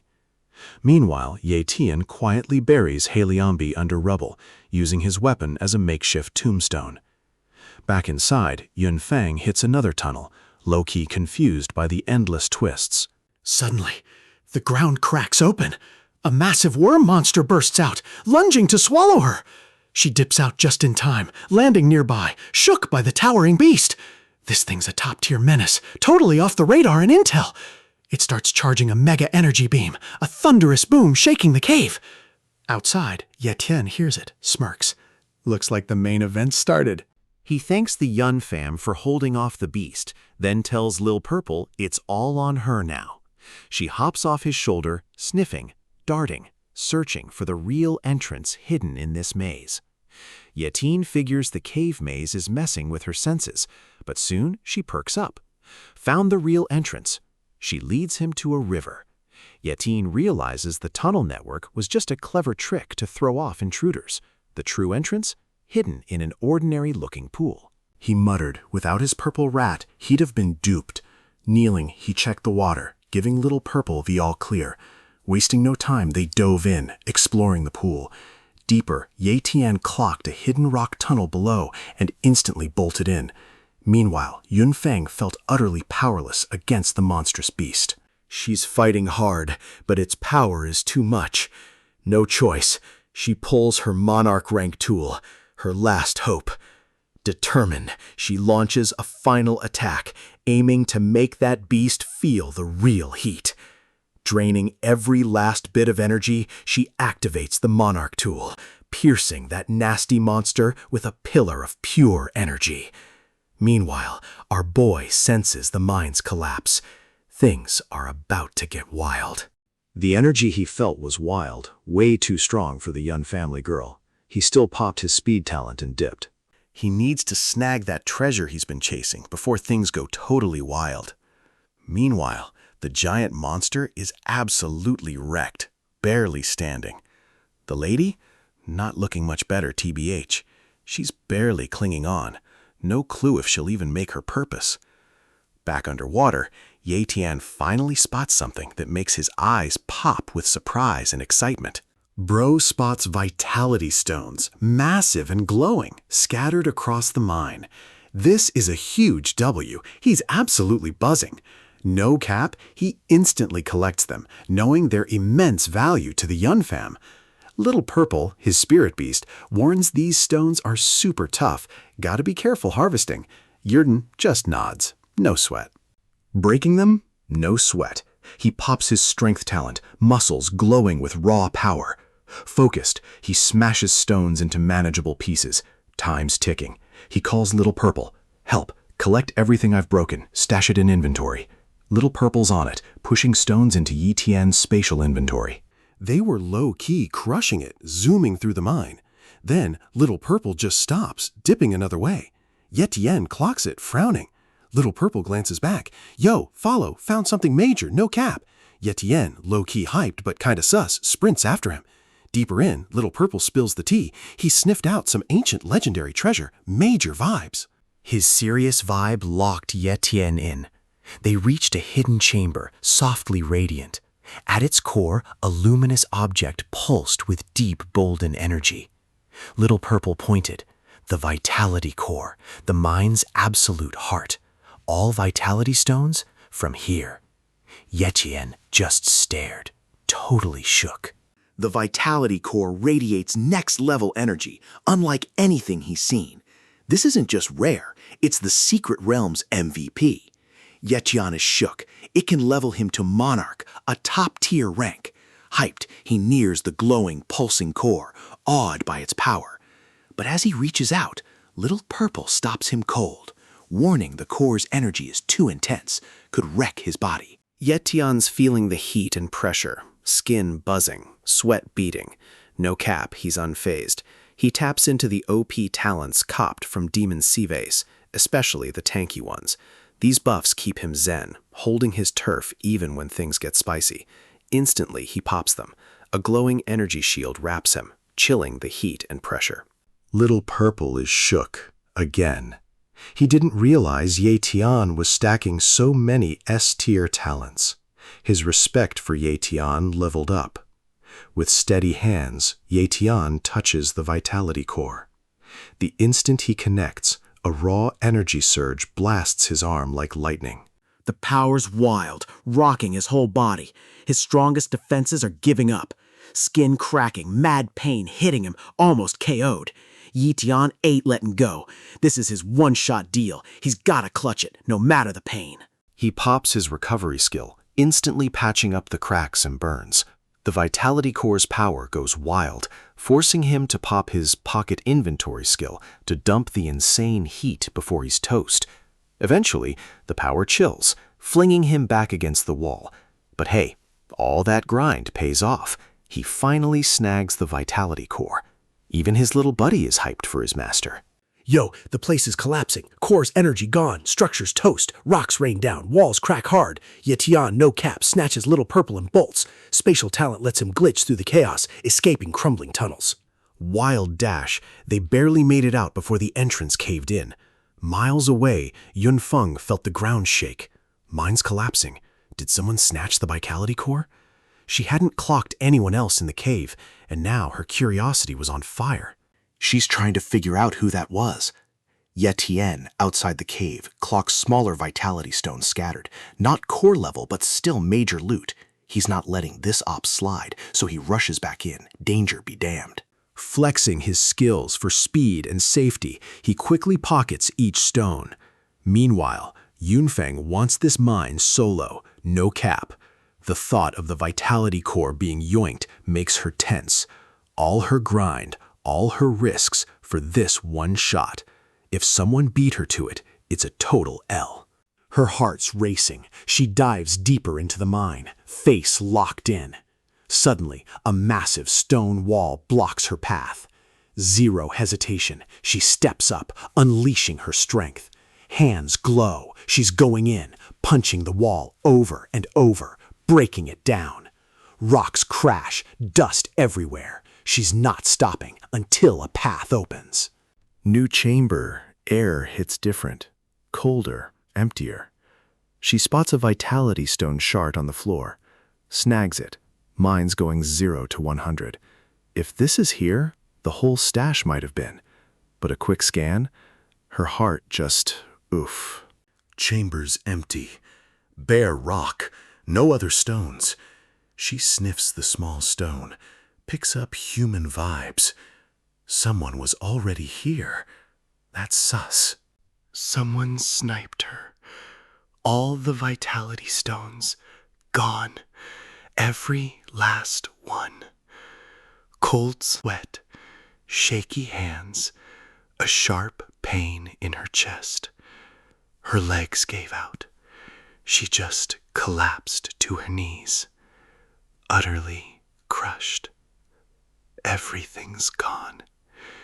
Even the core she risked her life for, battling that monster, yoinked.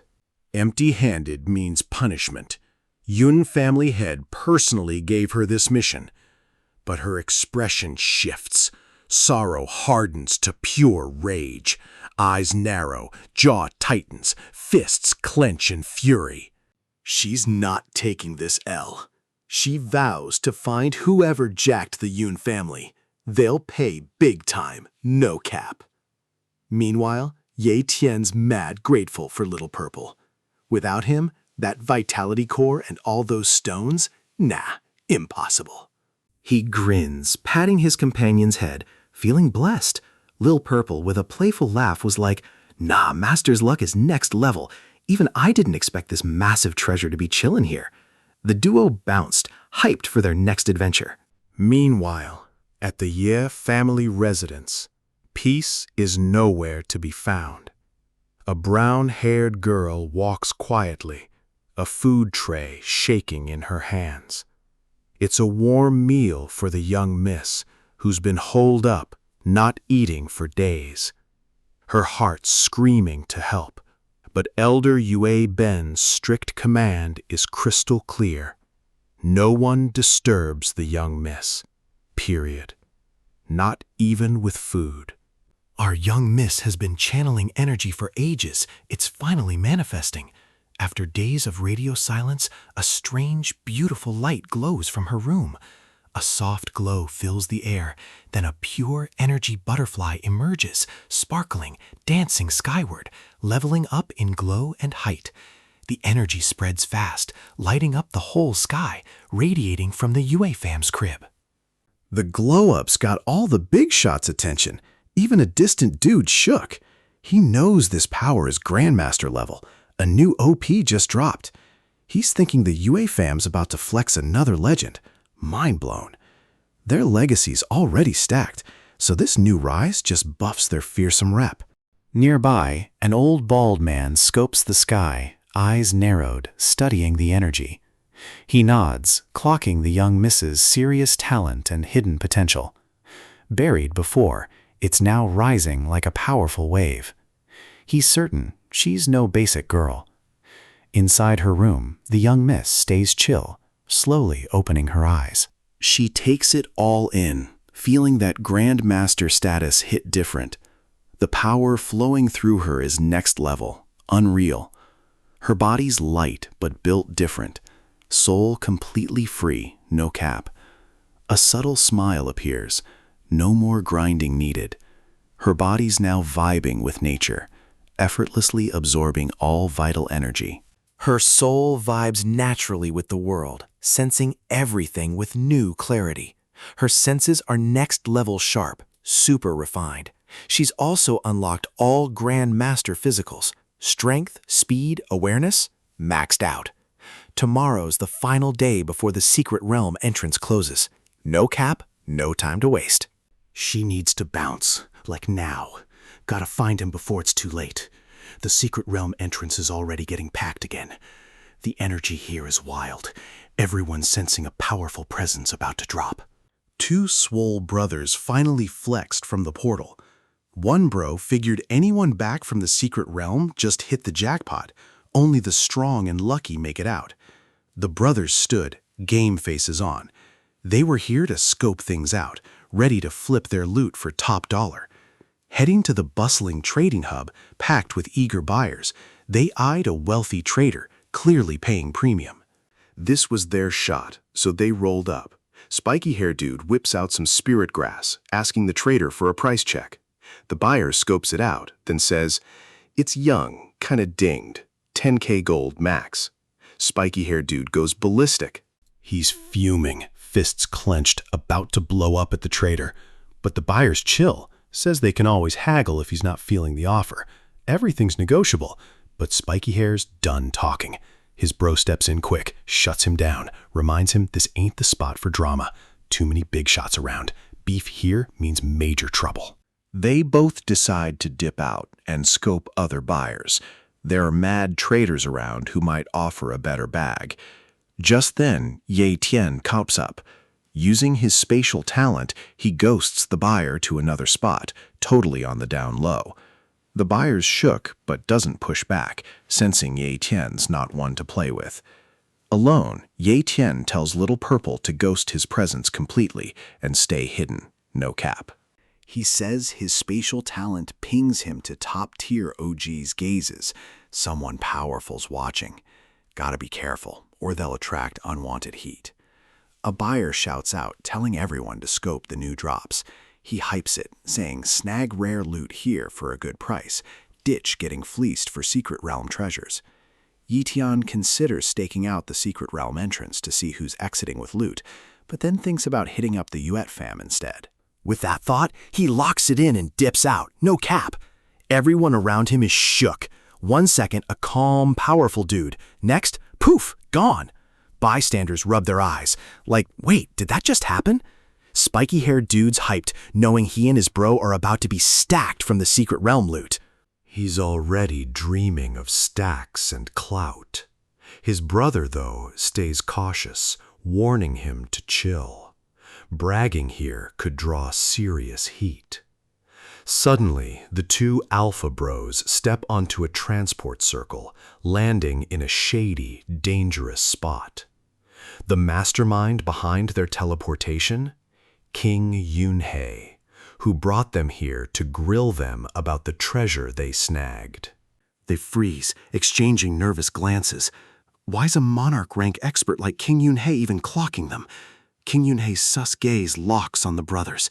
He's trying to suss out what treasure they snagged from the secret realm that's got him this invested. A monarch showing up? That's wild. Something's definitely off.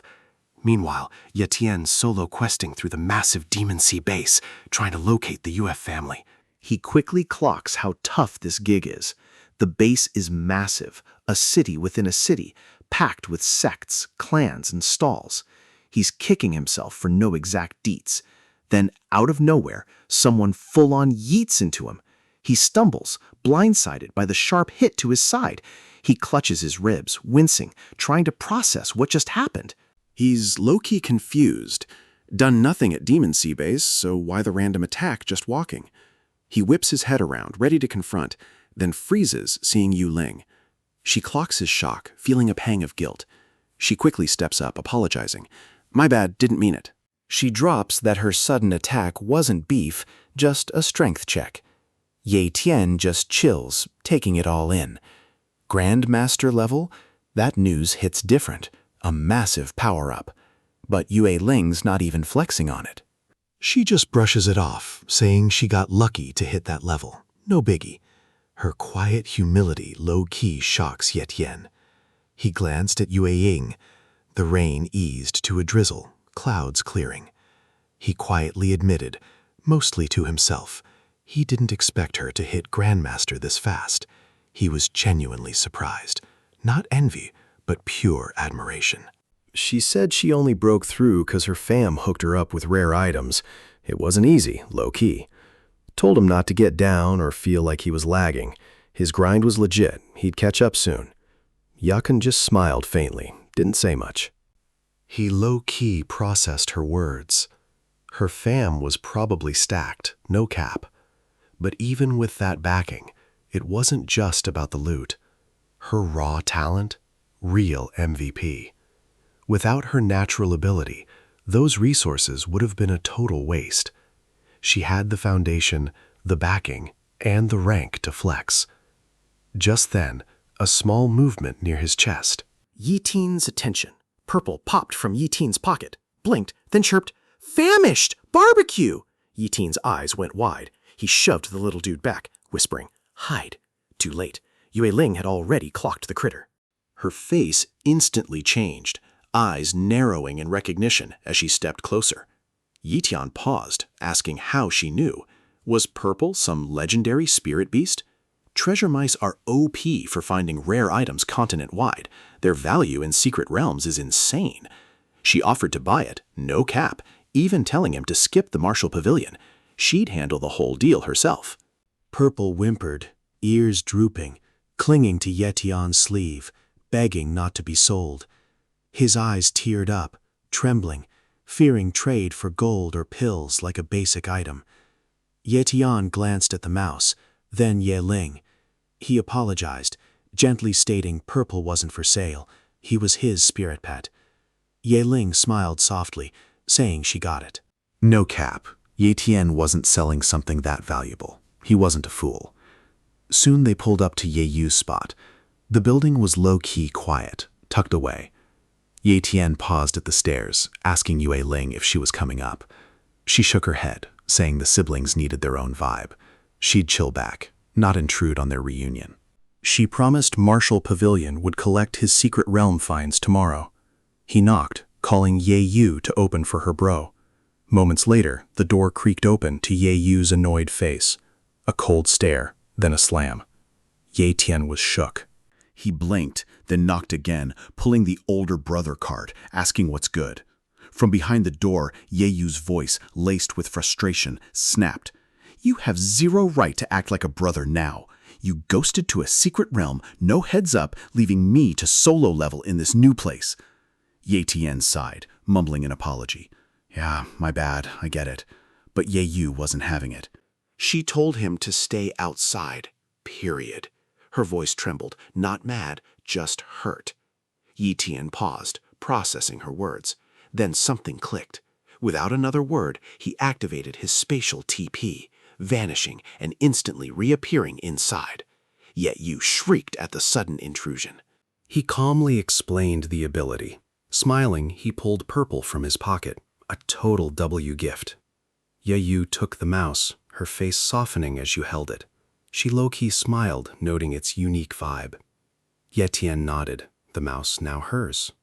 Just as things were chilling, Jin, the spirit cat, popped out. He gave Purple the side-eye, grumbling about Ye Tian's new pet. His gaze narrowed at the little mouse's round belly, clearly not feeling it. He poked it, calling it thick, and asking how it could fight looking like that. Purple was shook. Jin puffed his chest, declaring himself the boss from now on. Later, Ye Tian hit the shower, letting warm water wash over his tired self. The past few days' drama replayed in his head as he leaned on the tiles. He knew Purple would be happier, safer with Yeyu. Yeyu needed company. Purple's vibe just clicked. Drying off, he toweled up, sat on the bed, mumbling about copying Purple's treasure hunting talent ASAP. Combining this with his copied skills would level up his game against danger. By night's end, Ye Tian unlocked an S-tier treasure hunting talent, adding it to his OP kit. At the Yun family mansion, the vibes were off. The silver-haired girl flinched, trembling on the floor. He went full rage mode, calling her useless and a total L, his voice booming as he demanded how she fumbled this simple quest. Her voice shook. She'd been played, totally finessed during the Calamity Beast battle. Someone ghosted in, swiping not just the Vitality Core, but all the surrounding stones, too. Ancestor's eyes narrowed. Did you even see them? He pressed. She just hung her head, admitting their speed was next level, unreal. She couldn't confront him. He dipped before she even clocked it. The ancestor, absolutely fuming, screamed, calling her blind and a total flop. He roared. She couldn't even clock the thief's gender. Twisted with rage, he snatched her hair, yanking her head up. He snarled, "How can you still flex as the Demon Sea Base's top young genius after this epic fail? Do you even deserve to breathe or stay by my side?" Girl gasped, eyes wide, begged for another shot, swore she'd find the vitality stones, no cap. After a beat, he released her, shoved her aside. He muttered the thief was Major Fam, given the Yun heist. He ordered her to scope Noble Fam's disciples in the secret realm. Warned her, fail again, punishments dire. He left without a word. Next morning, calmer vibes. Yi Tian and Yue Ling stood outside the Martial Pavilion HQ, a massive power flex. Yue Ling had pre-warned him not to be shook by its towering scale. Yi Tian nodded, mind elsewhere. With Purple's talent copied, this was the perfect spot to deploy it. In this vault of rare, ancient items, his treasure hunting skill was a cheat code, pointing him to the real MVPs. The spacious hall, packed with display cases, faintly glowed with spirit energy. Weapons, pills, books, and artifacts lined the space, neatly tiered and sectioned. Yelling casually mentioned he could even try items out. Yi Tian quietly scoped them out, his new treasure sense activating. He noted the colors, their glow, and quality. Blue glows, mid-tier, and there were many. He grabbed a blue sword, weighing it. On sight, it looked fine, but one tap on a training dummy, and it chipped. He quickly racked it, low-key, before anyone clocked the flaw. Just then, an older man stepped out. Yue Ling immediately introduced her uncle, the Marshall Pavilion marketplace manager. He gave her a warm nod, then turned to Ye Tian, introducing himself formally. Welcoming Ye Tian warmly, he told him to chill and browse, even offering a discount if anything hit different. Ye Tian nodded, kept browsing. Then, out of nowhere, a wild scent hit him. Distinct, golden, pure fire. His treasure-hunting radar went full send, like it was made for this moment. Eyes locked onto the signal source. In the hall's far corner, almost too neatly tucked away, sat a small glass case. Most wouldn't clock it, but Ye Tian's instincts were on it. Etched below, Heavenly Warrior, Blood Dragon. Yue Ling gave Ye Tian a light smack, pulling him from his trance. He blinked, realizing he'd totally zoned out again, and mumbled an apology. She narrowed her eyes, half smirking, half worried, telling him to pick already. Her uncle was a busy man. Ye Tian gave a slight nod, telling Elder Yue most items here were low tier. He needed something next level, fitting his vibe. Cash wasn't an issue. Elder Yue let out a hearty chuckle, clearly amused by the kid's confidence. Ye Ling, beside them, low-key muttered, "When did he learn to cap so well?" Elder Yue reassured him the Marshall Pavilion had it all. Natural treasures, cultivation techniques, even OP divine weapons. If his funds were funding, he could get anything. Ye Tian, no cap, flexed a shimmering vitality stone from storage for Elder Ye. The Elder's eyes went wide, shook, hyping its extreme rarity. Ye Ling, equally shook, grilled Ye Tian. "Where'd you cop that treasure?" He scratched his neck, chillin', said he just got lucky in the secret realm. Elder Ye, intrigued, asked what the trade was. Ye Tian asked for a top-tier cultivation technique to reach Grandmaster realm, plus a short sword-like weapon. Elder Yue grinned, hyped, confirming one vitality stone was more than enough. Ye Tian found it wild that a single stone held such value, wondering how OP the entire vitality stone core in his inventory must be. Before he could even compute that, Yue Ling suddenly got in his face, cornering him with an intense stare. She demanded to know where he really got the vitality stone. Ye Tian's gut screamed he was sus. She looked away. He guiltily warned the truth might endanger her. That just made her more pressed. She had to know. Finally, he spilled. He'd snatched the Yun family's stones. Her jaw dropped, utterly shook. She screamed, "Are you actually tripping? The Yun family's been guarding that for generations. Put it back, like now. Beg the ancestors for mercy. How many did you even snag?" Ye Tian whispered he'd scored a mine's worth of vitality stones, stashed in his spatial inventory. Yue Ling's knees buckled. Slumped on a bench, head in hands, she muttered, "We're screwed.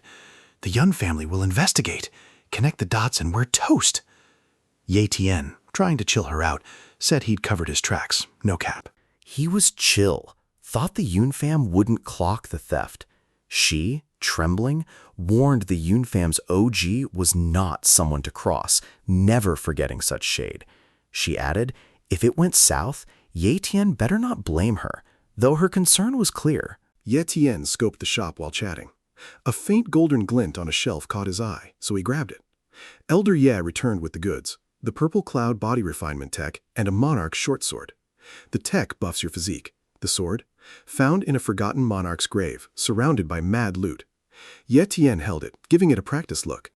He popped his copied skill, instantly confirming its S-tier classification and hidden strengths. The weapon hummed, radiating power. It felt legit. Nodding, he took the sword and manual, stashing them in his spatial storage, satisfied. Elder Yu, stoked with the deal, handed over a black and gold VIP card, runes shimmering.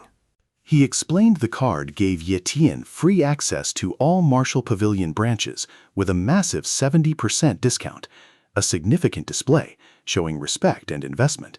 Ye Tian then asked about that golden item he'd spotted. Elder Ye, smiling, followed his gaze, went to the shelf and retrieved it.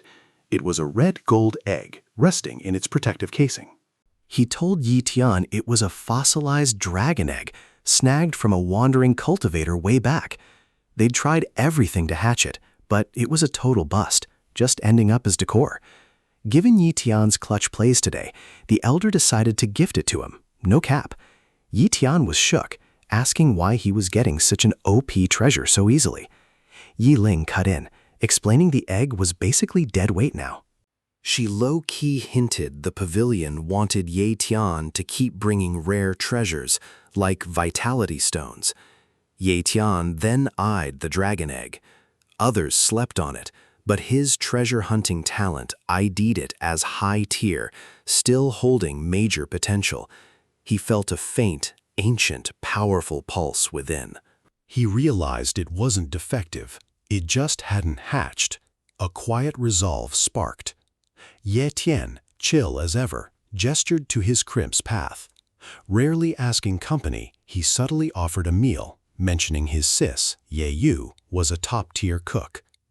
Ye Chao, flexing at the gate like a proud gatekeeper, intercepted them with pure venom. He accused Ye Tian of farming weak mobs for scraps. His shade was sharp, but his intent was sharper. No cap, Ye Chao attacked, pouring his whole kit into one strike to own and humble Ye Tian. But the flex he expected? Nah, it wasn't it. Ye Tian, chillingly calm, raised one hand against Yue Chao's full might. No cap, the clash was over instantly. Yue Chao's full force, fueled by pride and fury, couldn't even budge Ye Tian. Bro was a brick wall. Yue Chao was utterly shook, his face drained of color. He saw Ye Tian, not the usual L, but something low-key, terrifying. Wei Ling clocked it too. She stepped up, voice rising, calling for chill, reminded them of the spot and the tea. Her words hit different. For a sec, even Ye Tian's eyes went soft, her plea hitting different. In the quiet, he acknowledged her assist. His appreciation was clear, low-key. She clocked, then he wasn't just chasing crumbs. His path was different.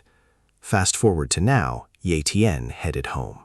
Inside, the home was quiet, warm, smelling like a feast. Ye Yu, the ultimate sis, worked the stove, pro-level hands. Ye Tian slipped into his spot, soaking in the peaceful home vibes. As dinner cooked, he hit his inventory, pulling out a peculiar cloth-wrapped object. He unwrapped it carefully, revealing the dragon egg. The dragon egg stirred again, and Ye Tian's heart went wild. Not random this time, it was rhythmic, a pulse. He leaned in, holding it close. A heartbeat, faint, but totally unmistakable. It hit him like a cold splash. Suddenly, little Jin, his small black cat, yeeted off the bed. Startled, the cat zoomed wildly around the room, eyes wide, tail fluffed in panic. Then, a soft voice chimed from his side.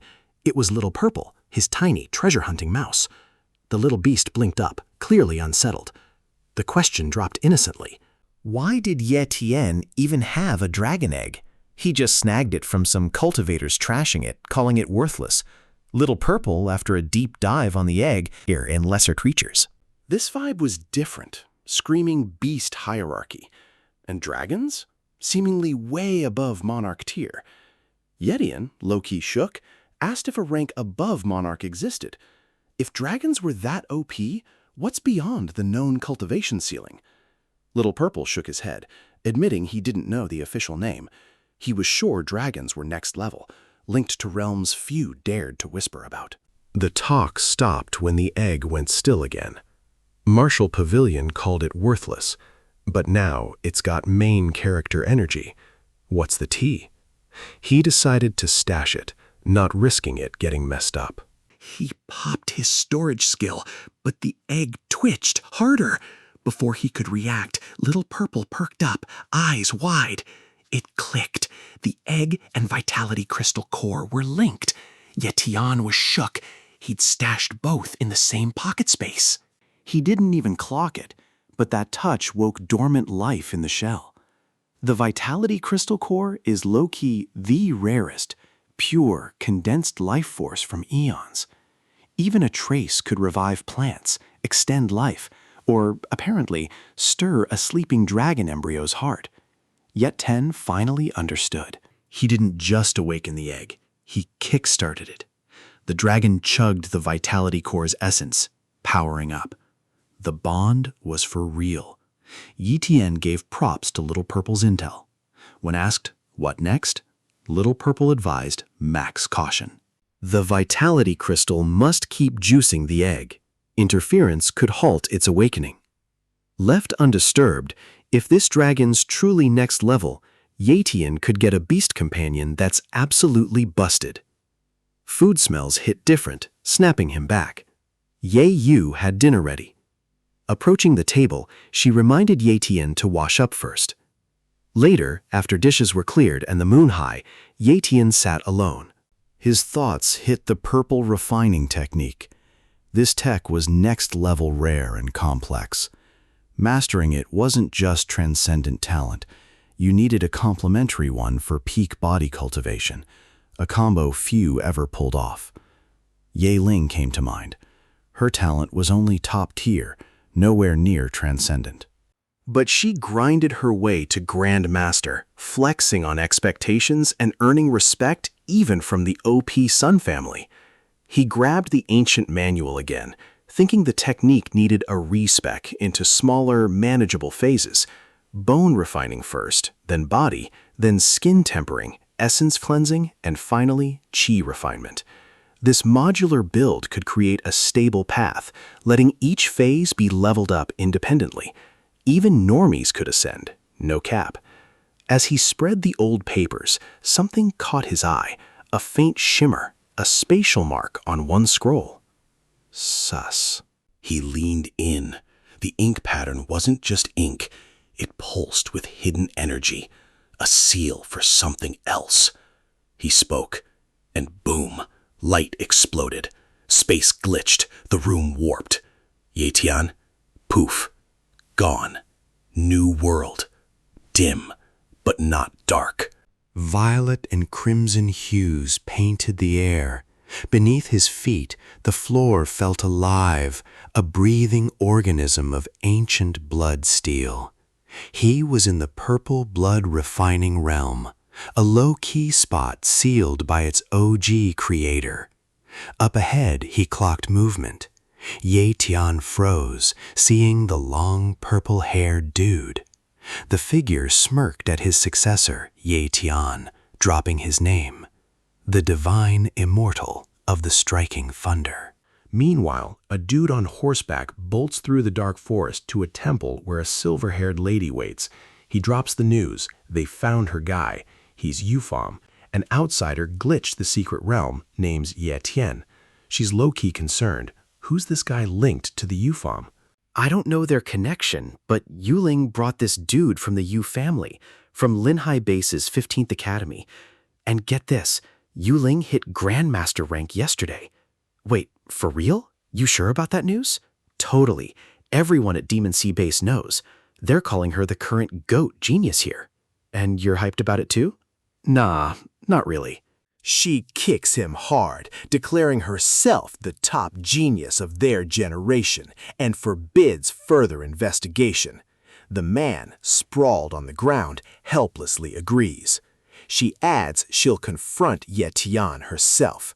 If he truly swiped the Vitality Stone core, not even the UF family can shield him.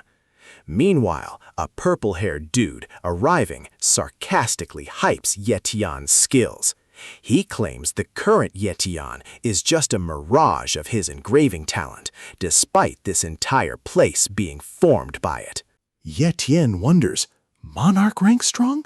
Purple-haired guy cuts in, nah, this ain't it. Let's eat. He steps up, clocks Ye Tian hard. Ye Tian drops, eyes wide. This dude's way stronger than Monarch King Yunhei. His aura? Terrifying. The purple-haired guy again states he'll check if Ye Tian's worthy of his legacy. Scanning Ye Tian, his eyes went wide, shook by the sheer talent. Ye Tian smirks, low-key shocked his secret got clocked. Standing, Ye Tian flexes, mocking the divine being. Bet you didn't see that coming, huh? The divine being, chill as ever, just replies, no cap, multiple talents are rare enough. Don't sweat it. It's all about the grind, luck, and opportunities cultivators get on their unique path. He assures Ye Tian he's not after his secret. Curious, Ye Tian asks why the divine being called him successor, questioning his rank, noting he lacks that monarch expert vibe. The divine being simply replies, I'm not into your secrets, so you don't need to know mine either. He explains the only key to finding his engraving was possessing a rare talent, like Spatial. His one piece of advice for future gens, gotta have some talent. Ye Tian, with his multiple talents, totally aces this. He's cleared to level up to Grandmaster. The divine being then spills the tea on Ye Tian's talents. Many are low to mid-tier. Only real OGs, forged in life-or-death battles, can truly max out apex talents to clutch tougher challenges. He warns, low-tier talents are risky. Ye Tian gets it. Relying on them in combat creates major openings, especially when it's clutch. From now on, he's got to be picky with copies. The divine being adds, too many low tiers cap your potential. To truly level up, Ye Tian needs a new route, maxing out all his talents to apex tier. When Ye Tian's like, is this even for real? The divine being's all, bet. He explains that with enough battle experience, even low-tier talents can glow up to apex. Raising a hand, he's like, I got you this once. With a snap, everything glitches. The scene warps into the engraved spatial room where time flows in reverse. Ye Tian's shook, seeing another spatial room. The divine being spills the tea. 1 hour outside is a whole month in here. Ye Tian is shook by the wild time difference. He's told this room's a one-and-done deal. Leave and you're locked out for good. Ye Tian clocks the sitch. Hitting Grandmaster is the main quest now. If the Yun fam finds the Vitality Stone, only that level protects Ye Yu. Locked in, he's staying in the engraving room to grind and level up. The divine being praised Ye Tian's resolve. As Ye Tian moved to speak, the being ghosted. Its voice echoed, dropping a hint. Hit monarch rank, and Ye Tian might link with its true form. It then revealed it had summoned a worthy foe. Suddenly, with a loud bam, a Grandmaster monster popped up. Ye Tian barely dodges, retaliates, but his attack fails. He clocks the beast, OP, lightning fast. Then it hits him. 6 hours till sunrise when he entered. Gotta clear this trial before dawn. UAA can't worry. Knuckles crack, power surges. Ye Tian steps forward, locked in. He's staring down the monster, vowing to take it out in 6 months tops. Sun's up, birds chirp, morning vibes hit. The market's already buzzing. Vendors set up, slinging herbs to high-grade pills. Adventurers are still grinding, deep in their killing sprees. Amidst the chaos, UAA whimpers, calling for Ye Tian. Elsewhere, Ye Tian still clashing hard with the OP beast. Clock's ticking. He charges, screaming. He's gone feral. With a power surge, he maxes out his S-tier strength, his fist shattering the monster's defense, yeeting it across the room. Hair wild, a testament to months of grind. He moves in for the KO. But the beast, not going down easy, makes a clutch play, yeeting a huge rock back at him. Ye Tian, no hesitation, activates sword control, slicing incoming rocks. Easy. Then he raises his hand, striking with shadow assassination, piercing the beast's core. Gazing at the monster's motionless body, a faint smile plays on his lips. He finally won, he whispers, a total W. Outside, the sun's fully up, its radiant glow signaling morning. Ye Tian jolts awake in his room, a bit spaced out, thinking he's back from that engraved spatial room. As he tries to get his head straight, the door opens. Ye Yu walks in. You up? Breakfast time. She casually adds, there's a spot nearby. Their food slaps. Want to grab a bite? Ye Tian walks over, silent, and hugs her tight. Ye Yu, surprised, asks, "Bad dream?" He shook his head. "Feels like ages since I've seen you." Ye Yu blushed, playfully slapping his chest. "Bro, we're siblings. You can't drop such cringe lines and embarrass me." She shoved him away. "My bad," he quickly apologized. With a huff, she muttered, "Ugh, shouldn't have woken you," and stormed off. "Breakfast's ready," Ye Tian called. "Hey, let's go shopping today too. Missed out on that at the Demon Sea base." Shopping? Ye Yu's ears perked up, eyes gleaming. "Seriously? You're taking me?" Ye Tian grinned. "Totally. It's on me. Get anything you want. I made bank from the secret realm." Excited, Ye Yu yelled, "Wait, I'm changing." As Ye Tian waited, a surge of power hit him. He reflects on his apex tier talent, which absolutely buffed his strength. Almost Grandmaster, just a bit more grind.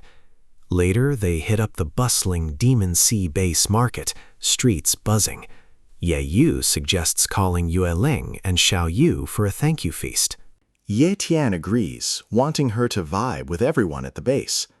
Jin and Purple low-key peek from Ye Yu's bag while they shop. Ye Tian watches Ye Yu, a total boss, haggling with vendors, eyes sparkling. Exploring, Ye Yu spots a fountain, totally mesmerized, eyes full of wonder. She tells Ye Tian it's her first time seeing one in IRL. They finally hit up a cozy inn for breakfast. Ye Tian sips his drink. "Man, it's been ages since I properly chilled with a drink," he tells Ye Yu. "Don't follow me, you're still underage." Ye Yu rolls her eyes. "Don't get wasted, I'm not carrying you home." Then, with a smile, "But yeah, it's been a minute since we could just vibe like this." Ye Tian, all smiles, agrees. Today's peak sibling vibes, pure bliss. Far from the market, a silver-haired woman silently breaches Ye Tian's home. She scopes rooms, clearly hunting him. Too bad, he's not there. Meanwhile, Ye Yu, solo on the street, rants to Jin. "Ye Tian acts like he doesn't even care, letting me walk home alone? What the actual?" Cradling her pet, she low-key wondered if it was her protector now. Ye Tian, on a far-off shop run, had sent her home solo, promising to be back soon. Now, heading into the sus alley, she vowed to scold him hard when he finally showed up. Meanwhile, the silver-haired lady and her pawn were chilling in the shadows. Her guy spots someone approaching, tips her off. Peeping Ye Yu, he asks if she's Ye Ling from the Ye family. The lady shuts it down, claiming she's just a regular human, though a martial warrior. They silently tail Ye Yu. Ye Yu, oblivious, trips out over their resemblance, unable to believe such a wild coincidence. Ye Yu's rat, Purple, peeks from her bag. She quickly shushes it to hide. Ye Tian strictly warned her, "Keep him hidden." The rat squeaks, looking past her. A silver-haired lady spots him, eyes wide. She knows that rare purple treasure hunter. Meanwhile, at Martial Pavilion HQ, Ye Tian examines a bone-cleansing pill. The receptionist explains, warriors use it to boost cultivation. She's like, "It's on us, fam. You're a Martial Pavilion MVP." Ye Tian grins, thinking the pill's a cheat code for Xiao Yu's cultivation. Receptionist's like, "Bonus warrior skill book too." Ye Tian's grateful. She tells a minion to snag an S-tier skill book. Minion nods, dips inside. Just then, Purple mind-links Ye Tian. "Ye Yu's in deep trouble. It's the Yun fam." "He's here and must return ASAP." Ye Tian drops the pill, saying he'll grab it in the book later. His sister's in danger. Alarmed, the receptionist asks what's up, but Ye Tian teleports, vanishing, leaving her stunned. Moments later, the helper returns with the book, calling her sister Xiao Yu. She says she found it, then asks where Ye Tian dipped. Xiao Yu tells her, "Inform the clan. Ye Tian's sis is in danger. Send help stat." Ye Tian appears, fierce. "If any Yun family dares touch Ye Yu, I'll wipe them out." Jin shifts to his true form, guarding Ye Yu. Confused but firm, Ye Yu asks the silver-haired lady, "Who are you?" The lady smirks. "Ask your bro, he's got the deets." Ye Yu asks if they're after Ye Tian, but the lady's like, "Nah, I'm here for the little mouse who snatched my stuff." rains pouring as Ye Tian sprints towards the signal, pushing through the storm. He finally hits the last soul contract spot, but Ye Yu's ghosted. Only Jin's on the ground. Ye Tian picks up the critter, asking if he's okay. Jin, voice weak with guilt, apologizes to Master. I failed Ye Yu, I'm useless. Then Purple pops out, also super sorry, admitting he's too weak to help, couldn't do squat. Ye Tian, heavy with remorse, tells them it's not on them. He blames himself. I should have never let Ye Yu go back alone. He owned his screw-up. Ye Tian, pulling from his spatial inventory, told Jin and Purple to chill. He's got this. Ice cold, he declared. The Yun family is getting wiped out ASAP. Suddenly, a lightning crack. Yue Ling blipped in. Ye Tian shook, called her name. Meanwhile, deep within the Yun family's dungeon, Ye Yu kneels, trembling, yet summons strength to rise from the cold floor. Defiantly, she screams at her captors, "Open the door! Let me out!" She threatens, "My brother will make you pay for this." A silver-haired girl's servant smirks, mocking Ye Yu's ignorance.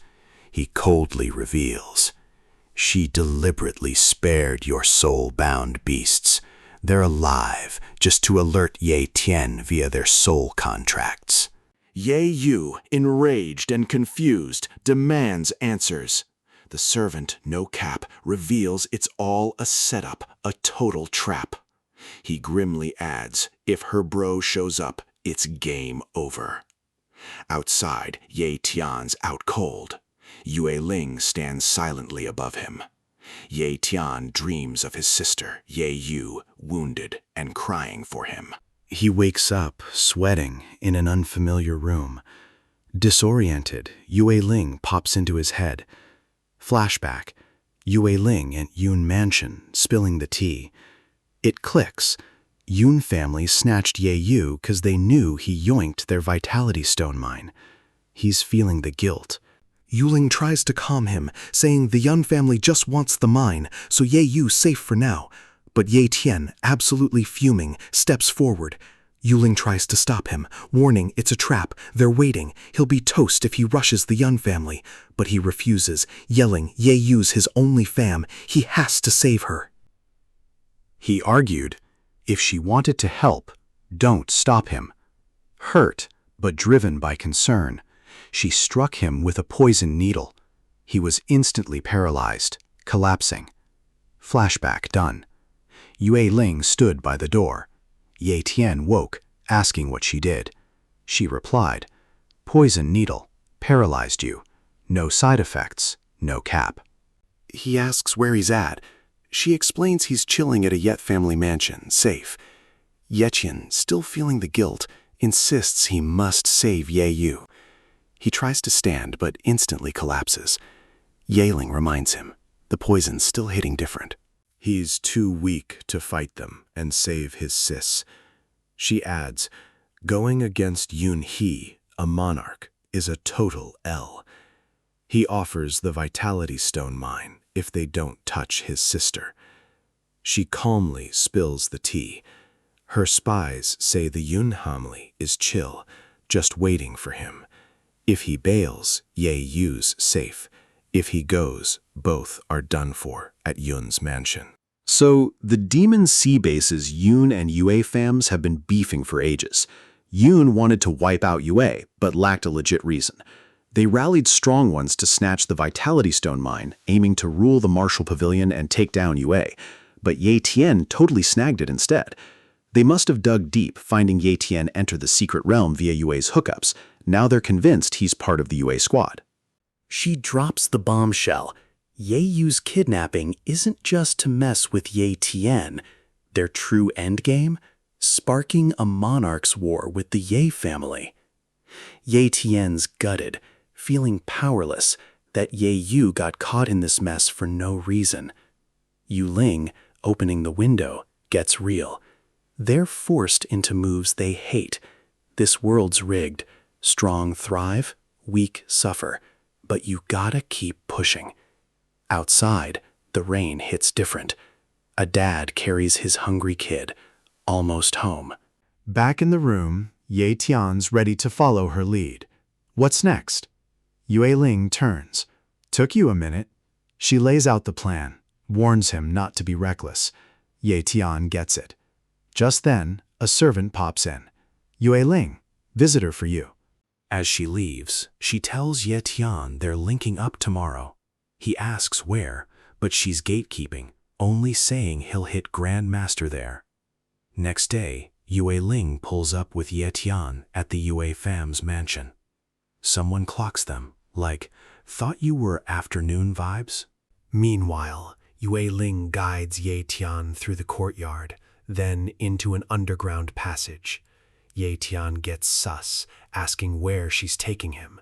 She just tells him to hush and follow. Through the dark corridor, Yue Ling silently thinks, someone's here at the worst time. Gotta sort out Ye Tian before handling them. They finally hit a large, hidden room. Yuling stops. We're here. Come on in. A nasty stench immediately slaps him. Thick green smoke billows from a bubbling pot mid-room. Nose covered, Ye Tian makes a disgusted face. What even is that smell, he thinks. This ain't the Yue family's waste pond, right? Hold up, not a waste. That pot's brewing a body-tempering potion, a rare OP mix for leveling up the body. Yuling walks in, spots an elderly dude, probably an alchemist, staring it. She asks, all set? He replies, almost, just one last jar. This batch, total W. Ye Tian trails. Yelling agrees. Looks like it's all good. He laughs proudly. My skills? Trust. Process almost done. Yelling suddenly tells Ye Tian to strip. Ye Tian hesitates. Seriously? She's on him again. Hurry up.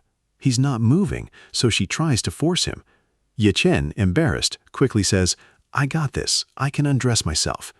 Undressed, he asks, what's next? Ye Ling points to the bubbling pot. Get in. Ye Tian shook, asks if he can Grandmaster just chilling in that rig. Ye Ling explains this potion's next level. Don't sleep on it. It's mystic juice mixed with the UFM's secret sauce. She says if he absorbs all 4 jars juice in 2 days, he'll hit Grandmaster. Ye Tian steps into the hot green liquid. He sits. A sharp pain hits different. Ye Ling asks how he's doing. He's like, bro, pure agony, 1,000 needles in my veins. Ye Ling explains the potion's unlocking his meridians, energy pathways. He's gotta push through. She warns, bail now, and the whole thing's wasted. Ye Tian reassures her, I got this pain, no biggie. Ye Ling tells the guy she's dipping, got other stuff. Hit her up ASAP if things go sideways. Walking off, she glances back at Ye Chen, thinking, he has to hit Grandmaster status. Outside the Yu mansion, a massive ship materializes, crashing down, shaking everything. Yu clan leader, waiting internally. Finally here, took their sweet time. At the ship's edge, formation array master Nie Chi, tall and purple, a Grandmaster level expert. As he lands, a man bows deeply, showing respect. Elder Yu bows respectfully. As the Yu family rep, he welcomes Grandmaster Ni. Ni Chi asks if they can get down to biz.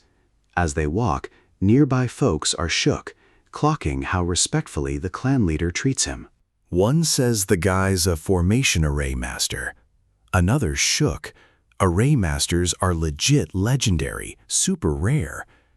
Meanwhile, in Yin Fam's dungeon, Ye Yu sits alone, looking sad. She whispers for her brother, voice low.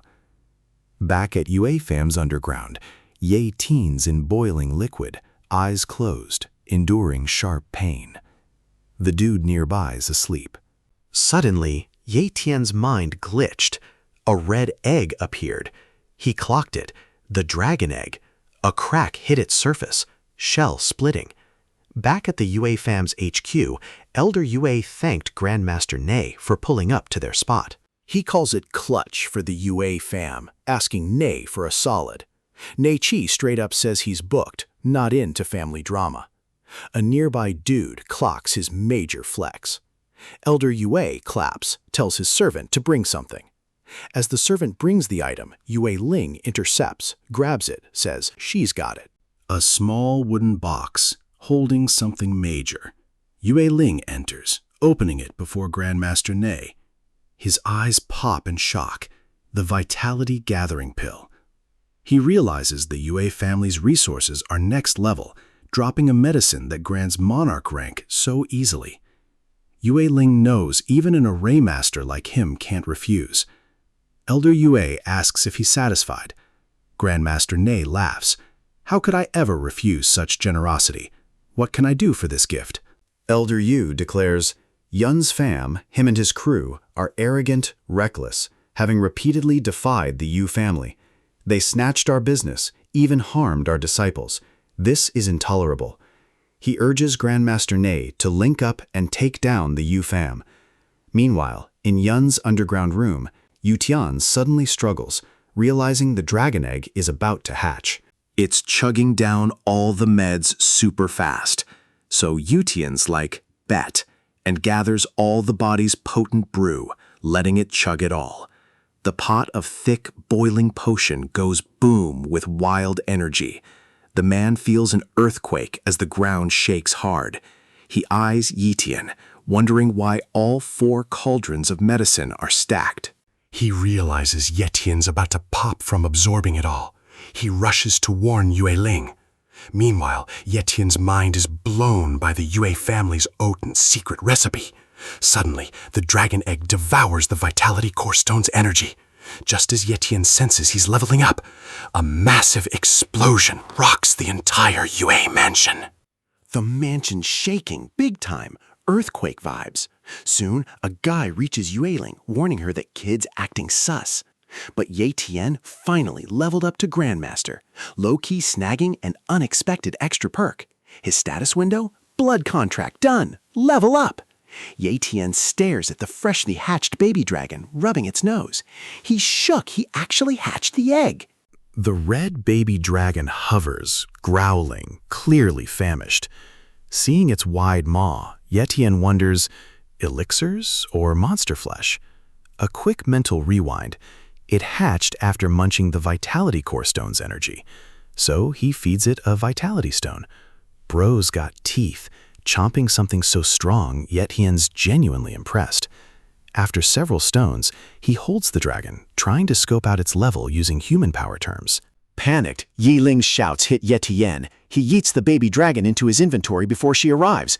Just then, Yi Ling bursts in, spilling tea about chugging too much elixir being low-key dangerous. But seeing him unscathed, her eyes pop. She's shook, can't even process Yi Tian's already a Grandmaster, given those 4 jars of meds were a mere 2-day supply. She's like, most martial warriors would totally blow up, but you just leveled up. She asks his secret, but he caps, saying he's just built different. She insists he spills the tea, but he keeps dodging, thinking he can't drop the deets about the little dragon yet. Panicked, the family chemist asks Yue Ling what's up, so she fills him in. When the man enters, shook, Ye Tian thanks him for the elixir. Ye Ling gets his hidden truth, heading back to prep the Yun fam's takedown.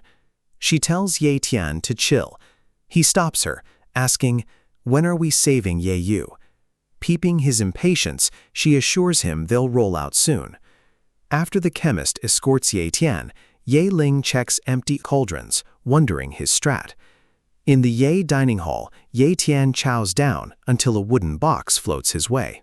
Yu Ling's already mastered Grandmaster psychic energy. He drops the info. The wooden box holds a teleportation talisman. He asks where it'll zap him, but Yu Ling's got a solid plan, just like their easy trap for Ye Tian. At the Yun family compound, a guard rolls up for a shift change. The second guard drops the intel. Rumors say the Yun family's under attack. Purple lightning crackles, unseen by the guards. One's like, that rumor? Cap. Impossible since King Yun. He's a monarch, fam. Cross him and you're done for. The second dude laughs. Fur. Only another monarch would even try that. Meanwhile, the guards are clueless, just vibing and planning tomorrow's chill outing. Ye Tian yeets to the Yun family's main building, using his spatial talent to scope out the area. He finally pings Ye Yu's location and dashes straight for it. Ye Tian's on the move, feeling that Grandmaster realm power-up. He's sensing over 10x more than before. It's next level. Up top, Qin Yun hears Ye Tian's UPUDs, smirking. Mouse walked right into the trap.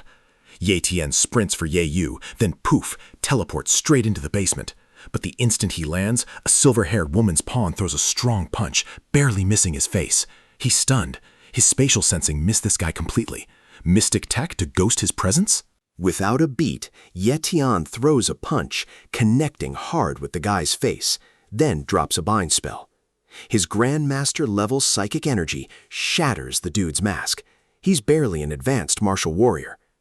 As the guy hits the ground, Ye Tian low-key wonders why the Yun fam only had an advanced warrior guarding Ye Yu. Ye Yu then spots her bro from the cage, calling out. He rushes over, pops the cage, and steps inside. She hugs him, sobbing. He comforts her, taking blame for not protecting her. He grabs her hand, hoists her onto his back, and bolts. Ye Yu clocks Ye Tian's insane strength, wondering his grind. A blade flies, landing right in front. Ye Tian jolts back, shook, looking up. The silver-haired woman finger signals her weapon back. Catching Ye Tian's eye, she's like, "First time, huh? Vitality Stone Core, now." Ye Yu clocks silver-haired Yin Feng. "Yo, that's the one who snatched me and hurt Xiao Jian." Ye Tian, already knowing, tells Ye Yu to dip. Yin Feng's next level problematic. Ye Yu bails.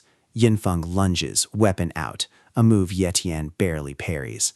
He admits she's fast, but she throws shade at his Grandmaster glow-up. Yu family hookups match. He shoves her, disarming her, dissing her for yapping. Yun Feng recovers, swinging at Ye Tian. Their aerial clash begins as Ye Yu hypes her bro. Suddenly, an eerie presence looms behind her. Her eyes go wide with dread. A snappy strike from Qing Yun He drops her. Ye Tian peeps the ground, totally sidetracked, worried for his sis. That distraction got him scratched by Yun Feng's weapon. "Stay focused," he snaps. Pissed, Ye Tian unleashes his strength talent, muscles bulging. As Yun Feng closes in, Ye Tian swiftly parries with his dagger, slicing the blade right off its hilt. Yun Feng shook, wondering about Ye Tian's sudden power surge. Ye Tian immediately pivots, shielding his sister, Ye Yu, who's already hit the deck, steadying on all fours. In agony, she calls for Ye Tian. He snaps at Qin Yun He. "Stop torturing Ye Yu!" He teleports, snatching Ye Yu into his arms. Qin Yun He fumes as Ye Tian takes her. He tells her to hang in there, opening the Calamity Beast blood. But she coughs up toxins, her insides crushed. He realizes. No healing items, couldn't even share his regen talent. Seeing his sister's agony, Ye Tian cursed Qin Yun He for blasting a mere human with monarch-rank psychic power. But Qin Yun He ignored him, questioning how Ye Tian even got so many talents: strength, speed, spatial. Qin Yun He's arrogance only fueled Ye Tian's rage. They locked eyes, pure hate. Ye Tian pulled out a teleportation talisman, staring Qin Yun He down, vowing he'd never forget what he did to Ye Yu. As the talisman glows, he grabs Ye Yu, yelling, "Bounce!" Qin Yun He sees their plan, totally loses it, charges. He screams at Ye Tian to stop, but too late. They vanish as Ye Tian glares back, vowing Qin Yun He's end by his hand. Yun Feng can't even process how Ye Tian escaped with that talisman's insane speed. She kneels, urging Qin Yun He not to let Ye Tian escape. With the Vitality Core Stone, his power-up spells doom for the Yun clan. Enraged, he silently presses a finger to the void. As it cracks, Yun Feng grasps his fury's depth. They enter the rift as it shatters. Escaping Yun territory, Ye Tian and Ye Yu teleport 300 kilometers to an abandoned train station. He picks her up and walks, just as Xiao Yu arrives. Xiao Yu, stressed about Ye Yu's injuries, agrees to Ye Tian's practical request to take her to the Yue family for healing. But remembering Xiao Yu's slow speed, he quickly summons Xiao Jin to ferry them. After they dip, Ye Tian meets Qing Yun He and Yun Feng. Qing Yunhei pops from the void, shook by Ye Tian's teleport talisman, then clowns him for choosing that spot to die. Ye Tian claps back with the same energy, and the challenger dares him to show his full hand. The King Killer formation drops, instantly trapping King Yunhei and Yunfeng in an endless ice prison. Yunhei quickly clocks this was Ye Tian's preset trap. The moment he grabs Yunfeng's arm, they're slammed by ice, frozen solid. Ye Tian still hyping the formation's sheer power. Even a monarch got bodied. Then he hears a voice. Ni Qi, Yearling, and Elder Yu pull up. Elder Yu gives props to Ye Tian for making their whole plan run smooth. He thanks Ye Tian for bringing Yunhei over, noting that even if his hit didn't finish Yunhei, it definitely took away his fighting skills. For his clutch efforts helping the Yue fam, Ye Tian gets introduced to an ancestor and Grandmaster Ni, a special guest they invited. The ancestor shook by our boy becoming a Grandmaster so young, all on his own. The ancestor plans to hook up the young man handsomely for backing the Yue fam, but humble Ye Tian says it was actually the Yue family who saved them. He's thinking Yue Qing's cultivation talent was kinda mid. To hit monarch status, he definitely had to flex some artifacts. Bet he used flame talent after gobbling up the flame spirit talent RMC shared with Yue Ling. The system showed his stats were pretty mid in flame and strength tiers, only cracked in cultivation. The Pavilion Master's getting major props for over-delivering, connecting with OP heroes like Ye Tian and making the OGs proud. She's just soaking it in, while our boy reflects the Grandmaster's formation talent is low-key bussin', enough for him to do a deep dive. He appraises the dude, instantly copying the formation array skill. Boom, another OP move for his kit. Talent copied. GM Ni's done with his Yue family gig. Promise kept. That ice prison holding a monarch rank being is a huge flex. Ancestor thanks GM Ni, promising Yue family help whenever needed. But this dude's just a merc, all about the bag, so he's kind of meh. He poofs, leaving Yue Ling shook by his OP array skills. Ancestor Yue tells the kids to chill as he nears the ice prison. He watches the caged monarch suddenly break free, fresh for round 2. But Gramps, zero fear. Bro hypes King Yunhei for this spicy plot twist. Ye Ling rushes to the family head, worried our boy trying to stop her. Then King Yunhei's spatial cage activates, flipping the script. Our heroes are now trapped. That cultivation-powered Jack Hanma is hyped, keeping them locked down. But the shocker? Even Ye Tian's rapid punches can't dent the spatial prison. The family head? He's either aura farming or about to get bodied. Bro claims victory, having already clapped King Yunhei. Then this old man pulls a generational move, stripping to reveal a physique that eats 5 Arnolds for breakfast. Bro's absolutely yoked, ready for this 1v1. The girl, iced out with a dozen spikes, pleads for rescue, hand outstretched. That move alone triggers King Yunhei, who unleashes enough pressure to yeet her away. This cuts to a flashback. She got jumped by bullies. They called her a beggar, straight up tormenting her near Demonic Sea Academy. The punks were done, but all she wanted was food. Cold and alone, a bread piece tumbled down as a tall figure loomed. Overwhelmed, she devoured it. King Yunhei offered her a way out, promising her life wouldn't change if she stayed. Desperate, she grinned, finding someone who cared. The warm moment ended. King Yunhei stepped up, ready to clap back at the fade check and duel Old Man Yu. Shredded to the gills, the family head was shook. This Yunhei bro used disciples as shields. Jack Hanma didn't give a damn, believing the girl's sacrifice was for a good cause. The ancestor was low-key confused. Ye Tian still couldn't break the spatial barrier?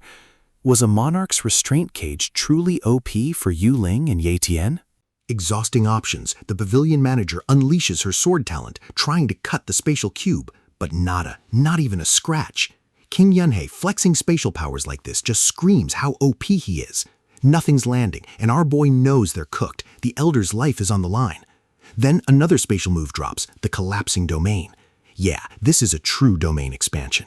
Old Man Yu is absolutely shook by King Yunhei's power throughout the fight, especially since he should be gassed from a monarch tier formation skill. This domain has a gravity-amped effect, basically a chamber where gravity hits X10.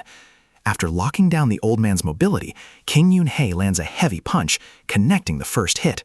And get this, the domain not only crushed the clan head's speed, but Yunhei also shed his own weight, boosting his agility. Dude's practically teleporting with every step now. Old Man Yu wasn't having any of that aura loss, kneeing the blonde right in the head. He then grabs his face, ragdolling his body, and slams him into the ground with a heavy blow. The impact shatters the ground to rubble. But King Yunhei, with insane speed, claps back, knocking the old man meters back. He then teleports behind him, DBZ style, ready for a combo. Another haymaker connects with the old man's jaw, sending him crashing into the distance. Despite the brutal beatdown, King Yunhei respects the clan head's immense power at his age, solidifying his legend as the Yu family ancestor. The fight's not over. From the smoke, fiery projectiles blast out. King Yunhei, blindsided, dodges one. Smart move, because those things literally blew up on impact, like a legit missile. He wonders where the ancestor got this firepower, linking it to the secret realm. But that's when he slipped up. Remember that second shot? It was aimed right at the spatial cage, and with one hit, shattered its inner structure. Now Ye Tian and Yue Ling can merge their strongest attacks, putting pressure from the inside too. She flexes her brilliant sword talent, her hair blooming like sakura as she drops mirrored flowers, her secret tech. Ye Tian, matching her swordplay, gathers his maxed-out strength, smashing the spatial barrier with their combined power. King Yunhei gives them the nod as they break free, ready to catch all the smoke, looking fire. Thunder crashes, shaking them both. The Aura Master is dead set on unleashing true flame power. Old Man Yue's ready to take out King Yunhei himself. This dude's trippin', thinking he has a shot against the monarch. To flex, he unleashes his lightning, showing the true levels of monarch power. His power has Ye Tian shook. Ye Tian's realizing there are levels to this. He's out of his league. Yue Ling, though, thinks it's just a pretentious display. King Yunhai's words are just cap. My guy activates flame-culling heavy fist, the old man looking like a total tank, charging the enemy. King Yunhei counters with devouring void's spatial talent, sending shockwaves to siphon flames. Old Man Yuez shook his flames, vanished out of nowhere. Even the manager's bugging out. This move's void reversal, one of King Yunhei's top-tier abilities. He sends the flames right back at Old Man Yu, who gets clapped by his own attack. The manager's confidence dips, shook by how a monarch-level dude pulls off such spatial tech. The clan head wonders if King Yunhei has truly surpassed even the monarch tier. The blonde cackles, assuring he didn't rank up, but gained a deeper understanding of the realm. The ancestor finds this unbelievable, knowing monarch ranks are hard-capped. Even Ye Tian is shook by this evolution. Everyone's wondering how he snagged such OP power. Yunhei, seeing them as dead meat, decides to spill the tea before he wipes them out. The secret? A vitality crystal core, forged from 100 vitality stones. Just a few years back, a tiny fragment from a secret realm helped him transcend the monarch realm. Now, monarchs are basically his playthings. Ye Tian's mind is blown. A tiny stone gave this scumbag the power to absolutely body other monarchs. Old Man Yu's clueless about this treasure. He's not gatekeeping ancient lore. Suddenly, he yeets the girl. Yue Ling immediately tears up, realizing the clan head's going to self-sacrifice. He begs her to just dip while he stops King Yunhei. King Yunhei finds it amusing, but Ancestor's left arm, chopped with a gesture, hits ground, sending the old man into agony again. Yue Ling blitzes in with her scattered cloud sword, but King Yunhei instantly drops her, no sweat. She's sent flipping. A crashing yellow wave, a monarch-level finisher, tumbles down. Just when she thought it was game over, our boy Ye Tian swoops in, disintegrating the attack, low-key annoying King Yunhei. Ye Tian, the only hope, instantly teleports Old Man Yue out, stunning King Yunhei. They chugged the family's regen potion to save the old man, but it's temporary. He's too weak to fight Yunhee now. They're kinda cooked. Yue Lang apologized to Ye Tian for the mess. Our boy told her to dip with the ancestor. Bro's hella confident, says he can solo this fight. No need to find Yunhee, he just popped up, calmly flexing his own teleport skills. Bro opens with a gut kick on our boy, a "you ruined my vibe" move. Yitian gets bodied, urging the manager to dip ASAP. Yunhee throws shade, marking her. Despite rage, she snatches her ancestor, obeying Yitian. The monarch ain't letting them off easy, infusing stones with essence, launching them like mini missiles. Our boy blanks up, wrecking them all. He locks eyes with Yu Ling one last time, then drops to run the fade. Luckily, both Yu members dip from the zone. Manager asks her friend mix it back in one piece. And yeah, even though we're almost done, the One Piece is real. Back to Yunhee. My guy's low-key impressed Ye Tian had the guts to face him despite the trash odds and his talent. King Yunhee's not letting him go. Ye Tian's getting bodied. His body can't even hold up. Protagonist knows he's cooked with his power gap. Only one regen left. Cornered, my guy pulls out his final strategy. He manifests a small stone, flashing it at Yunhee, taunting him about the Vitality Stone. The monarch instantly clocks this maniac's play, his shot to level up. Ye Tian, playing 4D chess, lobs the jewel skyward. The dude, fueled by greed, rockets up to clutch his ultimate goal. But just as he's about to clutch it, a dragon appears out of nowhere, ready to snatch it.